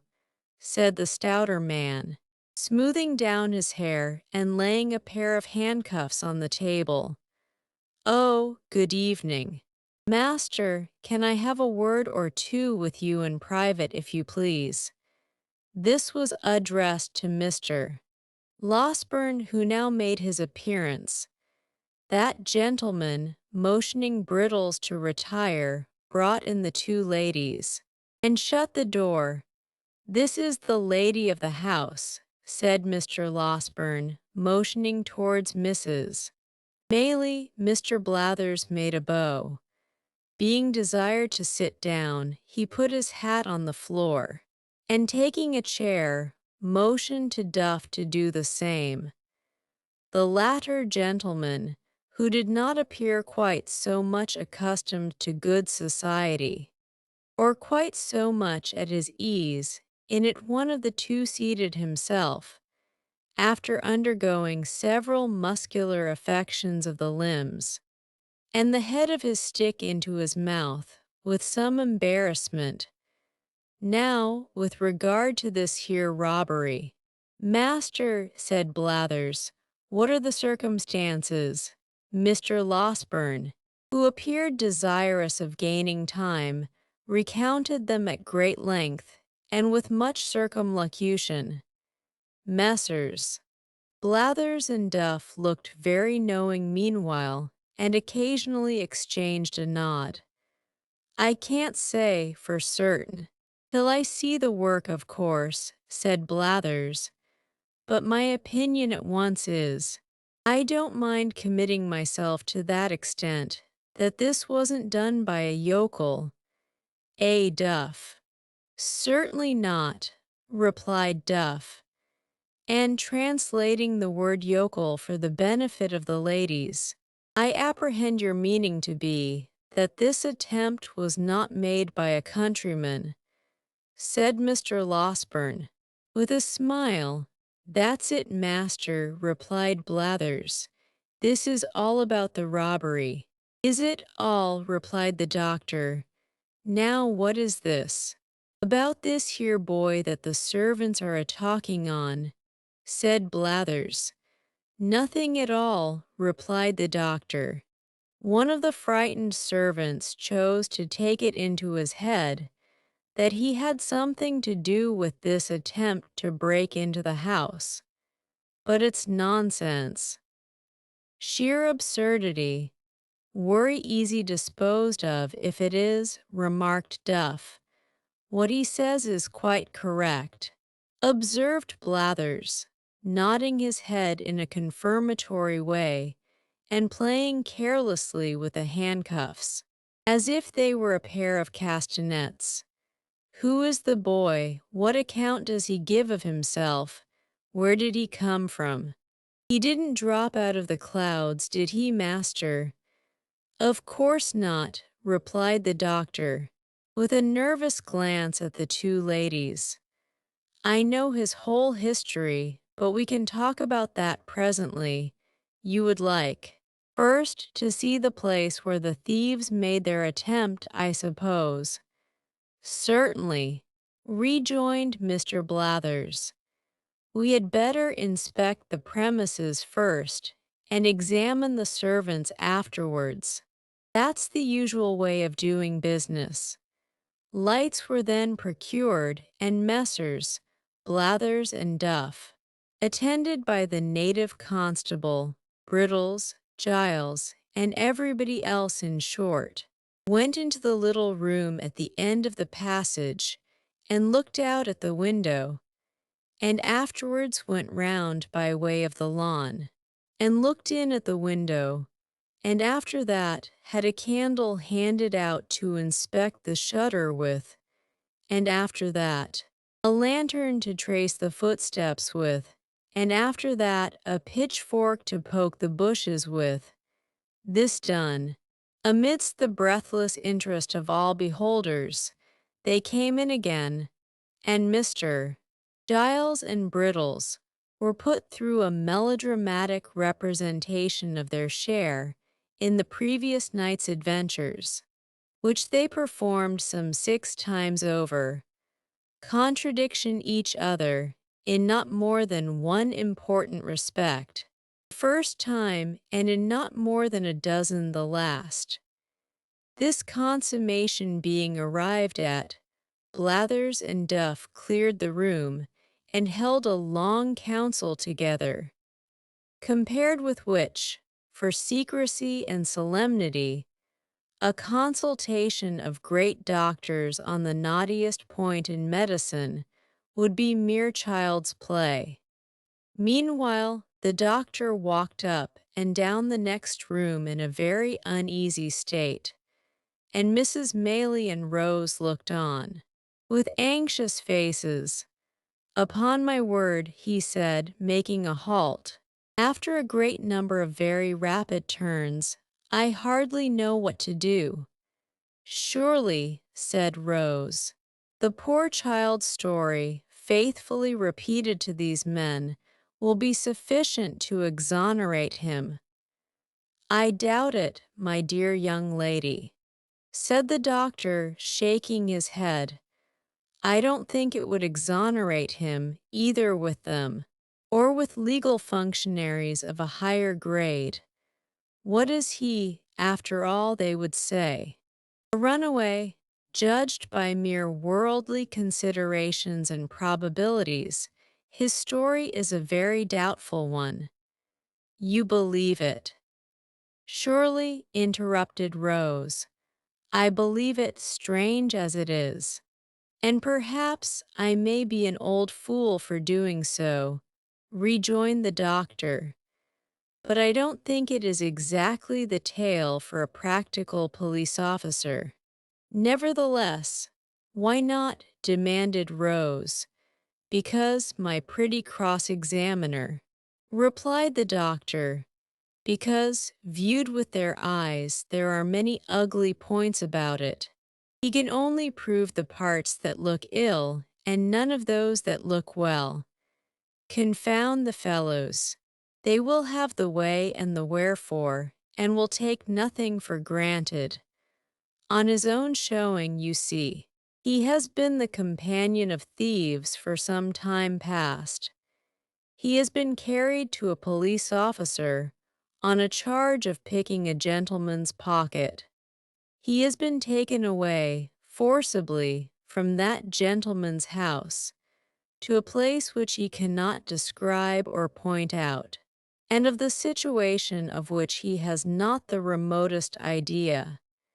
He is brought down to Chertsey by men who seem to have taken a violent fancy to him, whether he will or no, and is put through a window to rob a house, and then, just at the very moment when he is going to alarm the inmates, and so do the very thing that would set him all to rights, there rushes into the way a blundering dog of a half-bred butler and shoots him, as if on purpose to prevent his doing any good for himself.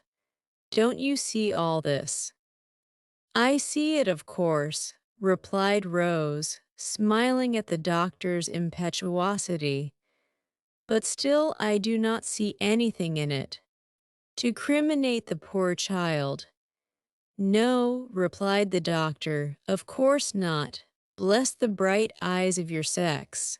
They never see, whether for good or bad, more than one side of any question, and that is always the one which first presents itself to them. Having given vent to this result of experience, the doctor put his hands into his pockets and walked up and down the room with even greater rapidity than before. The more I think of it, said the doctor, the more I see that it will occasion endless trouble and difficulty if we put these men in possession of the boy's real story. I am certain it will not be believed, and even if they can do nothing to him in the end, still the dragging it forward and giving publicity to all the doubts that will be cast upon it must interfere materially with your benevolent plan of rescuing him from misery. Oh, what is to be done? Cried Rose. Dear, dear, what did they send for these people? Why, indeed, exclaimed Mrs. Maylie, I would not have had them here. For the world, all I know is, said Mr. Losberne at last, sitting down with a kind of desperate calmness, that we must try and carry it off with a bold face. The object is a good one, and that must be our excuse. The boy has strong symptoms of fever upon him, and is in no condition to be talked to any more. That's one comfort. We must make the best of it, and if bad be the best, it is no fault of ours. Come in. Well, master, said Blathers, entering the room followed by his colleague, and making the door fast before he said any more. This a put-up thing, and what the devil's a put-up thing? Demanded the doctor. Impatiently. We call it a put-up robbery, ladies, said Blathers, turning to them, as if he pitied their ignorance but had a contempt for the doctors, when the servants is in it. Nobody suspected them in this case, said Mrs. Maylie. Worry likely not, ma'am, replied Blathers, but they might have been in it for all that. More likely on that worry account, said Duff. We find it was a town hand, said Blathers, continuing his report, for the style of work is first-rate. Worry pretty indeed it is, remarked Duff. In an undertone, there was two of 'em in it, continued Blathers, and they had a boy with 'em. That's plain from the size of the window. That's all to be said at present. We'll see this lad that you've got upstairs at once. If you please, perhaps they will take something to drink first, Mrs. Maylie, said the doctor, his face brightening as if some new thought had occurred to him. Oh, to be sure, exclaimed Rose eagerly. You shall have it immediately if you will. Why, thank you, miss, said Blathers, drawing his coat sleeve across his mouth. It's dry work, this sort of duty. Anything that's handy, miss. Don't put yourself out of the way. On our accounts. What shall it be? Asked the doctor, following the young lady to the sideboard. A little drop of spirits, master, if it's all the same, replied Blathers. It's a cold ride from London, ma'am, and I always find that spirits comes home warmer to the feelings. This interesting communication was addressed to Mrs. Maylie, who received it very graciously. While it was being conveyed to her, the doctor slipped out of the room. Ah, said Mr. Blathers, not holding his wineglass by the stem, but grasping the bottom between the thumb and forefinger of his left hand, and placing it in front of his chest. I have seen a good many pieces of business like this. In my time, ladies, that crack down in the back lane at Edmonton Blathers, said Mr. Duff, assisting his colleague's memory. That was something in this way, warn't it? Rejoined Mr. Blathers. That was done by Conky Chickweed, that was. You always gave that to him, replied Duff. It was the family pet, I tell you. Conky hadn't any more to do with it than I had. Get out, retorted Mr. Blathers. I know better. Do you mind that time when Conky was robbed of his money, though? What a start that was. Better than any novel book I ever see. What was that? Inquired Rose, anxious to encourage any symptoms of good humor in the unwelcome visitors. It was a robbery, miss, that hardly anybody would have been down upon, said Blathers. This here Conky Chickweed. Conky means nosey. Ma'am, interposed Duff. Of course the lady knows that, don't she? Demanded Mr. Blathers, always interrupting you our partner, this here Conky Chickweed. Miss kept a public house over Battlebridge Way, and he had a cellar, where a good many young lords went to see cock-fighting, and badger-drawing and that, and a worry intellectual manner the sports was conducted in, for I've seen 'em often. He warn't one of the family at that time. And one night he was robbed of 327 guineas in a canvas bag that was stole out of his bedroom in the dead of night by a tall man with a black patch over his eye who had concealed himself under the bed, and after committing the robbery, jumped slap out of window, which was only a story high. He was worry quick about it, but Conky was quick too, for he fired a blunderbuss arter him and roused the neighborhood. They set up a hue and cry directly, and when they came to look about 'em, found that Conky had hit the robber, for there was traces of blood, all the way to some palings a good distance off, and there they lost him. However, he had made off with the blunt, and consequently, the name of Mr. Chickweed, licensed whittler, appeared in the Gazette among the other bankrupts, and all manner of benefits and subscriptions, and I don't know what all, was got up for the poor man, who was in a worry low state of mind about his loss, and went up and down the streets for 3 or 4 days, a-pulling his hair off in such a desperate manner that many people was afraid he might be going to make away with himself. One day he came up to the office, all in a hurry, and had a private interview with the magistrate, who, after a deal of talk, rings the bell and orders Jem Spires in. Jem was an active officer, and tells him to go and assist Mr. Chickweed in apprehending the man as robbed his house. I see him, Spires, said Chickweed. Past my house yesterday morning. Why didn't you up and collar him, says Spires. I was so struck all of a heap that you might have fractured my skull with a toothpick, says the poor man, but we're sure to have him.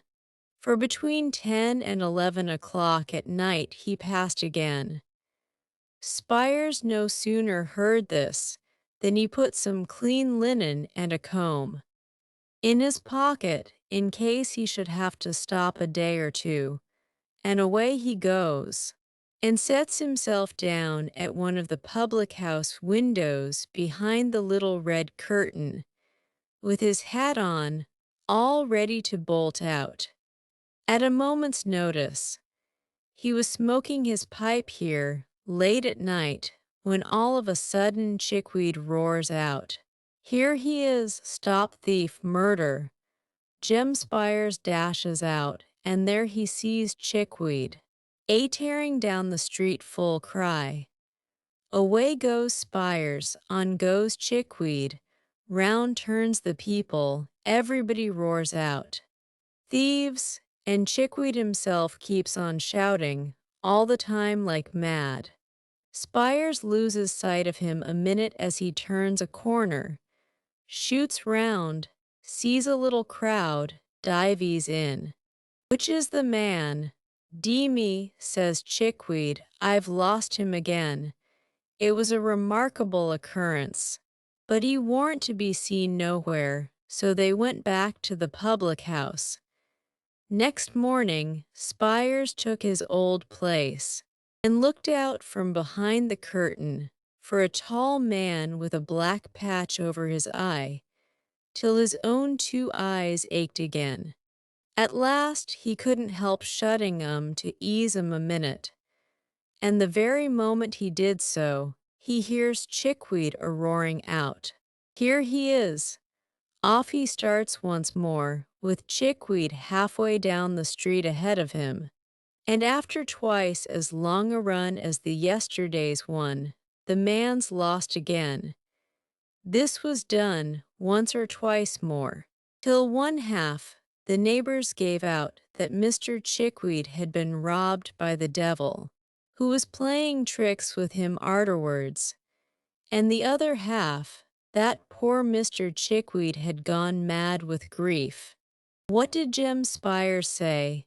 Inquired the doctor, who had returned to the room shortly after the commencement of the story. Jem Spires, resumed the officer, for a long time said nothing at all, and listened to everything without seeming to, which showed he understood his business. But one morning he walked into the bar, and taking out his snuff-box, says, "Chickweed, I've found out who done this here robbery." "Have you?" said Chickweed. "Oh, my dear Spires, only let me have wengeance, and I shall die contented." "Oh, my dear Spires, where is the villain?" "Come," said Spires, offering him a pinch of snuff. "None of that gammon, you did it yourself." So he had. And a good bit of money he had made by it, too, and nobody would never have found it out, if he hadn't been so precious anxious to keep up appearances, said Mr. Blathers, putting down his wine-glass and clinking the handcuffs together. "Very curious indeed," observed the doctor. "Now, if you please, you can walk upstairs." "If you please, sir," returned Mr. Blathers. Closely following Mr. Losberne, the two officers ascended to Oliver's bedroom, Mr. Giles preceding the party with a lighted candle.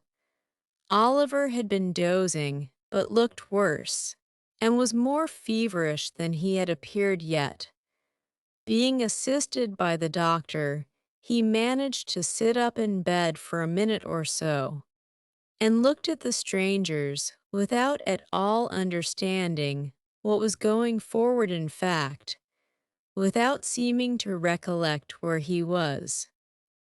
what had been passing. "This," said Mr. Losberne, speaking softly, but with great vehemence notwithstanding, "this is the lad who, being accidentally wounded by a spring gun in some boyish trespass on Mr. What-D, ye call him's grounds, at the back here, comes to the house for assistance this morning, and is immediately laid hold of and maltreated by that ingenious gentleman with the candle in his hand, who has placed his life in considerable danger, as I can professionally certify." Messrs. Blathers and Duff looked at Mr. Giles as he was thus recommended to their notice.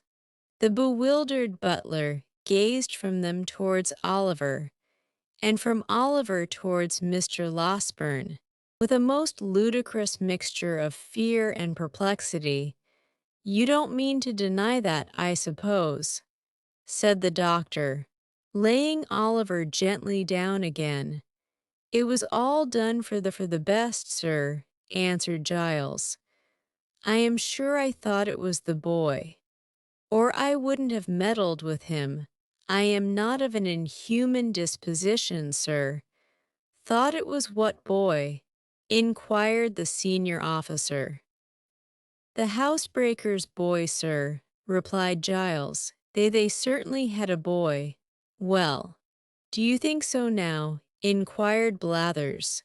"Think what now?" replied Giles, looking vacantly at his questioner.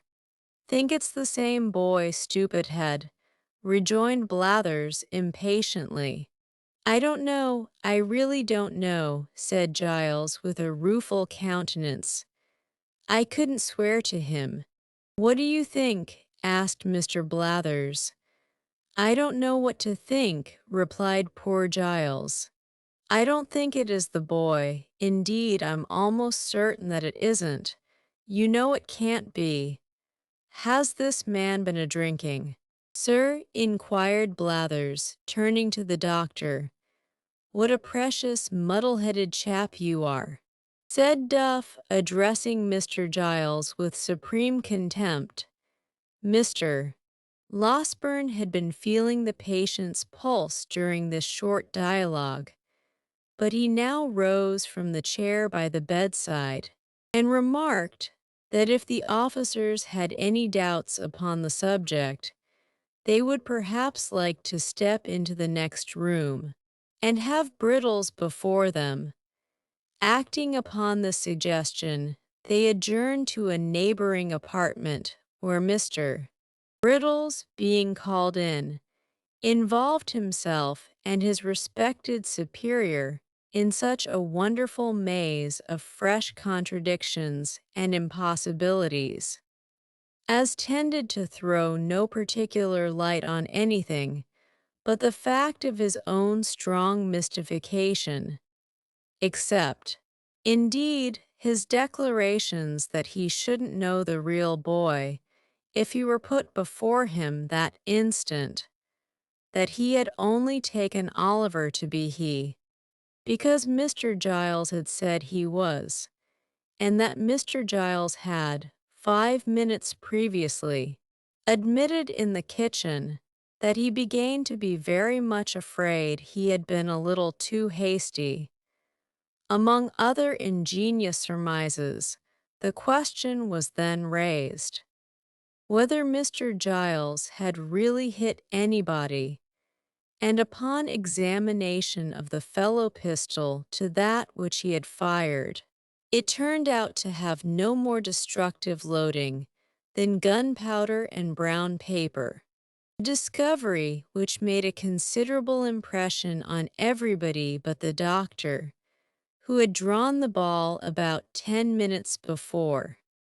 Upon no one, however, did it make a greater impression than on Mr. Giles himself, who, after laboring, for some hours, under the fear of having mortally wounded a fellow creature, eagerly caught at this new idea and favored it to the utmost.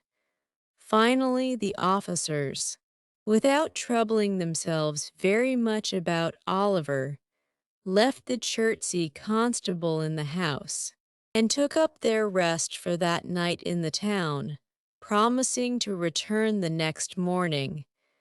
With the next morning, there came a rumor that 2 men and a boy were in the cage at Kingston, who had been apprehended overnight under suspicious circumstances, and to Kingston Messrs.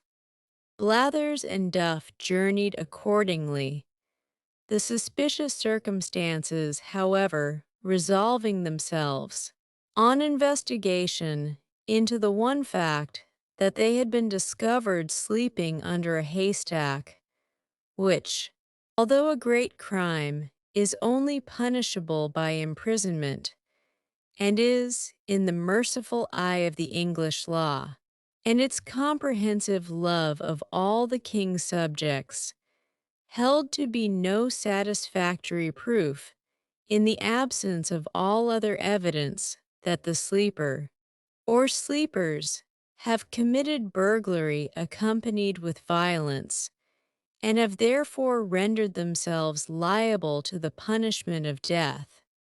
Messrs. Blathers and Duff came back again, as wise as they went. In short, after some more examination, and a great deal more conversation, a neighboring magistrate was readily induced to take the joint bail of Mrs. Maylie and Mr. Losberne for Oliver's appearance if he should ever be called upon, and Blathers and Duff, being rewarded with a couple of guineas, returned to town with divided opinions on the subject of their expedition. The latter gentleman, on a mature consideration of all the circumstances, inclining to the belief that the burglarious attempt had originated with the family pet, and the former being equally disposed to concede the full merit of it to the great Mr. Conkey Chickweed. Meanwhile, Oliver gradually throve and prospered under the united care of Mrs. Maylie, Rose, and the kind-hearted Mr. Losberne, if fervent prayers, gushing from hearts overcharged with gratitude, be heard in heaven, and if they be not, what prayers are, the blessings which the orphan child called down upon them, sunk into their souls, diffusing peace and happiness. Chapter 32. Of the happy life Oliver began to lead with his kind friends, Oliver's ailings were neither slight nor few. In addition to the pain and delay attendant on a broken limb, his exposure to the wet and cold had brought on fever and ague, which hung about him for many weeks, and reduced him sadly. But at length he began by slow degrees to get better, and to be able to say sometimes, in a few tearful words, how deeply he felt the goodness of the 2 sweet ladies, and how ardently he hoped that when he grew strong and well again, he could do something to show his gratitude, only something, which would let them see the love and duty with which his breast was full, something, however slight, which would prove to them that their gentle kindness had not been cast away, but that the poor boy whom their charity had rescued from misery or death was eager to serve them with his whole heart and soul. "Poor fellow," said Rose, when Oliver had been one day feebly endeavoring to utter the words of thankfulness that rose to his pale lips, "you shall have many opportunities of serving us. If you will, we are going into the country, and my aunt intends that you shall accompany us. The quiet place, the pure air, and all the pleasure and beauties of spring will restore you in a few days." We will employ you in 100 ways when you can bear the trouble. The trouble, cried Oliver. Oh, dear lady, if I could but work for you, if I could only give you pleasure by watering your flowers, or watching your birds, or running up and down the whole day long to make you happy, what would I give to do it?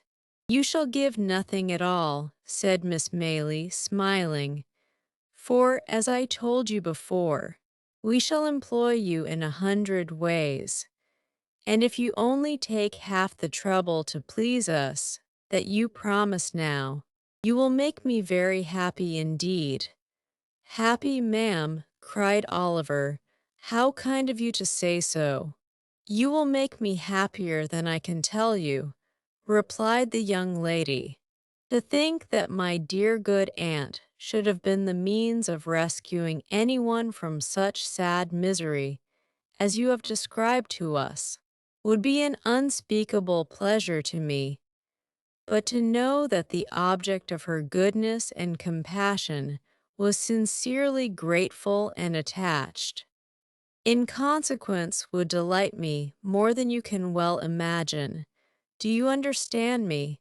She inquired, watching Oliver's thoughtful face. Oh, yes, ma'am, yes, replied Oliver eagerly. But I was thinking that I am ungrateful now. To whom? Inquired the young lady. To the kind gentleman, and the dear old nurse, who took so much care of me before, rejoined Oliver. If they knew how happy I am, they would be pleased. I am sure they would, rejoined Oliver's benefactress, and Mr. Losberne has already been kind enough to promise that, when you are well enough to bear the journey, he will carry you to see them. Has he? Ma'am, cried Oliver, his face brightening with pleasure. I don't know what I shall do for joy when I see their kind faces once again. In a short time, Oliver was sufficiently recovered to undergo the fatigue of this expedition. One morning, he and Mr. Losberne set out. Accordingly, in a little carriage which belonged to Mrs. Maylie, when they came to Chertsey Bridge, Oliver turned very pale and uttered a loud exclamation. What's the matter with the boy? Cried the doctor, as usual. All in a bustle. Do you see anything, hear anything, feel anything, eh? That, sir, cried Oliver, pointing out of the carriage window. That house. Yes, well. What of it? Stop, coachman. Pull up here, cried the doctor. What of the house? My man, eh? The thieves the house they took me to, whispered Oliver. The devil it is, cried the doctor. Hallo there, let me out. But before the coachman could dismount from his box, he had tumbled out of the coach, by some means or other, and running down to the deserted tenement, began kicking at the door like a madman. Halloa, said a little ugly humpbacked man, opening the door so suddenly that the doctor, from the very impetus of his last kick, nearly fell forward into the passage. What's the matter here? Matter, exclaimed the other, collaring him, without a moment's reflection. A good deal. Robbery is the matter. There'll be murder the matter, too, replied the humpbacked man coolly. If you don't take your hands off, do you hear me? I hear you, said the doctor, giving his captive a hearty shake. Where's confound the fellow? What's his rascally name? Sykes, that's it. Where's Sykes, you thief? The humpbacked man stared, as if in excess of amazement and indignation. Then, twisting himself dexterously from the doctor's grasp, growled forth a volley of horrid oaths, and retired into the house. Before he could shut the door, however, the doctor had passed into the parlor, without a word of parley. He looked anxiously round, not an article of furniture, not a vestige of anything animate or inanimate. Not even the position of the cupboards answered Oliver's description. "Now," said the humpbacked man, who had watched him keenly, "what do you mean by coming into my house in this violent way? Do you want to rob me? Or to murder me? Which is it? Did you ever know a man come out to do either in a chariot and a pair?" "You ridiculous old vampire," said the irritable doctor. "What do you want then?" demanded the hunchback. "Will you take yourself off before I do you a mischief? Curse you!" "As soon as I think proper," said Mr. Losberne, looking into the other parlor, which, like the first, bore no resemblance whatever to Oliver's account of it. "I shall find you out some day, my friend." "Will you?" sneered the ill-favored cripple. "If you ever want me, I'm here. I haven't lived here mad and all alone for 25 years to be scared by you. You shall pay for this, you shall pay for this." And so saying, the misshapen little demon set up a yell and danced upon the ground as if wild with rage. "Stupid enough. This," muttered the doctor to himself. "The boy must have made a mistake. Here, put that in your pocket, and shut yourself up again." With these words he flung the hunchback a piece of money and returned to the carriage. The man followed to the chariot door, uttering the wildest imprecations and curses all the way. But as Mr. Losberne turned to speak to the driver, he looked into the carriage and eyed Oliver for an instant with a glance so sharp and fierce, and at the same time so furious and vindictive that, waking or sleeping, he could not forget it for months afterwards. He continued to utter the most fearful imprecations until the driver had resumed his seat, and when they were once more on their way, they could see him some distance behind, beating his feet upon the ground and tearing his hair in transports of real or pretended rage. "I am an ass," said the doctor after a long silence. "Did you know that before, Oliver?" "No." "Sir, then don't forget it another time." "An ass," said the doctor again, after a further silence of some minutes. "Even if it had been the right place, and the right fellows had been there, what could I have done? Single-handed. And if I had had assistance, I see no good that I should have done, except leading to my own exposure, and an unavoidable statement of the manner in which I have hushed up this business. That would have served me right, though.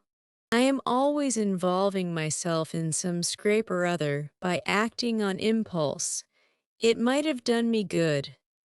Now, the fact was that the excellent doctor had never acted upon anything but impulse all through his life, and it was no bad compliment to the nature of the impulses which governed him, that so far from being involved in any peculiar troubles or misfortunes, he had the warmest respect and esteem of all who knew him. If the truth must be told, he was a little out of temper for a minute or two, at being disappointed in procuring corroborative evidence of Oliver's story on the very first occasion on which he had a chance of obtaining any. He soon came round again, however, and finding that Oliver's replies to his questions were still as straightforward and consistent, and still delivered with as much apparent sincerity and truth as they had ever been. He made up his mind to attach full credence to them from that time forth. As Oliver knew the name of the street in which Mr. Brownlow resided, they were enabled to drive straight thither. When the coach turned into it, his heart beat so violently that he could scarcely draw his breath. "Now, my boy, which house is it?" inquired Mr. Losberne. That, replied Oliver, pointing eagerly out of the window. "The White House. Oh, make haste, pray make haste. I feel as if I should die. It makes me tremble so." "Come, come," said the good doctor, patting him on the shoulder. "You will see them directly, and they will be overjoyed to find you safe and well." "Oh, I hope so," cried Oliver. "They were so good to me, so very, very good to me." The coach rolled on. It stopped. No, that was the wrong house, the next door. It went on a few paces and stopped again. Oliver looked up at the windows with tears of happy expectation coursing down his face. Alas! The White House was empty, and there was a bill in the window. "To let." "Knock at the next door," cried Mr. Losberne, taking Oliver's arm in his. "What has become of Mr. Brownlow, who used to live in the adjoining house, do you know?" The servant did not know, but would go and inquire. She presently returned and said that Mr. Brownlow had sold off his goods and gone to the West Indies. 6 weeks before, Oliver clasped his hands and sank feebly backward. "Has his housekeeper gone too?" inquired Mr. Losberne after a moment's pause. "Yes, sir," replied the servant. "The old gentleman, the housekeeper, and a gentleman who was a friend of Mr. Brownlow's, all went together, then turned towards home again," said Mr. Losberne to the driver, "and don't stop to bait the horses till you get out of this confounded London." "The bookstall keeper, sir," said Oliver. "I know the way there. See him, pray, sir, do see him." "My poor boy, this is disappointment enough for one day," said the doctor. "Quite enough for both of us. If we go to the bookstall keeper's, we shall certainly find that he is dead, or has set his house on fire, or run away. No. Home again straight." And in obedience to the doctor's impulse, home they went. This bitter disappointment caused Oliver much sorrow and grief, even in the midst of his happiness, for he had pleased himself many times during his illness with thinking of all that Mr. Brownlow and Mrs. Bedwin would say to him, and what delight it would be to tell them how many long days and nights he had passed in reflecting on what they had done for him, and in bewailing his cruel separation from them. The hope of eventually clearing himself with them, too, and explaining how he had been forced away, had buoyed him up and sustained him under many of his recent trials. And now, the idea that they should have gone so far, and carried with them the belief that there was an impostor and a robber, a belief which might remain uncontradicted to his dying day, was almost more than he could bear. The circumstance occasioned no alteration, however, in the behavior of his benefactors. After another fortnight, when the fine warm weather had fairly begun, and every tree and flower was putting forth its young leaves and rich blossoms, they made preparations for quitting the house at Chertsey for some months, sending the plate, which had so excited Fagin's cupidity, to the bankers, and leaving Giles and another servant in care of the house, they departed to a cottage at some distance in the country, and took Oliver with them. Who can describe the pleasure and delight, the peace of mind and soft tranquility the sickly boy felt in the balmy air, and among the green hills and rich woods of an inland village?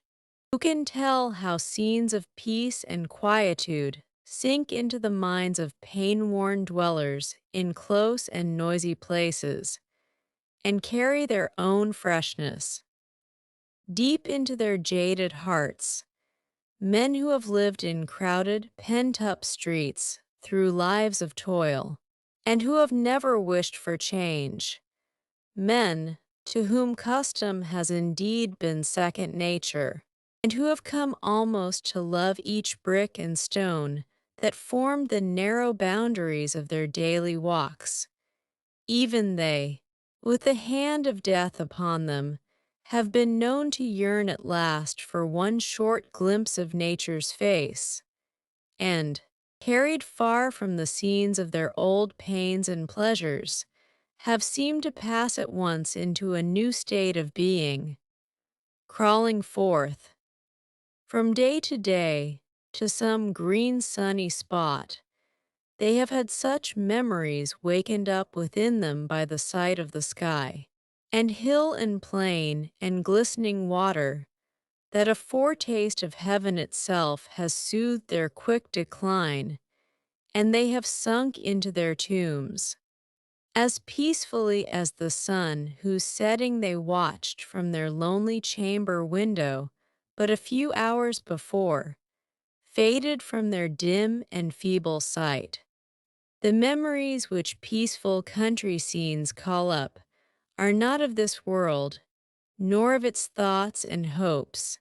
Their gentle influence may teach us how to weave fresh garlands for the graves of those we loved, may purify our thoughts, and bear down before it old enmity and hatred.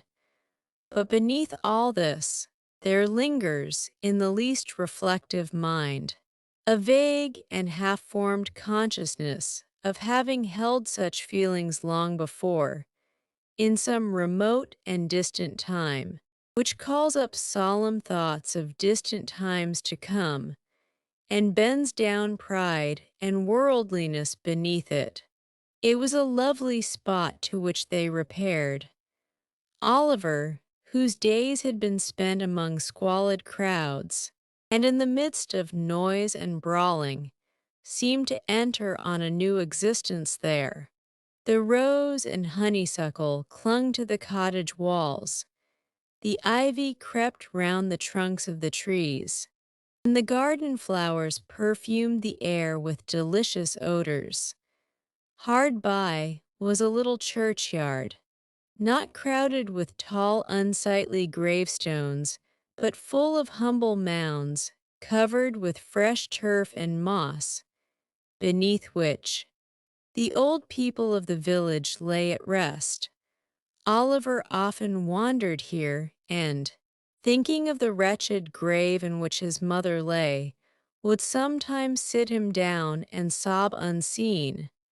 But, when he raised his eyes to the deep sky overhead, he would cease to think of her as lying in the ground, and would weep for her, sadly but without pain.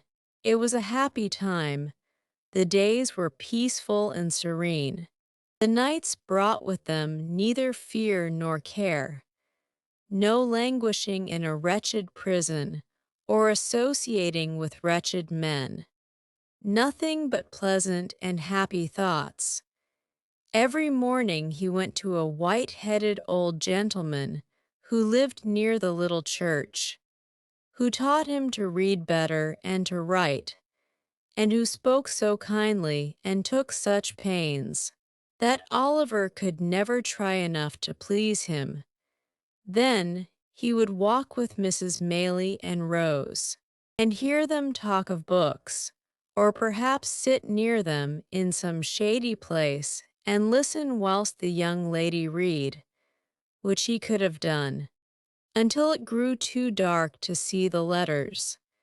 Then he had his own lesson for the next day to prepare, and at this he would work hard, in a little room which looked into the garden, till evening came slowly on, when the ladies would walk out again, and he with them, listening with such pleasure to all they said, and so happy if they wanted a flower that he could climb to reach, or had forgotten anything he could run to fetch, that he could never be quick and not about it. When it became quite dark, and they returned home, the young lady would sit down to the piano and play some pleasant air, or sing, in a low and gentle voice, some old song which it pleased her aunt to hear. There would be no candles lighted at such times as these, and Oliver would sit by one of the windows, listening to the sweet music in a perfect rapture. And when Sunday came, how differently the day was spent from any way in which he had ever spent it yet, and how happily, too, like all the other days in that most happy time. There was the little church in the morning, with the green leaves fluttering at the windows, the birds singing without, and the sweet-smelling air stealing in at the low porch, and filling the homely building with its fragrance. The poor people were so neat and clean, and knelt so reverently in prayer, that it seemed a pleasure, not a tedious duty, their assembling there together, and though the singing might be rude, it was real, and sounded more musical to Oliver's ears at least, than any he had ever heard in church before. Then there were the walks as usual, and many calls at the clean houses of the laboring men, and at night Oliver read a chapter or two from the Bible, which he had been studying all the week, and in the performance of which duty he felt more proud and pleased than if he had been the clergyman himself. In the morning, Oliver would be afoot by 6 o'clock, roaming the fields, and plundering the hedges far and wide for nosegays of wild flowers, with which he would return laden home, and which it took great care and consideration to arrange, to the best advantage, for the embellishment of the breakfast table. There was fresh groundsel, too, for Miss Maylie's birds, with which Oliver, who had been studying the subject under the able tuition of the village clerk, would decorate the cages in the most approved taste. When the birds were made all spruce and smart for the day, there was usually some little commission of charity to execute in the village, or failing that, there was rare cricket playing sometimes on the green, or failing that, there was always something to do in the garden or about the plants, to which Oliver, who had studied this science also, under the same master, who was a gardener by trade, applied himself with hearty good will until Miss Rose made her appearance, when there were 1,000 commendations to be bestowed on all he had done. So 3 months glided away, 3 months which, in the life of the most blessed and favored of mortals, might have been unmingled happiness, and which, in Oliver's, were true felicity, with the purest and most amiable generosity on one side, and the truest, warmest, soul-felt gratitude on the other. It is no wonder that, by the end of that short time, Oliver Twist had become completely domesticated with the old lady and her niece, and that the fervent attachment of his young and sensitive heart, was repaid by their pride in and attachment to himself. Chapter 33, wherein the happiness of Oliver and his friends experiences a sudden check. Spring flew swiftly by, and summer came. If the village had been beautiful at first, it was now in the full glow and luxuriance of its richness. The great trees, which had looked shrunken and bare in the earlier months, had now burst into strong life and health, and stretching forth their green arms over the thirsty ground, converted open and naked spots into choice nooks, where was a deep and pleasant shade from which to look upon the wide prospect, steeped in sunshine, which lay stretched beyond. The earth had donned her mantle of brightest green, and shed her richest perfumes abroad. It was the prime and vigor of the year. All things were glad and flourishing. Still, the same quiet life went on at the little cottage, and the same cheerful serenity prevailed among its inmates. Oliver had long since grown stout and healthy, but health or sickness made no difference in his warm feelings of a great many people. He was still the same gentle, attached, affectionate creature that he had been when pain and suffering had wasted his strength, and when he was dependent for every slight attention and comfort on those who tended him.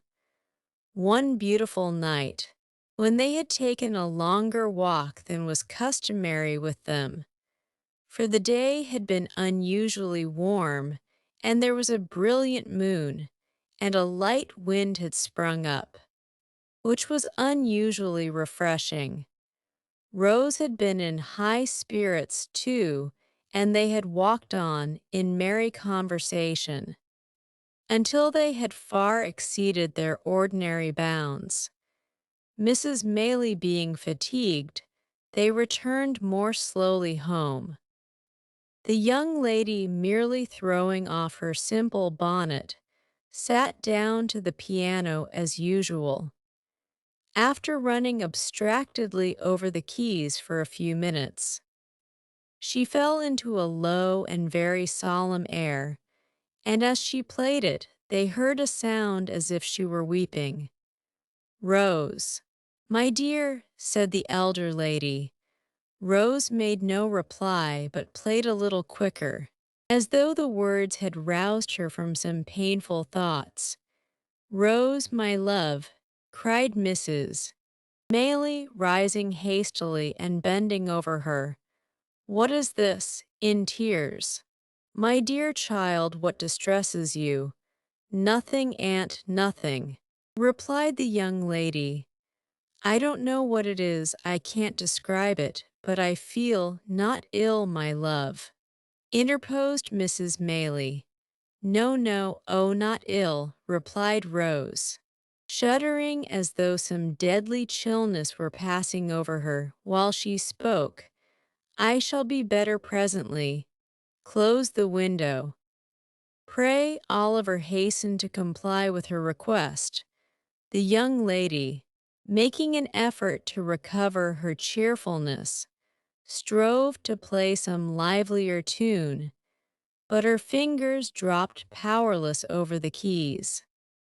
Covering her face with her hands, she sank upon a sofa and gave vent to the tears which she was now unable to repress. "My child," said the elderly lady, folding her arms about her, "I never saw you so before. I would not alarm you if I could avoid it," rejoined Rose, "but indeed I have tried very hard and cannot help this. I fear I am ill, aunt."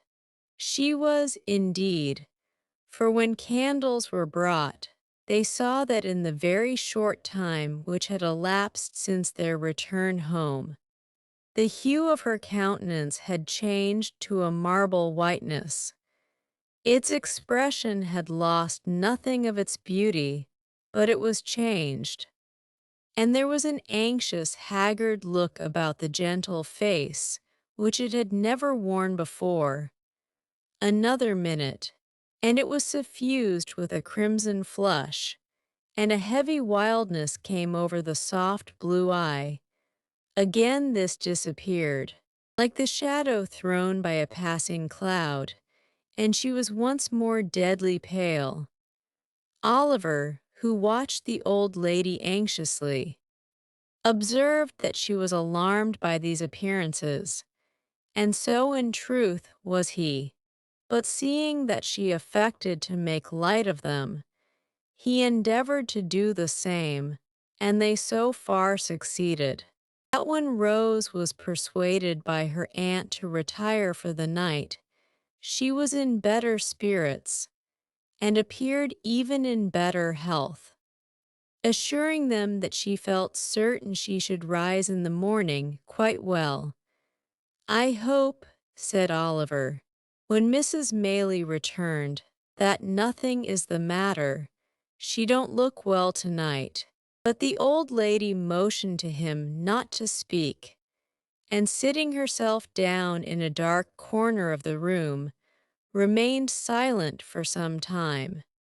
At length she said in a trembling voice, "I hope not, Oliver. I have been very happy with her for some years, too happy, perhaps. It may be time that I should meet with some misfortune, but I hope it is not this." "What?" inquired Oliver. "The heavy blow," said the old lady, "of losing the dear girl who has so long been my comfort and happiness." "Oh, God forbid!" exclaimed Oliver hastily. "Amen to that, my child," said the old lady, wringing her hands. "Surely there is no danger of anything so dreadful," said Oliver. "2 hours ago she was quite well." "She is very ill now," rejoined Mrs. Maylies, "and will be worse, I am sure. My dear, dear Rose, oh, what shall I do without her?" She gave way to such great grief that Oliver, suppressing his own emotion, ventured to remonstrate with her, and to beg earnestly that, for the sake of the dear young lady herself, she would be more calm. "And consider, ma'am," said Oliver, as the tears forced themselves into his eyes, despite of his efforts to the contrary. "Oh, consider how young and good she is, and what pleasure and comfort she gives to all about her. I am sure certain, quite certain that, for your sake, who are so good yourself, and for her own, and for the sake of all she makes so happy, she will not die. Heaven will never let her die so young." "Hush," said Mrs. Maylie, laying her hand on Oliver's head. "You think like a child, poor boy, but you teach me my duty notwithstanding." "I had forgotten it for a moment, Oliver, but I hope I may be pardoned, for I am old, and have seen enough of illness and death to know the agony of separation from the objects of our love. I have seen enough, too, to know that it is not always the youngest and best who are spared to those that love them. But this should give us comfort in our sorrow, for heaven is just, and such things teach us impressively that there is a brighter world than this, and that the passage to it is speedy. God's will be done. I love her, and he know how well." Oliver was surprised to see that, as Mrs. Maylie said these words, she checked her lamentations as though by one effort, and drawing herself up as she spoke, became composed and firm. He was still more astonished to find that this firmness lasted, and that, under all the care and watching which ensued, Mrs. Maylie was ever ready and collected, performing all the duties which had devolved upon her, steadily, and to all external appearances, even cheerfully. But he was young, and did not know what strong minds are capable of under trying circumstances. How should he, when their possessors so seldom know themselves? An anxious night ensued. When morning came, Mrs. Maylie's predictions were but too well verified. Rose was in the first stage of a high and dangerous fever. We must be active, Oliver, and not give way to useless grief, said Mrs. Maylie, laying her finger on her lip, as she looked steadily into his face. This letter must be sent, with all possible expedition, to Mr. Losberne. It must be carried to the market town, which is not more than 4 miles off, by the footpath across the field, and thence dispatched by an express on horseback, straight to Chertsey. The people at the inn will undertake to do this, and I can trust to you to see it done, I know. Oliver could make no reply, but looked his anxiety to be gone at once. Here is another letter, said Mrs. Maylie, pausing to reflect, but whether to send it now, or wait until I see how Rose goes on, I scarcely know. I would not forward it unless I feared the worst. Is it for Chertsey too, ma'am? Inquired Oliver, impatient to execute his commission, and holding out his trembling hand for the letter. No, replied the old lady, giving it to him mechanically. Oliver glanced at it, and saw that it was directed to Harry Maylie, Esquire, at some great lord's house in the country, where he could not make out. Shall it go, ma'am? Asked Oliver, looking up impatiently. I think not, replied Mrs. Maylie, taking it back. I will wait until tomorrow. With these words, she gave Oliver her purse, and he started off without more delay, at the greatest speed he could muster. Swiftly he ran across the fields, and down the little lanes which sometimes divided them, now almost hidden by the high corn on either side, and now emerging on an open field, where the mowers and haymakers were busy at their work. Nor did he stop once, save now and then, for a few seconds to recover breath, until he came in a great heat and covered with dust, on the little market-place of the market town. Here he paused and looked about for the inn. There were a white bank, and a red brewery, and a yellow town hall, and in one corner there was a large house, with all the wood about it painted green, before which was the sign of the George. To this he hastened. As soon as it caught his eye, he spoke to a postboy who was dozing under the gateway, and who, after hearing what he wanted, referred him to the ostler, who, after hearing all he had to say again, referred him to the landlord, who was a tall gentleman in a blue neckcloth, a white hat, drab breeches, and boots with tops to match, leaning against a pump by the stable door, picking his teeth with a silver toothpick.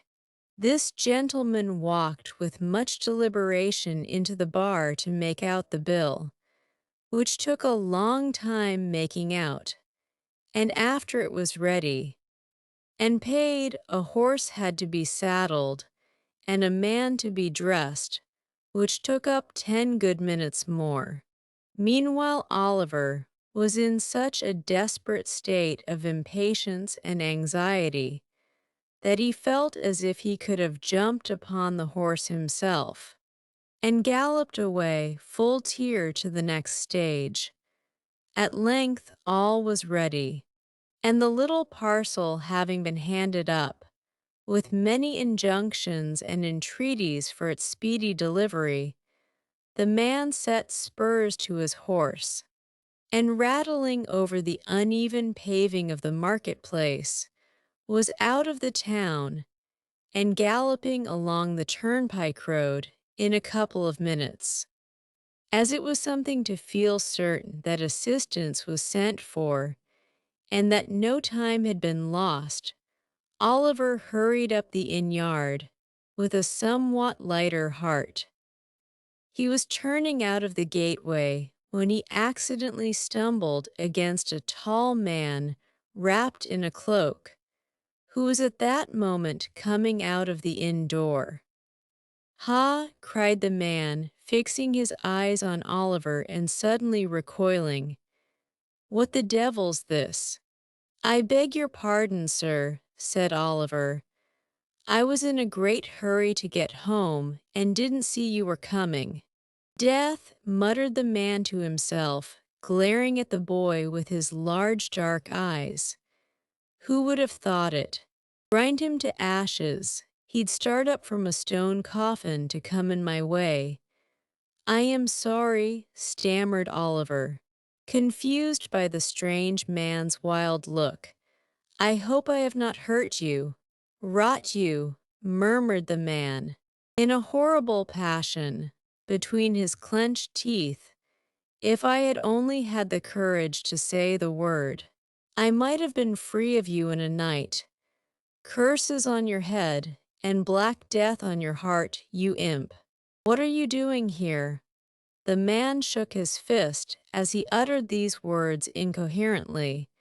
He advanced towards Oliver, as if with the intention of aiming a blow at him, but fell violently on the ground, writhing and foaming in a fit.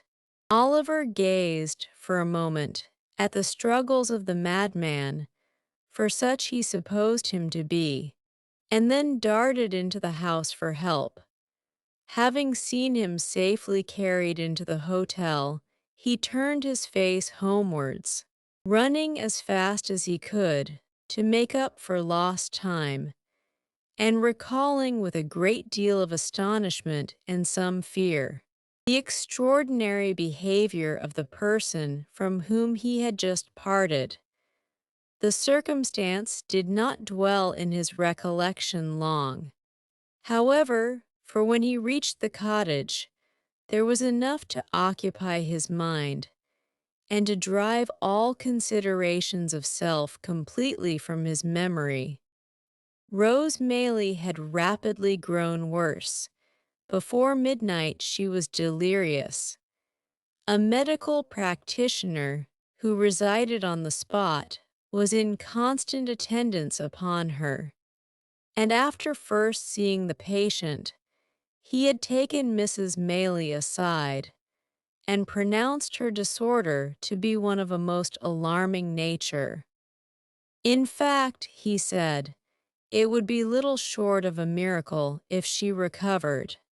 How often did Oliver start from his bed that night, and stealing out with noiseless footstep to the staircase, listen for the slightest sound from the sick chamber. How often did a tremble shake his frame, and cold drops of terror start upon his brow, when a sudden trampling of feet caused him to fear that something too dreadful to think of had even then occurred. And what had been the fervency of all the prayers he had ever muttered, compared with those he poured forth now, in the agony and passion of his supplication for the life and health of the gentle creature, who was tottering on the deep grave's verge? Oh, the suspense, the fearful, acute suspense, of standing idly by while the life of one we dearly love is trembling in the balance. Oh, the racking thoughts that crowd upon the mind and make the heart beat violently, and the breath come thick, by the force of the images they conjure up before it. the desperate anxiety to be doing something to relieve the pain, or lessen the danger, which we have no power to alleviate, the sinking of soul and spirit, which the sad remembrance of our helplessness produces. What tortures can equal these? What reflections or endeavors can, in the full tide and fever of the time, allay them? Morning came, and the little cottage was lonely and still. People spoke in whispers. Anxious faces appeared at the gate from time to time. Women and children went away in tears.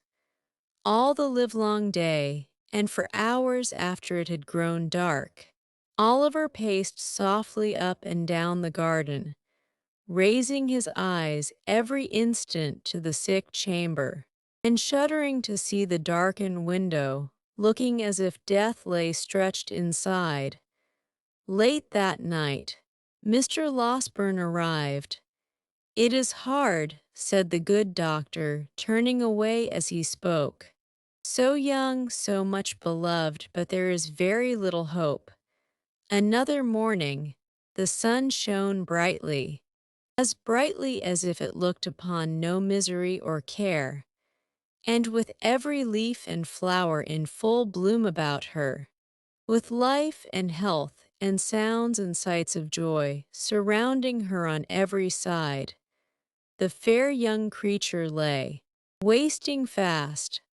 Oliver crept away to the old churchyard, and sitting down on one of the green mounds, wept and prayed for her in silence.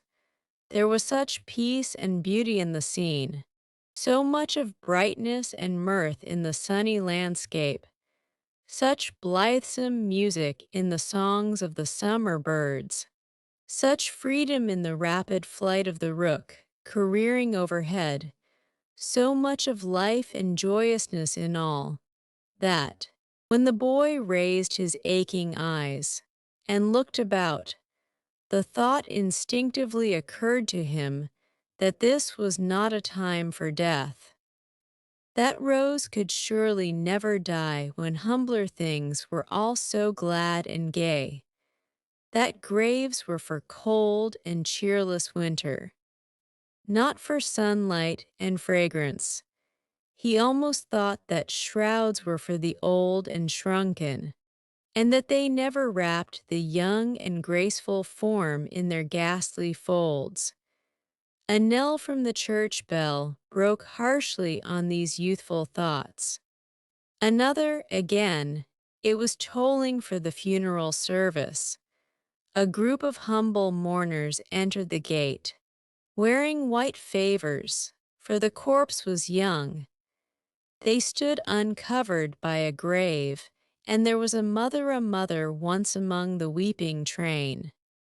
But the sun shone brightly, and the birds sang on. Oliver turned homeward, thinking on the many kindnesses he had received from the young lady, and wishing that the time could come again, that he might never cease showing her how grateful and attached he was. He had no cause for self-reproach on the score of neglect or want of thought, for he had been devoted to her service, and yet 100 little occasions rose up before him on which he fancied he might have been more zealous and more earnest, and wished he had been. We need be careful how we deal with those about us, when every death carries to some small circle of survivors thoughts of so much omitted, and so little done of so many things forgotten, and so many more which might have been repaired. There is no remorse so deep as that which is unavailing.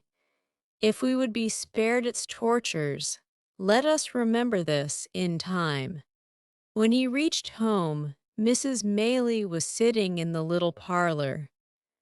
Oliver's heart sank at sight of her, for she had never left the bedside of her niece, and he trembled to think what change could have driven her away. He learned that she had fallen into a deep sleep from which she would waken, either to recovery and life or to bid them farewell and die. They sat listening, and afraid to speak, for hours. The untasted meal was removed, with looks which showed that their thoughts were elsewhere. They watched the sun as he sank lower and lower, and at length cast over sky and earth those brilliant hues which herald his departure. Their quick ears caught the sound of an approaching footstep. They both involuntarily darted to the door as Mr. Losberne entered. "What of Rose?" cried the old lady. "Tell me at once. I can bear it, anything but suspense. Oh, tell me, in the name of heaven." "You must compose yourself," said the doctor, supporting her. "Be calm, my dear ma'am, pray. Let me go in God's name." "My dear child, she is dead, she is dying." "No," cried the doctor, passionately. "As he is good and merciful, she will live to bless us all for years to come." The lady fell upon her knees and tried to fold her hands together, but the energy which had supported her so long fled up to heaven with her first thanksgiving, and she sank into the friendly arms which were extended to receive her. Chapter 34 contains some introductory particulars relative to a young gentleman who now arrives upon the scene, and a new adventure which happened to Oliver. It was almost too much happiness to bear. Oliver felt stunned and stupefied by the unexpected intelligence. He could not weep or speak or rest. He had scarcely the power of understanding anything that had passed, until, after a long ramble in the quiet evening air, a burst of tears came to his relief, and he seemed to awaken, all at once, to a full sense of the joyful change that had occurred, and the almost insupportable load of anguish which had been taken from his breast. The night was fast closing in when he returned homeward, laden with flowers which he had culled with peculiar care for the adornment of the sick chamber. As he walked briskly along the road, he heard behind him the noise of some vehicle, approaching at a furious pace. Looking round, he saw that it was a post-chaise, driven at great speed, and as the horses were galloping, and the road was narrow, he stood leaning against a gate until it should have passed him. As it dashed on, Oliver caught a glimpse of a man in a white nightcap, whose face seemed familiar to him, although his view was so brief that he could not identify the person. In another second or two, the nightcap was thrust out of the chaise window, and a stentorian voice bellowed to the driver to stop, which he did as soon as he could pull up his horses. Then the nightcap once again appeared, and the same voice called Oliver by his name. "Here," cried the voice, "Oliver." "What's the news, Miss Rose, Master Oliver? Is you, Giles?" cried Oliver, running up to the chaise door. Giles popped out his nightcap again, preparatory to making some reply, when he was suddenly pulled back by a young gentleman who occupied the other corner of the chaise, and who eagerly demanded what was the news. "In a word," cried the gentleman, "better or worse?" "Better, much better," replied Oliver. Hastily, "Thank heaven," exclaimed the gentleman. "You are sure?" "Quite." "Sir," replied Oliver, "the change took place only a few hours ago, and Mr. Losberne says that all danger is at an end. The gentleman said not another word, but, opening the chaise door, leaped out, and taking Oliver hurriedly by the arm, led him aside. "You are quite certain. There is no possibility of any mistake on your part, my boy is there?" demanded the gentleman in a tremulous voice. "Do not deceive me by awakening hopes that are not to be fulfilled." "I would not for the world, sir," replied Oliver. "Indeed you may believe me, Mr. Losberne's words were that she would live to bless us all for many years to come. I heard him say so." The tears stood in Oliver's eyes as he recalled the scene which was the beginning of so much happiness, and the gentleman turned his face away and remained silent for some minutes. Oliver thought he heard him sob more than once, but he feared to interrupt him by any fresh remark, for he could well guess what his feelings were, and so stood apart, feigning to be occupied with his nosegay. All this time Mr. Giles, with the white nightcap on, had been sitting on the steps of the chaise, supporting an elbow on each knee, and wiping his eyes with a blue cotton pocket handkerchief dotted with white spots. That the honest fellow had not been feigning emotion was abundantly demonstrated by the very red eyes with which he regarded the young gentleman when he turned round and addressed him. "I think you had better go on to my mother's in the chaise, Giles," said he. "I would rather walk slowly on, so as to gain a little time before I see her. You can say I am coming." "I beg your pardon, Mr. Harry," said Giles, giving a final polish to his ruffled countenance with the handkerchief. "But if you would leave the postboy to say that, I should be very much obliged to you. It wouldn't be proper for the maids to see me in this state. Sir, I should never have any more authority with them if they did." "Well," rejoined Harry Maylie, smiling, "you can do as you like. Let him go on with the luggage, if you wish it, and do you follow with us. Only first exchange that nightcap for some more appropriate covering, or we shall be taken for madmen." Mr. Giles, reminded of his unbecoming costume, snatched off and pocketed his nightcap, and substituted a hat of grave and sober shape, which he took out of the chaise. This done, the postboy drove off. Giles, Mr. Maylie, and Oliver followed at their leisure. As they walked along, Oliver glanced from time to time with much interest and curiosity at the newcomer. He seemed about 25 years of age, and was of the middle height. His countenance was frank and handsome, and his demeanor easy and prepossessing. Notwithstanding the difference between youth and age, he bore so strong a likeness to the old lady that Oliver would have had no great difficulty in imagining their relationship if he had not already spoken of her as his mother.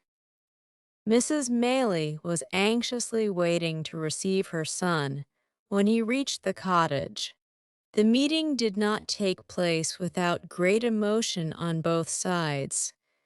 "Mother," whispered the young man, "why did you not write before?" "I did," replied Mrs. Maylie, "but on reflection, I determined to keep back the letter until I had heard Mr. Losberne's opinion."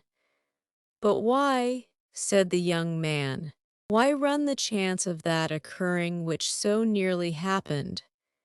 If Rose had I cannot utter that word now if this illness had terminated differently. How could you ever have forgiven yourself? How could I ever have no happiness again, if that had been the case? Harry, said Mrs. Maylie, I fear your happiness would have been effectually blighted, and that your arrival here, a day sooner or a day later, would have been of very, very little import. And who can wonder if it be so? Mother, rejoined the young man, or why should I say it is you know it. Mother, you must know it. I know that she deserves the best and purest love the heart of man can offer, said Mrs. Maylie. I know that the devotion and affection of her nature require no ordinary return, but one that shall be deep and lasting. If I did not feel this, and know, besides, that a changed behavior in one she loved would break her heart, I should not feel my task so difficult of performance, or have to encounter so many struggles in my own bosom. When I take what seems to me to be the strict line of duty, this is unkind, mother, said Harry. Do you still suppose that I am a boy ignorant of my own mind and mistaking the impulses of my own soul? I think, my dear son, returned Mrs. Maylie, laying her hand upon his shoulder, that youth has many generous impulses which do not last, and that among them are some which, being gratified, become only the more fleeting. Above all, I think, said the lady, fixing her eyes on her son's face, that if an enthusiastic, ardent, and ambitious man marry a wife on whose name there is a stain, which, though it originate in no fault of hers, may be visited by cold and sordid people upon her, and upon his children also, and, in exact proportion to his success in the world, be cast in his teeth, and made the subject of sneers against him, he may, no matter how generous and good his nature, one day repent of the connection he formed in early life, and she may have the pain of knowing that he does so. Mother, said the young man impatiently, he would be a selfish brute, unworthy alike of the name of man and of the woman you describe who acted thus. You think so now. Harry, replied his mother, and ever will, said the young man. The mental agony I have suffered during the last 2 days wrings from me the avowal to you of a passion which, as you well know, is not one of yesterday, nor one I have lightly formed. On Rose, sweet, gentle girl, my heart is set, as firmly as ever heart of man was set on woman. I have no thought, no view, no hope in life beyond her, and if you oppose me in this great stake, you take my peace and happiness in your hands, and cast them to the wind. Mother, think better of this and of me, and do not disregard the happiness of which you seem to think so little. Harry, said Mrs. Maylie, it is because I think so much of warm and sensitive hearts that I would spare them from being wounded.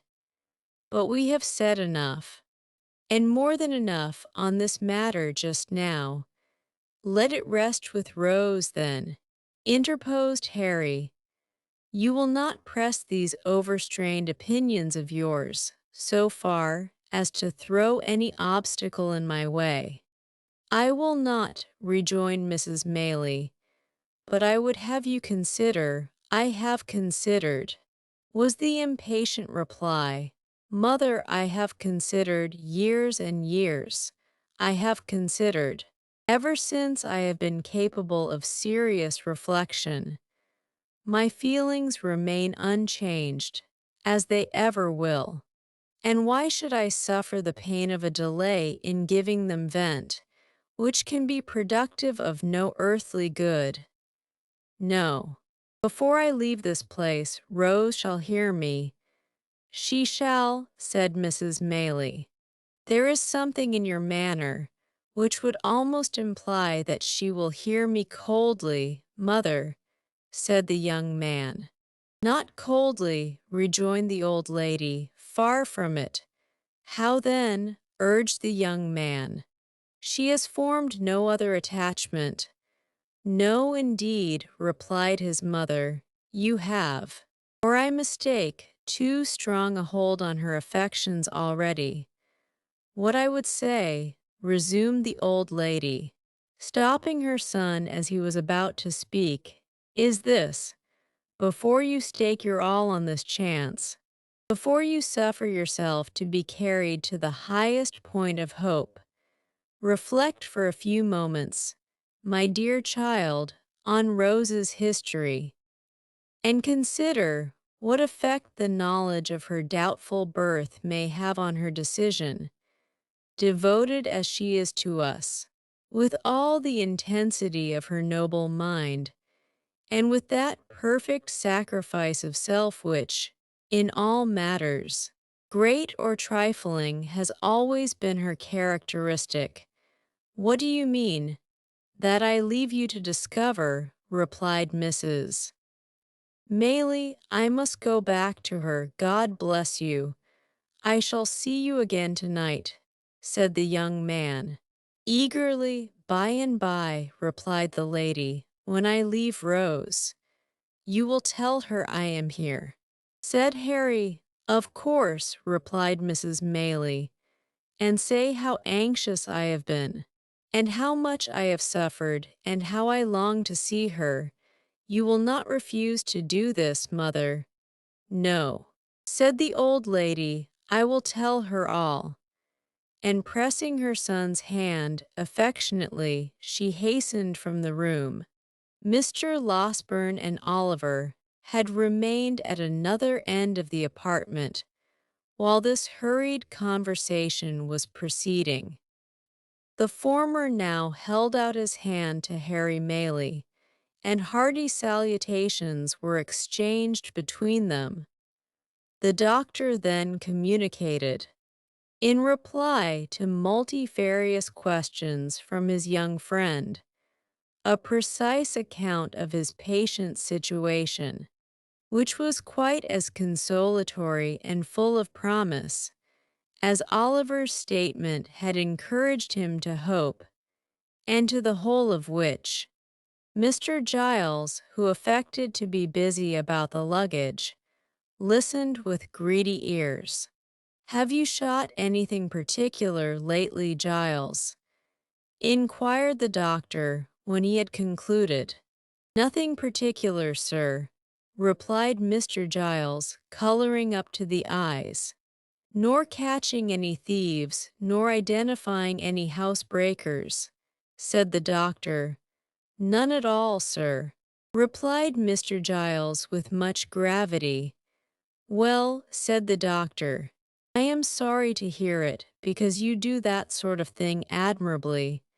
Pray, how is Brittles? The boy is very well, sir, said Mr. Giles, recovering his usual tone of patronage, and sends his respectful duty, sir.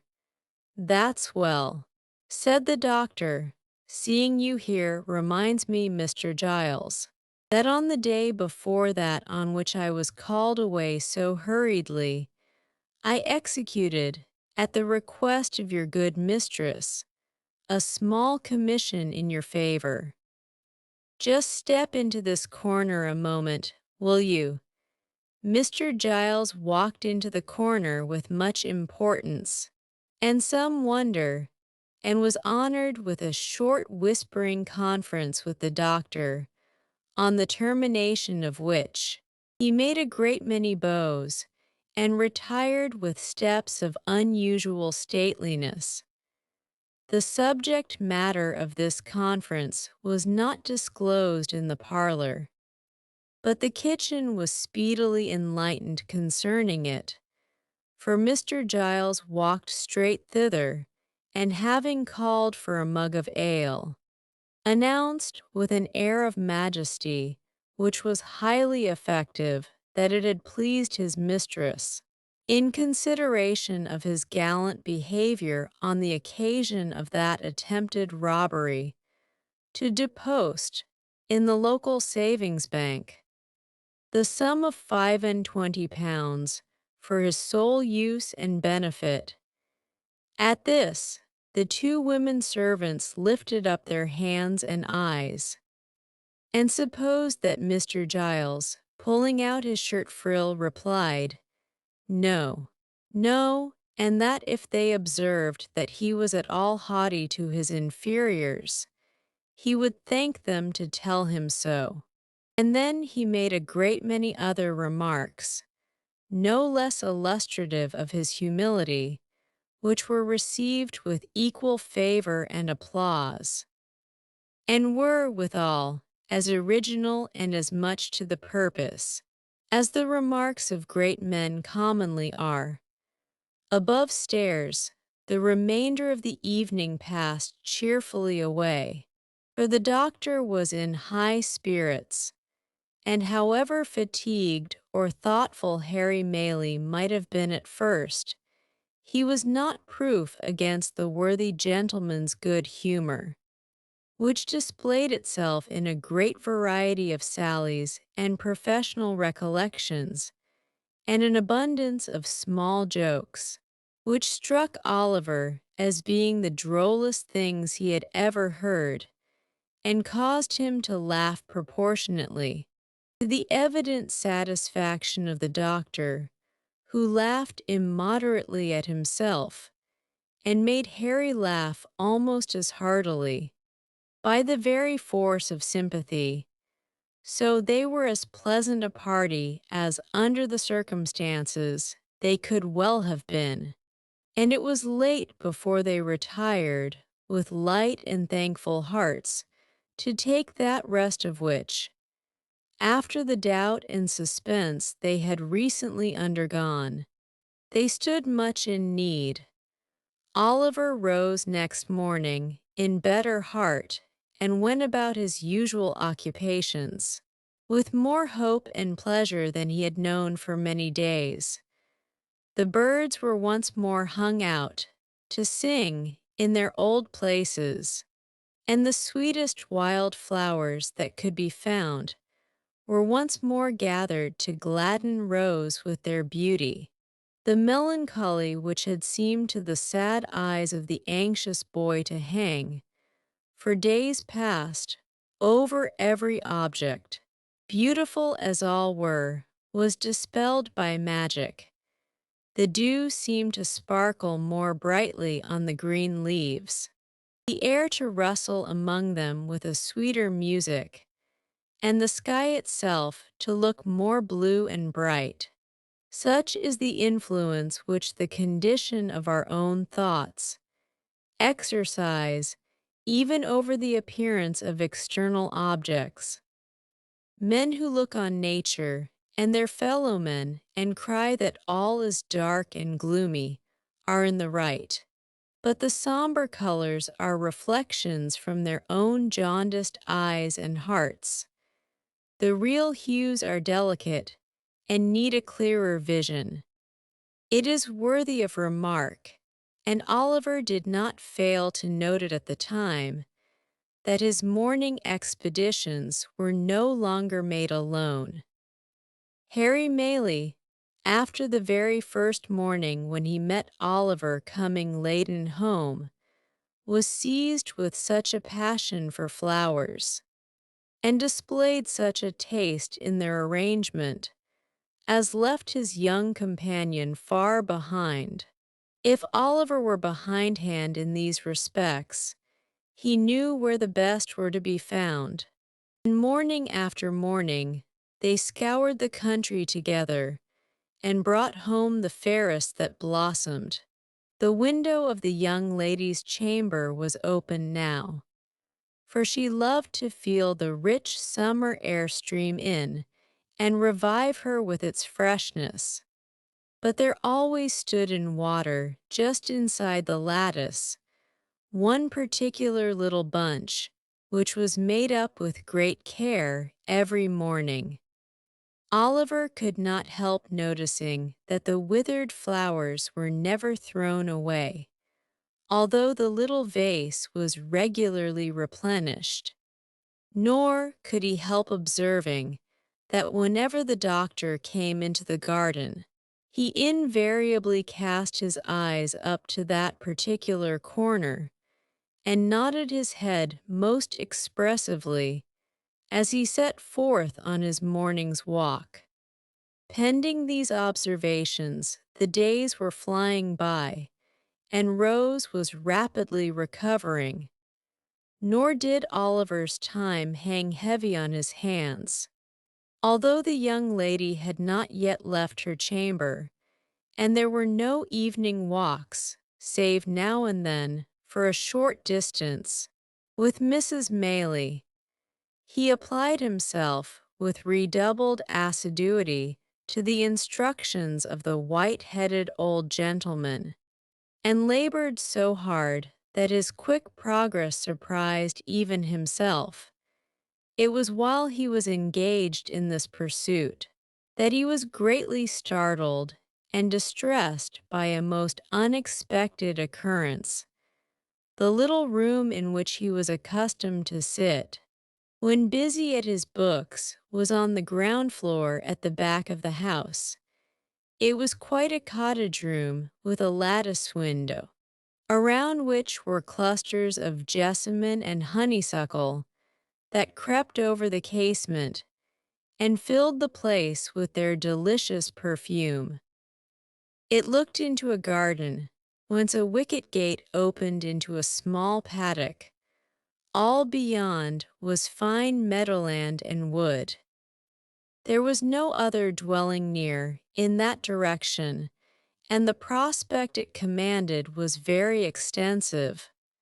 One beautiful evening, when the first shades of twilight were beginning to settle upon the earth, Oliver sat at this window, intent upon his books. He had been poring over them for some time, and, as the day had been uncommonly sultry, and he had exerted himself a great deal, it is no disparagement to the authors, whoever they may have been, to say that gradually and by slow degrees he fell asleep. There is a kind of sleep that steals upon us sometimes, which, while it holds the body prisoner, does not free the mind from a sense of things about it and enable it to ramble at its pleasure. So far as an overpowering heaviness, a prostration of strength, and an utter inability to control our thoughts or power of motion can be called sleep, this is it. And yet we have a consciousness of all that is going on about us, and if we dream at such a time, words which are really spoken, or sounds which really exist at the moment, accommodate themselves with surprising readiness to our visions, until reality and imagination become so strangely blended that it is afterwards almost matter of impossibility to separate the two. Nor is this the most striking phenomenon incidental to such a state. It is an undoubted fact that although our senses of touch and sight be for the time dead, yet our sleeping thoughts and the visionary scenes that pass before us will be influenced and materially influenced by the mere silent presence of some external object which may not have been near us when we closed our eyes, and of whose vicinity we have had no waking consciousness. Oliver knew perfectly well that he was in his own little room, that his books were lying on the table before him, that the sweet air was stirring among the creeping plants outside, and yet he was asleep. Suddenly the scene changed. The air became close and confined, and he thought with a glow of terror that he was in the Jew's house again. There sat the hideous old man in his accustomed corner, pointing at him and whispering to another man, with his face averted, who sat beside him. "Hush, my dear," he thought he heard the Jew say. "It is he, sure enough, come away." "He," the other man seemed to answer. "Could I mistake him, think you? If a crowd of ghosts were to put themselves into his exact shape, and he stood amongst them, there is something that would tell me how to point him out. If you buried him 50 feet deep and took me across his grave, I fancy I should know. If there wasn't a mark above it that he lay buried there." The man seemed to say this with such dreadful hatred that Oliver awoke with the fear, and started up. Good heaven, what was that which sent the blood tingling to his heart, and deprived him of his voice, and of power to move, there at the window close before him, so close that he could have almost touched him before he started back, with his eyes peering into the room, and meeting his, there stood the Jew. And beside him, white with rage or fear or both, were the scowling features of the man who had accosted him in the inn yard. It was but an instant, a glance, a flash before his eyes, and they were gone. But they had recognized him, and he them, and their look was as firmly impressed upon his memory as if it had been deeply carved in stone and set before him from his birth. He stood transfixed for a moment, then, leaping from the window into the garden, called loudly for help. Chapter 35, containing the unsatisfactory result of Oliver's adventure, and a conversation of some importance between Harry Maylie and Rose. When the inmates of the house, attracted by Oliver's cries, hurried to the spot from which they proceeded, they found him, pale and agitated, pointing in the direction of the meadows behind the house, and scarcely able to articulate the words. "The Jew! The Jew!" Mr. Giles was at a loss to comprehend what this outcry meant. But Harry Maylie, whose perceptions were something quicker, and who had heard Oliver's history from his mother, understood it at once. "What direction did he take?" he asked, catching up a heavy stick which was standing in a corner. "That," replied Oliver, pointing out the course the man had taken, "I missed them in an instant." "Then they are in the ditch," said Harry. "Follow, and keep as near me as you can." So saying, he sprang over the hedge, and darted off with a speed which rendered it matter of exceeding difficulty for the others to keep near him. Giles followed as well as he could, and Oliver followed too, and in the course of a minute or two, Mr. Losberne, who had been out walking, and just then returned, tumbled over the hedge after them, and picking himself up with more agility than he could have been supposed to possess, struck into the same course at no contemptible speed, shouting all the while, most prodigiously, to know what was the matter.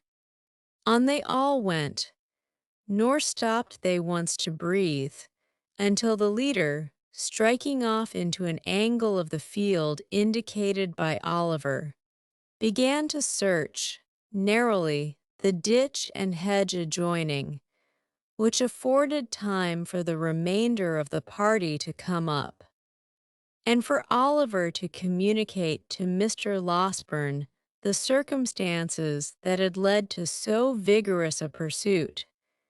The search was all in vain. There were not even the traces of recent footsteps to be seen. They stood now on the summit of a little hill, commanding the open fields in every direction for 3 or 4 miles.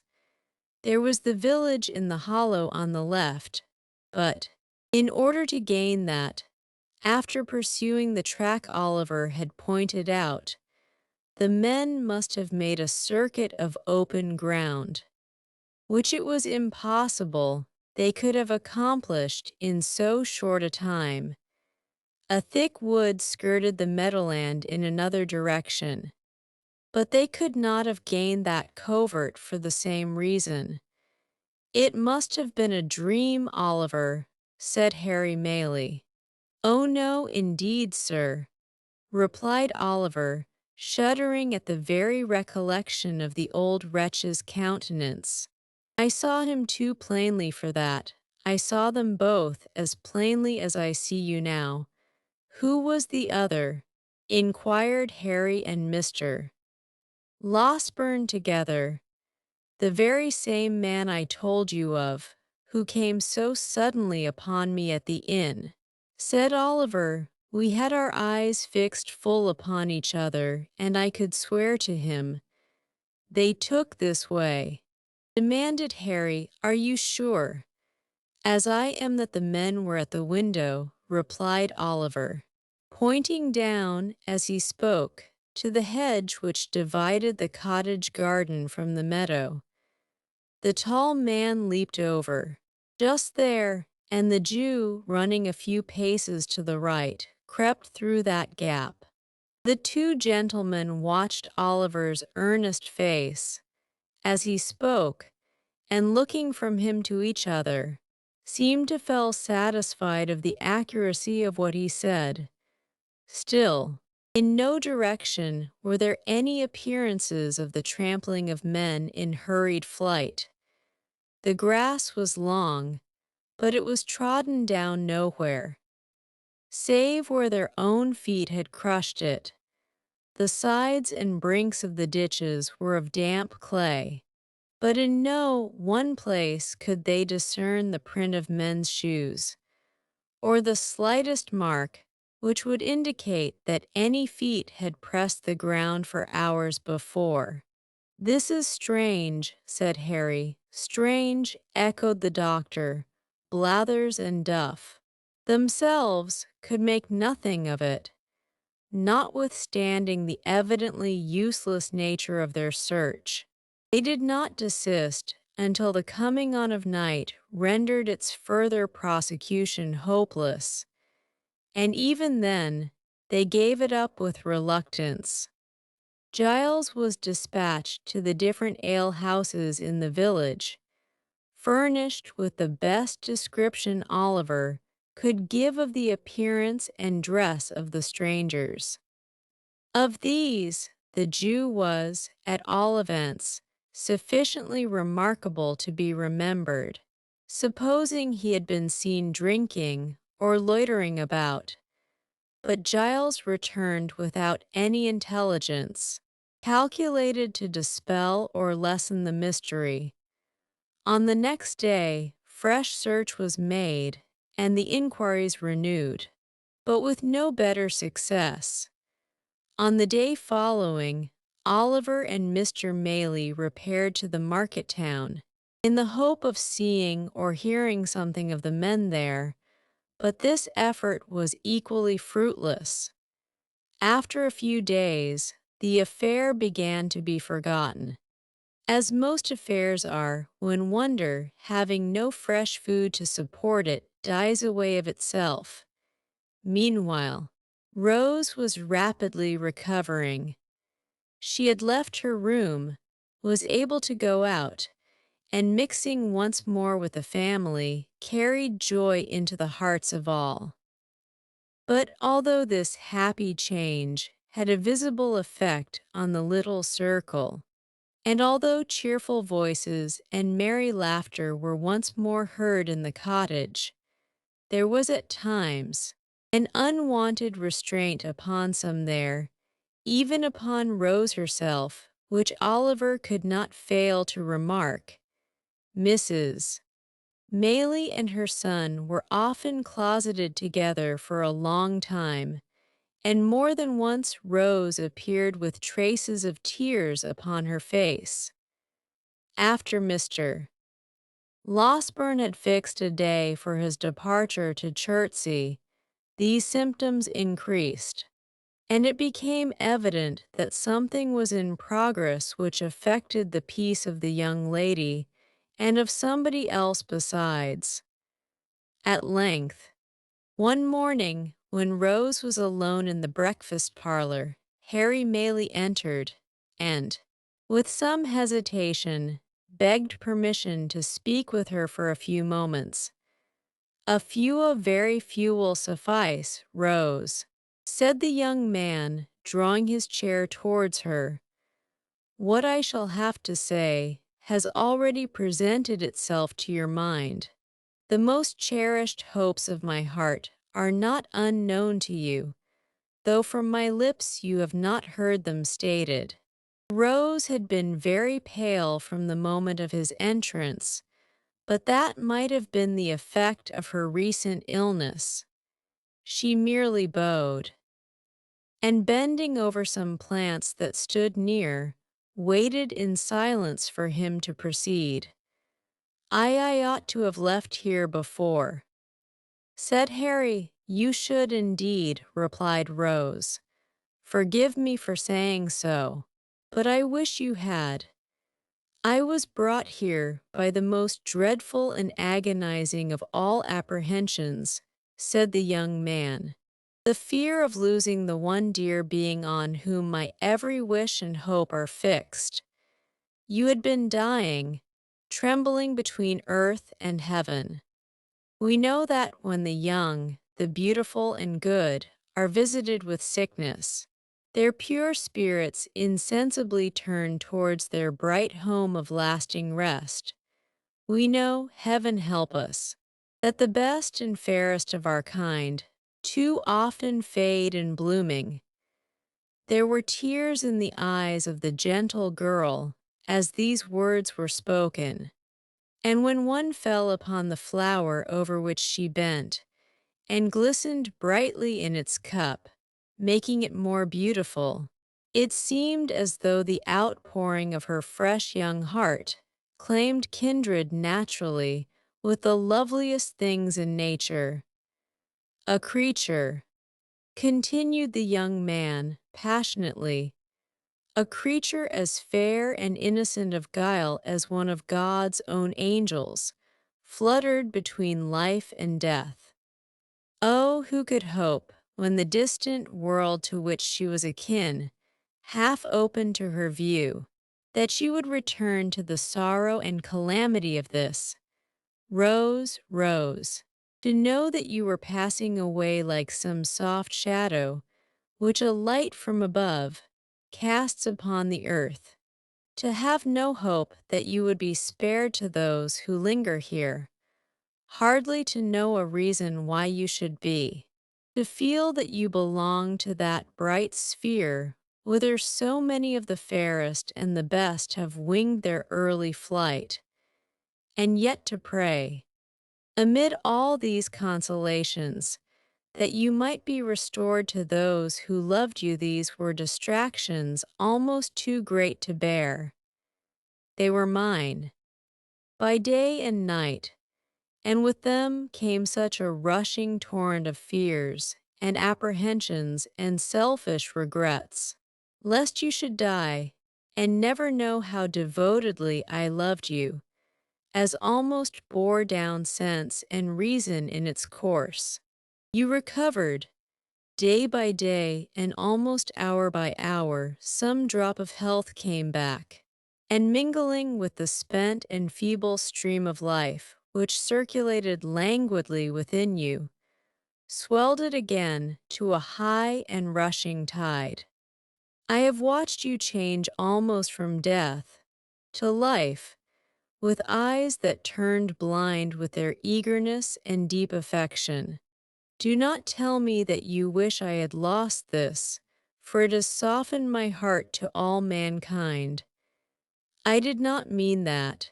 Said Rose, weeping, I only wish you had left here, that you might have turned to high and noble pursuits again, to pursuits well worthy of you. There is no pursuit more worthy of me, more worthy of the highest nature that exists, than the struggle to win such a heart as yours, said the young man, taking her hand.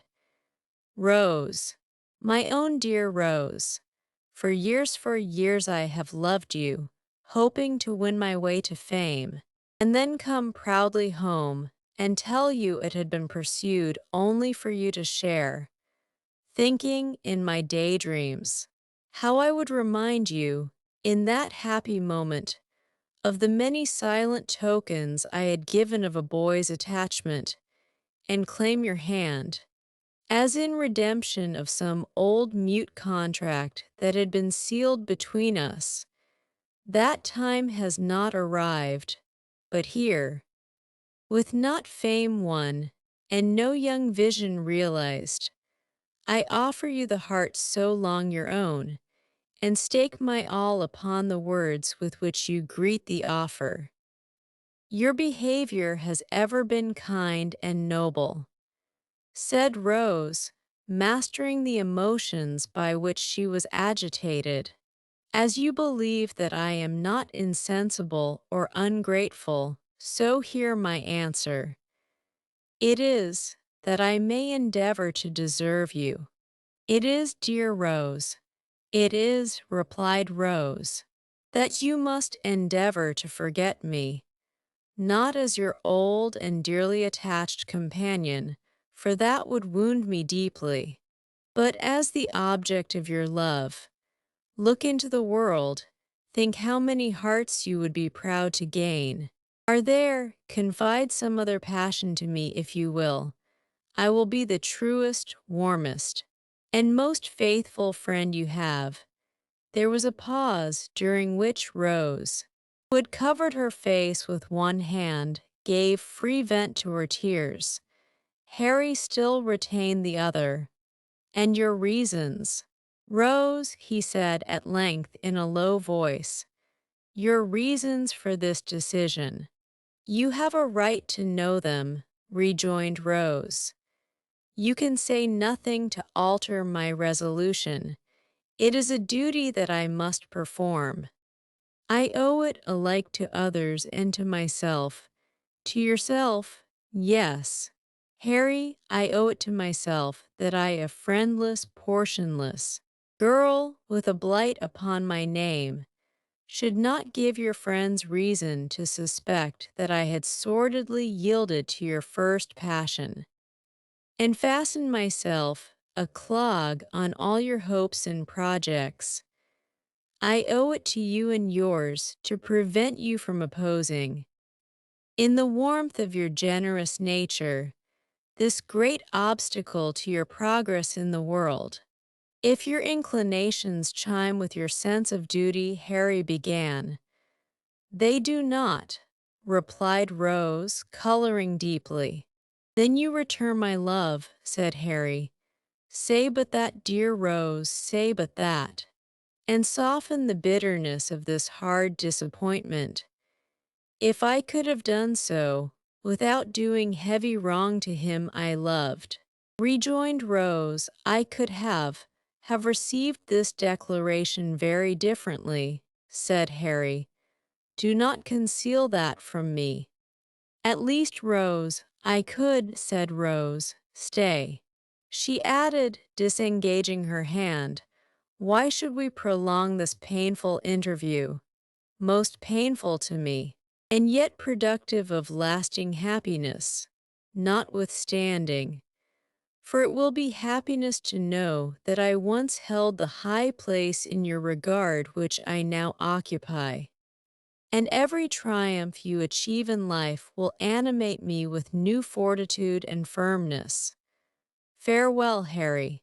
As we have met today, we meet no more. But in other relations than those in which this conversation have placed us, we may be long and happily entwined. and may every blessing that the prayers of a true and earnest heart can call down from the source of all truth and sincerity, cheer and prosper you. Another word, Rose, said Harry, your reason in your own words. From your own lips let me hear it. The prospect before you, answered Rose firmly, is a brilliant one. All the honors to which great talents and powerful connections can help men in public life are in store for you. But those connections are proud, and I will neither mingle with such as may hold in scorn the mother who gave me life, nor bring disgrace or failure on the son of her who has so well supplied that mother's place. In a word, said the young lady, turning away as her temporary firmness forsook her, there is a stain upon my name, which the world visits on innocent heads. I will carry it into no blood but my own, and the reproach shall rest alone on me. One word more, Rose, dearest Rose. One more, cried Harry, throwing himself before her. If I had been less fortunate, the world would call it if some obscure and peaceful life had been my destiny if I had been poor, sick, helpless would you have turned from me then? Or has my probable advancement to riches and honor given this scruple birth? Do not press me to reply, answered Rose. The question does not arise and never will. It is unfair, almost unkind to urge it. If your answer be what I almost dare to hope it is, retorted Harry, it will shed a gleam of happiness upon my lonely way and light the path before me. It is not an idle thing to do so much, by the utterance of a few brief words, for one who loves you beyond all else. O Rose, in the name of my ardent and enduring attachment, in the name of all I have suffered for you, and all you do me to undergo, answer me this one question. Then, if your lot had been differently cast, rejoined Rose, if you had been even a little but not so far above me, if I could have been a help and comfort to you in any humble scene of peace and retirement, and not a blot and drawback in ambitious and distinguished crowds, I should have been spared this trial. I have every reason to be happy, very happy now, but then, Harry, I own I should have been happier. Busy recollections of old hopes, cherished as a girl long ago, crowded into the mind of Rose while making this avowal, but they brought tears with them, as old hopes will when they come back withered. And they relieved her. I cannot help this weakness, and it makes my purpose stronger, said Rose, extending her hand. I must leave you now indeed. I ask one promise, said Harry. Once, and only once more, say within a year, but it may be much sooner. I may speak to you again on the subject. For the last time, not to press me to alter my right determination, replied Rose with a melancholy smile. It will be useless. No, said Harry, to hear you repeat it if you will finally repeat it. I will lay at your feet whatever of station of fortune I may possess, and if you still adhere to your present resolution, will not seek by word or act to change it, then let it be so, rejoined Rose. It is but one pang the more, and by that time I may be enabled to bear it better. She extended her hand again, but the young man caught her to his bosom, and imprinting one kiss on her beautiful forehead, hurried from the room. Chapter 36. is a very short one and may appear of no great importance in its place, but it should be read notwithstanding, as a sequel to the last, and a key to one that will follow when its time arrives. And so you are resolved to be my traveling companion this morning, eh? Said the doctor, as Harry Maylie joined him and Oliver at the breakfast table. Why, you are not in the same mind or intention 2 half hours together. You will tell me a different tale one of these days, said Harry, coloring without any perceptible reason. I hope I may have good cause to do so, replied Mr. Losberne, though I confess I don't think I shall.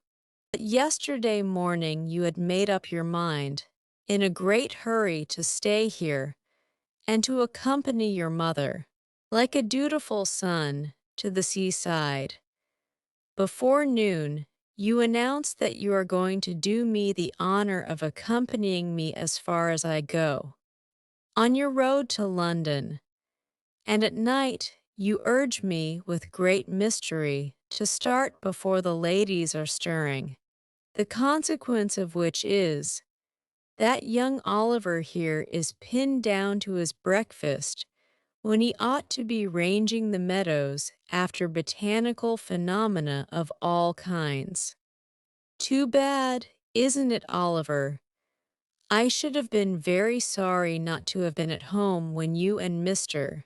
Maylie went away, sir, rejoined Oliver. That's a fine fellow, said the doctor. You shall come and see me when you return. But to speak seriously, Harry, has any communication from the great Knobs produced this sudden anxiety on your part to be gone? The great Knobs, replied Harry, under which designation, I presume, you include my most stately uncle, have not communicated with me at all, since I have been here, nor at this time of the year. Is it likely that anything would occur to render necessary my immediate attendance among them? Well, said the doctor, you are a queer fellow, but of course they will get you into Parliament at the election before Christmas. And these sudden shiftings and changes are no bad preparation for political life. There's something in that. Good training is always desirable, whether the race be for place, cup, or sweepstakes. Harry Maylie looked as if he could have followed up this short dialogue by one or two remarks that would have staggered the doctor not a little. But he contented himself with saying, "We shall see," and pursued the subject no farther. The post-chaise drove up to the door shortly afterwards, and Giles coming in for the luggage, the good doctor bustled out to see it packed. "Oliver," said Harry Maylie, in a low voice, "let me speak a word with you." Oliver walked into the window recess to which Mr. Maylie beckoned him, much surprised at the mixture of sadness and boisterous spirits which his whole behavior displayed. "You can write well now," said Harry, laying his hand upon his arm. "I hope so, sir," replied Oliver. "I shall not be at home again, perhaps for some time. I wish you would write to me, say, once a fortnight, every alternate Monday, to the General Post Office in London. Will you? Oh, certainly, sir. I shall be proud to do it," exclaimed Oliver, greatly delighted with the commission. "I should like to know how my mother and Miss Maylie are," said the young man, "and you can fill up a sheet by telling me what walks you take, and what you talk about, and whether they, I mean, seem happy and quite well. You understand me?" "Oh, quite, sir." "Quite," replied Oliver. "I would rather you did not mention it to them," said Harry. hurrying over his words, because it might make my mother anxious to write to me oftener, and it is a trouble and worry to her. Let us be a secret between you and me, and mind you tell me everything. I depend upon you. Oliver, quite elated and honored by a sense of his importance, faithfully promised to be secret and explicit in his communications. Mr. Maylie took leave of him with many assurances of his regard and protection. The doctor was in the chaise. Giles, who, it had been arranged, should be left behind, held the door open in his hand, and the women servants were in the garden. Looking on, Harry cast one slight glance at the latticed window and jumped into the carriage. "Drive on," he cried, "hard fast, full gallop. Nothing short of flying will keep pace with me. Today, halloa!" cried the doctor, letting down the front glass in a great hurry, and shouting to the postilion, "Something very short of fling will keep pace with me. Do you hear? Jingling and clattering, till distance rendered its noise inaudible, and its rapid progress only perceptible to the eye. The vehicle wound its way along the road, almost hidden in a cloud of dust, now wholly disappearing, and now becoming visible again, as intervening objects, or the intricacies of the way, permitted. It was not until even the dusty cloud was no longer to be seen that the gazers dispersed, and there was one looker-on who remained with eyes fixed upon the spot where the carriage had disappeared, long after it was many miles away. For behind the white curtain which had shrouded her from view when Harry raised his eyes towards the window, sat Rose herself. "He seems in high spirits and happy," she said at length. "I feared for a time he might be otherwise. I was mistaken. I am very, very glad." Tears are signs of gladness as well as grief, but those which coursed down Rose's face, as she sat pensively at the window, still gazing in the same direction, seemed to tell more of sorrow than of joy. Chapter 37, in which the reader may perceive a contrast, not uncommon in matrimonial cases. Mr. Bumble sat in the workhouse parlor, with his eyes moodily fixed on the cheerless grate, whence, as it was summer time, no brighter gleam proceeded than the reflection of certain sickly rays of the sun, which were sent back from its cold and shining surface. A paper fly-cage dangled from the ceiling, to which he occasionally raised his eyes in gloomy thought, and, as the heedless insects hovered round the gaudy network, Mr. Bumble would heave a deep sigh, while a more gloomy shadow overspread his countenance. Mr. Bumble was meditating. It might be that the insects brought to mind some painful passage in his own past life, nor was Mr. Bumble's gloom the only thing calculated to awaken a pleasing melancholy in the bosom of a spectator. There were not wanting other appearances, and those closely connected with his own person, which announced that a great change had taken place in the position of his affairs. The laced coat and the cocked hat. Where were they? He still wore knee breeches and dark cotton stockings on his nether limbs, but they were not the breeches. The coat was wide-skirted, and in that respect like the coat, but oh how different. The mighty cocked hat was replaced by a modest round one. Mr. Bumble was no longer a beetle. There are some promotions in life. which, independent of the more substantial rewards they offer, require peculiar value and dignity from the coats and waistcoats connected with them.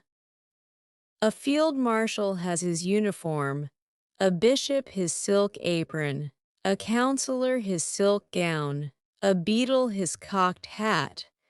Strip the bishop of his apron, or the beadle of his hat and lace. What are they? Men, mere men, dignity. And even holiness, too, sometimes, are more questions of coat and waistcoat than some people imagine. Mr. Bummel had married Mrs. Corney and was master of the workhouse. Another beadle had come into power. On him the cocked hat, gold-laced coat, and staff had all three descended, and tomorrow 2 months it was done. Said Mr. Bumble with a sigh, "It seems a age." Mr. Bumble might have meant that he had concentrated a whole existence of happiness into the short space of 8 weeks. But the sigh, there was a vast deal of meaning in the sigh. "I sold myself," said Mr. Bumble, pursuing the same train of reflection, "for 6 teaspoons, a pair of sugar tongs, and a milk pot, with a small quantity of second-hand furniture, and £20 in money. I went very reasonable. Cheap. Dirt cheap, cheap," cried a shrill voice in Mr. Bumble's ear. "You would have been dear at any price, and dear enough I paid for you, Lord above knows that." Mr. Bumble turned and encountered the face of his interesting consort, who, imperfectly comprehending the few words she had overheard of his complaint, had hazarded the foregoing remark at a venture. "Mrs. Bumble, ma'am," said Mr. Bumble with a sentimental sternness. "Well," cried the lady, "have the goodness to look at me," said Mr. Bumble, fixing his eyes upon her. "If she stands such a eye as that," said Mr. Bumble to himself, "she can stand anything. It is a eye I never knew to fail with paupers. If it fails with her, my power is gone." Whether an exceedingly small expansion of eye be sufficient to quell paupers, who, being lightly fed, are in no very high condition, or whether the late Mrs. Corney was particularly proof against eagle glances, are matters of opinion. The matter of fact is that the matron was in no way overpowered by Mr. Bumble's scowl, but on the contrary, treated it with great disdain, and even raised a laugh throat, which sounded as though it were genuine. On hearing this most unexpected sound, Mr. Bumble looked, first incredulous and afterwards amazed. He then relapsed into his former state, nor did he rouse himself until his attention was again awakened by the voice of his partner. "Are you going to sit snoring there all day?" inquired Mrs. Bumble. "I am going to sit here as long as I think proper, ma'am," rejoined Mr. Bumble, "and although I was not snoring, I shall snore, gape, sneeze, laugh, or cry as the humor strikes me, such being my prerogative." "Your prerogative," sneered Mrs. Bumble with ineffable contempt. "I said the word." "Ma'am," said Mr. Bumble, "the prerogative of a man is to command." "And what's the prerogative of a woman, in the name of goodness?" cried the relict of Mr. Corney deceased. "To obey, ma'am," thundered Mr. Bumble. "Your late unfortunate husband should have taught it you, and then perhaps he might have been alive now. I wish he was, poor man." Mrs. Bumble, seeing at a glance that the decisive moment had now arrived, and that a blow struck for the mastership on one side or other must necessarily be final and conclusive. No sooner heard this allusion to the dead and gone than she dropped into a chair, and with a loud scream that Mr. Bumble was a hard-hearted brute, fell into a paroxysm of tears. But tears were not the things to find their way to Mr. Bumble's soul. His heart was waterproof. Like washable beaver hats that improve with rain, his nerves were rendered stouter and more vigorous by showers of tears, which, being tokens of weakness, and so far tacit admissions of his own power, pleased and exalted him. He eyed his good lady with looks of great satisfaction, and begged, in an encouraging manner, that she should cry her hardest, the exercise being looked upon by the faculty as strongly conducive to health. It opens the lungs, washes the countenance, exercises the eyes, and softens down the temper, said Mr. Bumble. So cry away. As he discharged himself of this pleasantry, Mr. Bumble took his hat from a peg, and putting it on, rather rakishly on one side as a man might, who felt he had asserted his superiority in a becoming manner, thrust his hands into his pockets, and sauntered towards the door, with much ease and waggishness depicted in his whole appearance.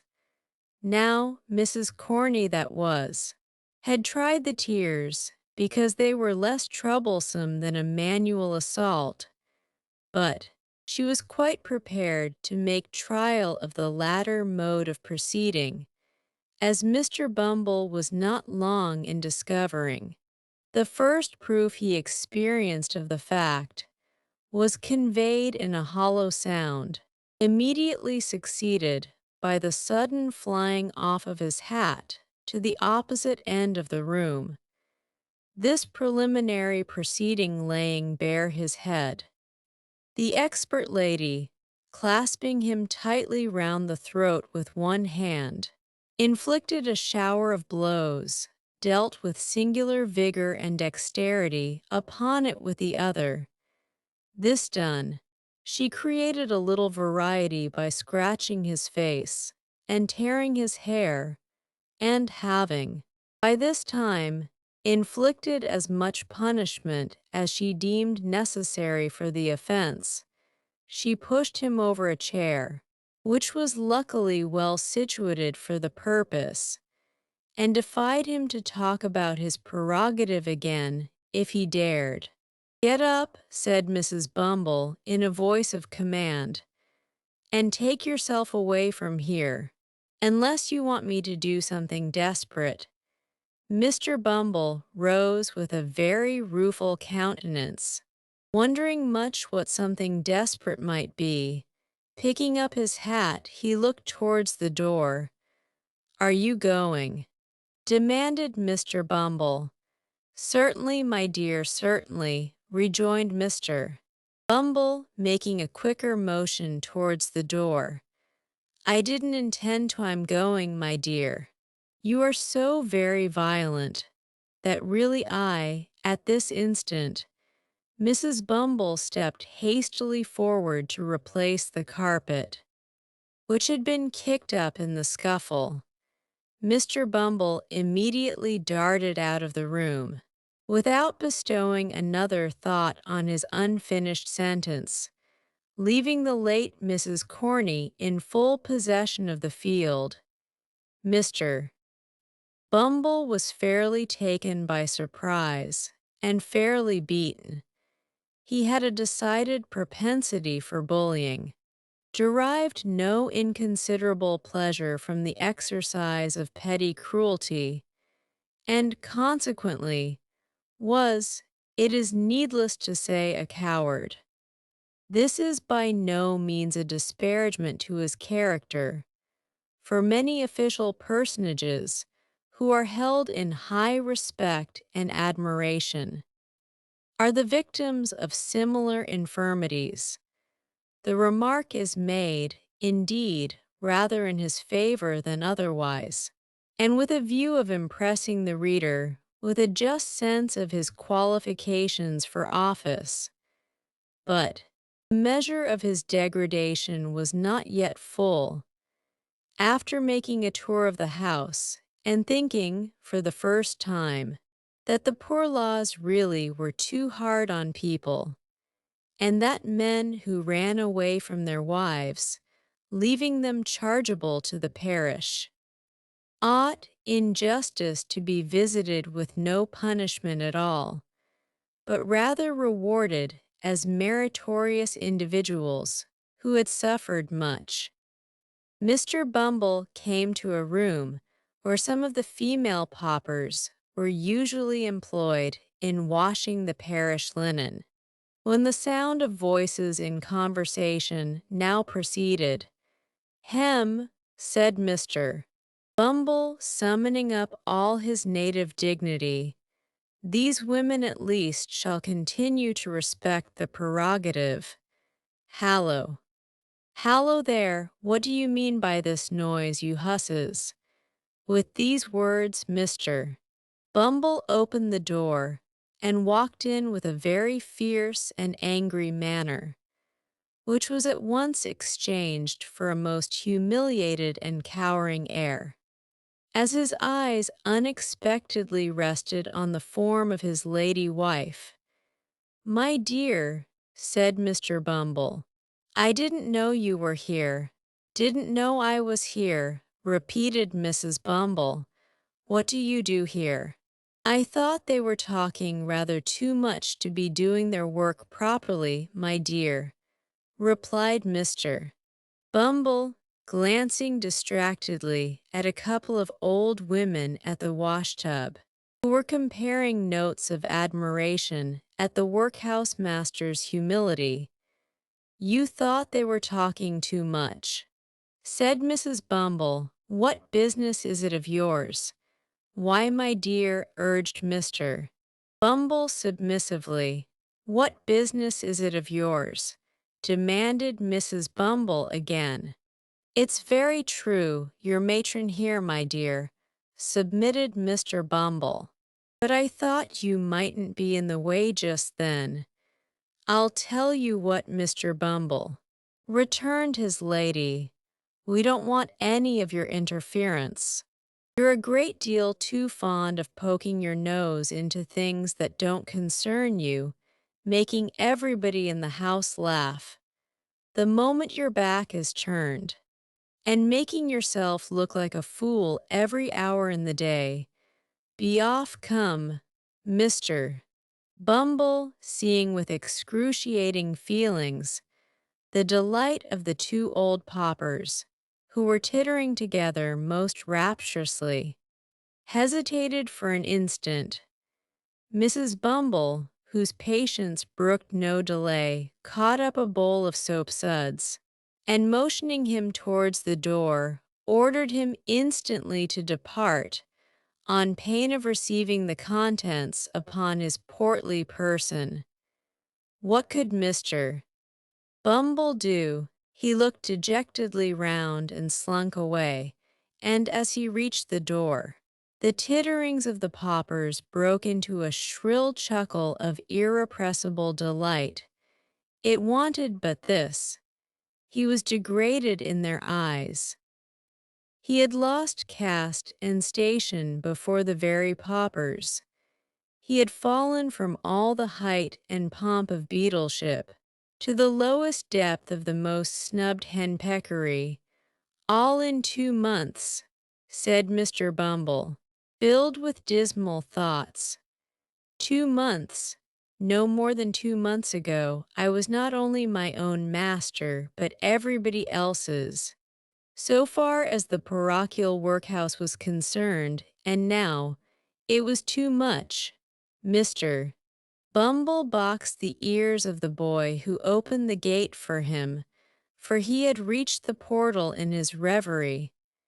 and walked distractedly into the street. He walked up one street and down another until exercise had abated the first passion of his grief. And then the revulsion of feeling made him thirsty. He passed a great many public houses, but at length paused before one in a byway, whose parlor, as he gathered from a hasty peep over the blinds, was deserted save by one solitary customer. It began to rain heavily at the moment. This determined him. Mr. Bumble stepped in, and ordering something to drink as he passed the bar, entered the apartment into which he had looked from the street. The man who was seated there was tall and dark and wore a large cloak. He had the air of a stranger, and seemed, by a certain haggardness in his look, as well as by the dusty soils on his dress, to have traveled some distance. He eyed Bumble askance as he entered, but scarcely deigned to nod his head in acknowledgment of his salutation. Mr. Bumble had quite dignity enough for two, supposing even that the stranger had been more familiar. So he drank his gin and water in silence, and read the paper with great show of pomp and circumstance. It so happened, however, as it will happen very often, when men fall into company under such circumstances, that Mr. Bumble felt, every now and then, a powerful inducement which he could not resist, to steal a look at the stranger, and that whenever he did so, he withdrew his eyes in some confusion, to find that the stranger was at that moment stealing a look at him. Mr. Bumble's awkwardness was enhanced by the very remarkable expression of the stranger's eye, which was keen and bright, but shadowed by a scowl of distrust and suspicion, unlike anything he had ever observed before, and repulsive to behold. When they had encountered each other's glance several times in this way, the stranger, in a harsh, deep voice, broke silence. "Were you looking for me," he said, "when you peered in at the window?" "Not that I am aware of, unless you're Mr." Here Mr. Bumble stopped short, for he was curious to know the stranger's name, and thought in his impatience he might supply the blank. "I see you are not," said the stranger, an expression of quiet sarcasm playing about his mouth. "Or you have known my name, you don't know it. I would recommend you not to ask for it." "I meant no harm, young man," observed Mr. Bumble majestically. "And have done none," said the stranger. Another silence succeeded this short dialogue, which was again broken by the stranger. "I have seen you before. I think," said he, "you were differently dressed at that time, and I only passed you in the street."